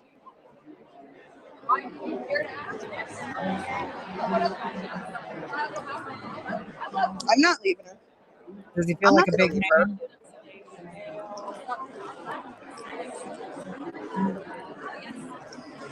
Yeah, what's he doing on the phone? I'm not muted. I'm about to literally have another hit. Just calm down. Calm down. Fuck him. Still don't look like that though. No, it's just like I cry when I'm mad. I know. I don't understand what. I don't understand what did he say when he came up to you? Is this you in this picture? Like it was a screenshot of her stream. My stream of what?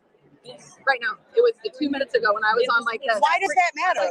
Why does he need to? Whoever's watching it, it's for screenshotting it and sending it to security. Oh. What's against the law? Nothing. That's what he now. So said. you got to He I'm now done gives with the you, Christina? Oh my god. Where he's like, "Oh, I just came up to you to see if this is your picture." Okay. Why don't you ask him not to come up to you? I know how this works, and you're now going to minimize it and just say you're coming up to me over a picture. Hey. Oh my god. We just put into that. There is no point in that line. He went and he's like, "Oh, I was just wondering if that was you." So hey, I went right up.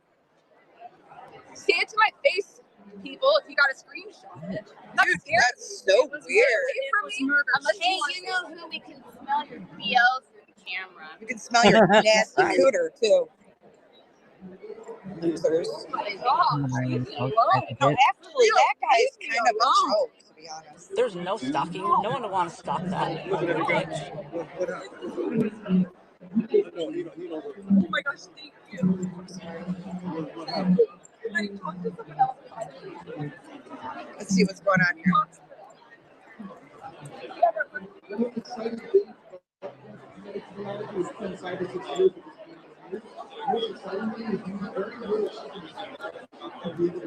Dude, I don't know. It's wild as shit, man.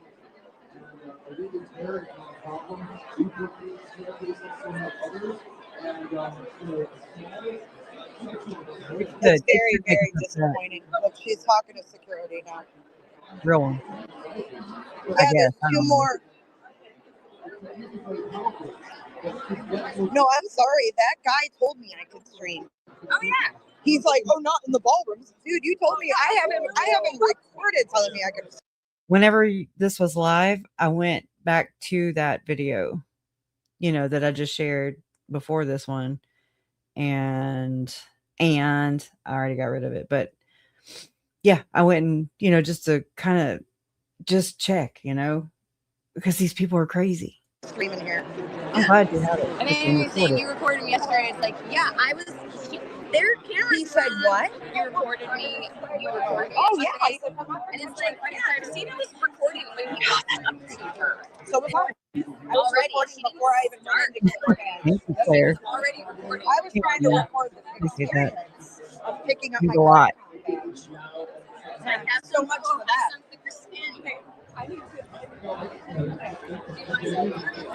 right, I'm gonna finish showing you guys around.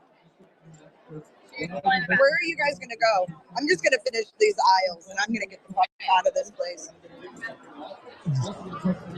Sorry, I don't mean to be like a Debbie Downer, but we're gonna finish these rows. You're not.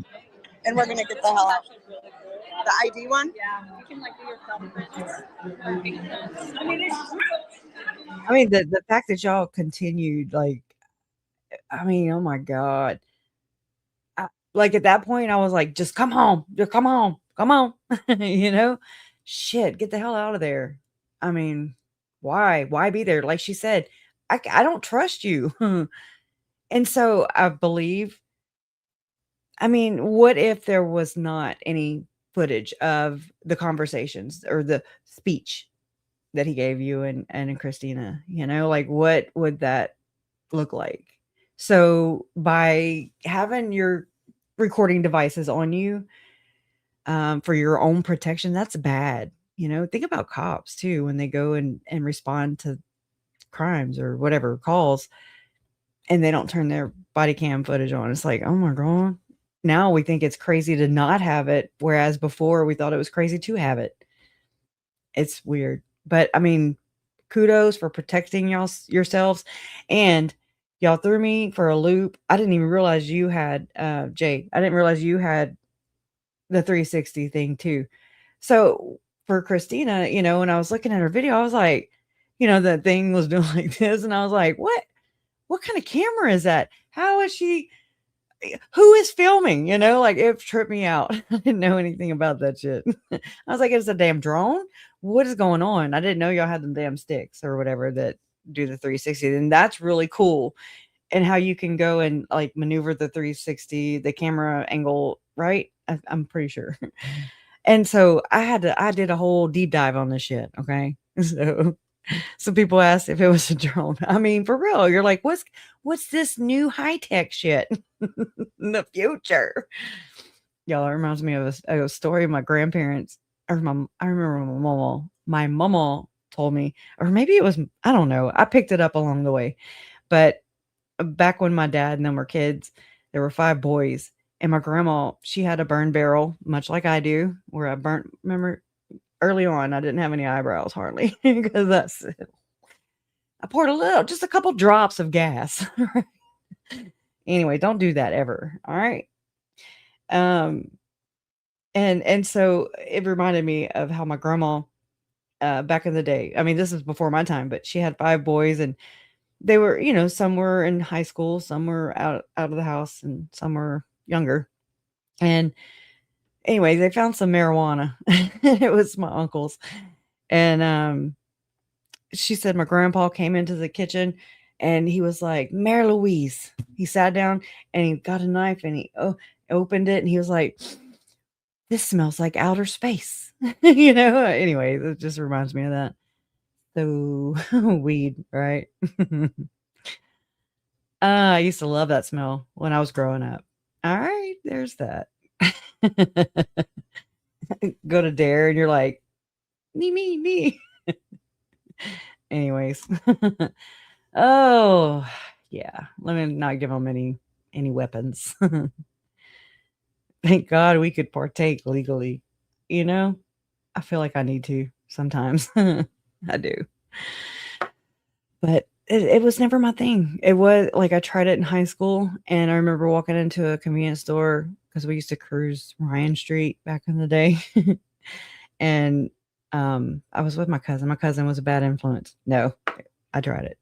And we walk into like this convenience store that's near the McNeese State University, and there were like some, you know, the campus cops or whatever that walked in, and I was just like trying to stare at the chips, and I was just trying to focus, and it made me so paranoid, and I did not like it. And then I tried it again, and it was fine. You know, like in my in my 30s. Oh my God. I almost said late 30s and I was like, no, you're not that old yet. And I was like, oh my God, that was so 10 years ago. Shit, I'm getting old. Anyways, the new glasses, you can use hand gestures. That's really different. It's like outer space. Anyways, yeah, good night, y'all. Thanks for hanging. You know, It is what it is. They continue to provide the shit show. We're just here, you know, and trying to live through it, reacting to it. I do want.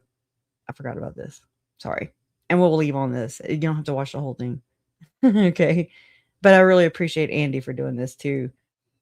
And I don't know if it was from Olap or I haven't figured that out yet. But I thought this was really, really sweet. It just is.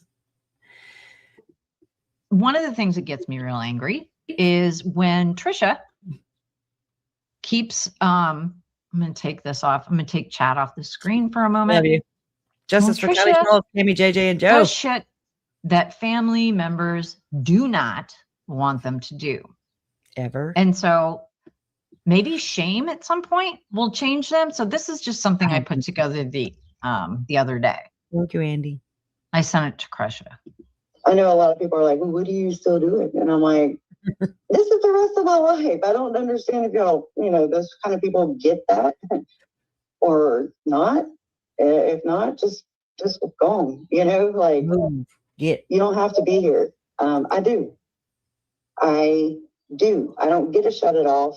We don't get to just go, oh, okay, yeah, it's over, and just peace out. It's not how this works. This is real life. That's what separates us, from the genre. You know what I mean? Like this whole genre thing that's going on, this industrialization of or commodity of grief. I know a lot of people are like, I can't believe how close we're getting to the end of the world again, Stacey. It's telling. It is going to be here before you know it. And this will be the first year that we'll do the end of the world again in the beautiful new Web Sleuth Studios in beautiful downtown Dallas, Texas. You'll watch me sleep on this couch, which of course is always exciting. And we will be raising money for several reasons. We never want to forget the victims. Charles Bello, J.J. Bello, Tylee Ryan, Tammy Daybell, and I think Joe Ryan is one of them too. I really do. And I hope I haven't forgotten anybody. It's hard to remember all of the victims in the Daybell case. But we do need to do a side by side because just recently, for sure, she forgot the names of the victims, and she said it's hard to remember all the Daybell victims for real. I'm like, that's where that goes. We need to point out what a doofus Chad is because that's when he said the end of the world would happen. Would be July 22nd. What was it? 2020. And in case you got the year wrong, we'll be together when the end of the world happens. So anyway, and we do it. We always find a great charity to raise money for. We'll be raising money for a charity. We are. We might do JJ School. We're working on several things here, but any money we get goes directly to whatever charity we pick. We do that every year. Now I'm not sure if I did that the first year. I did Thursday because the first year I just threw it together because I didn't know what to do. And I wanted to do something. And remember, my internet wasn't strong enough to have guests on. And I could only have them on audio, like if I held the phone up to my microphone. Remember how bad that was?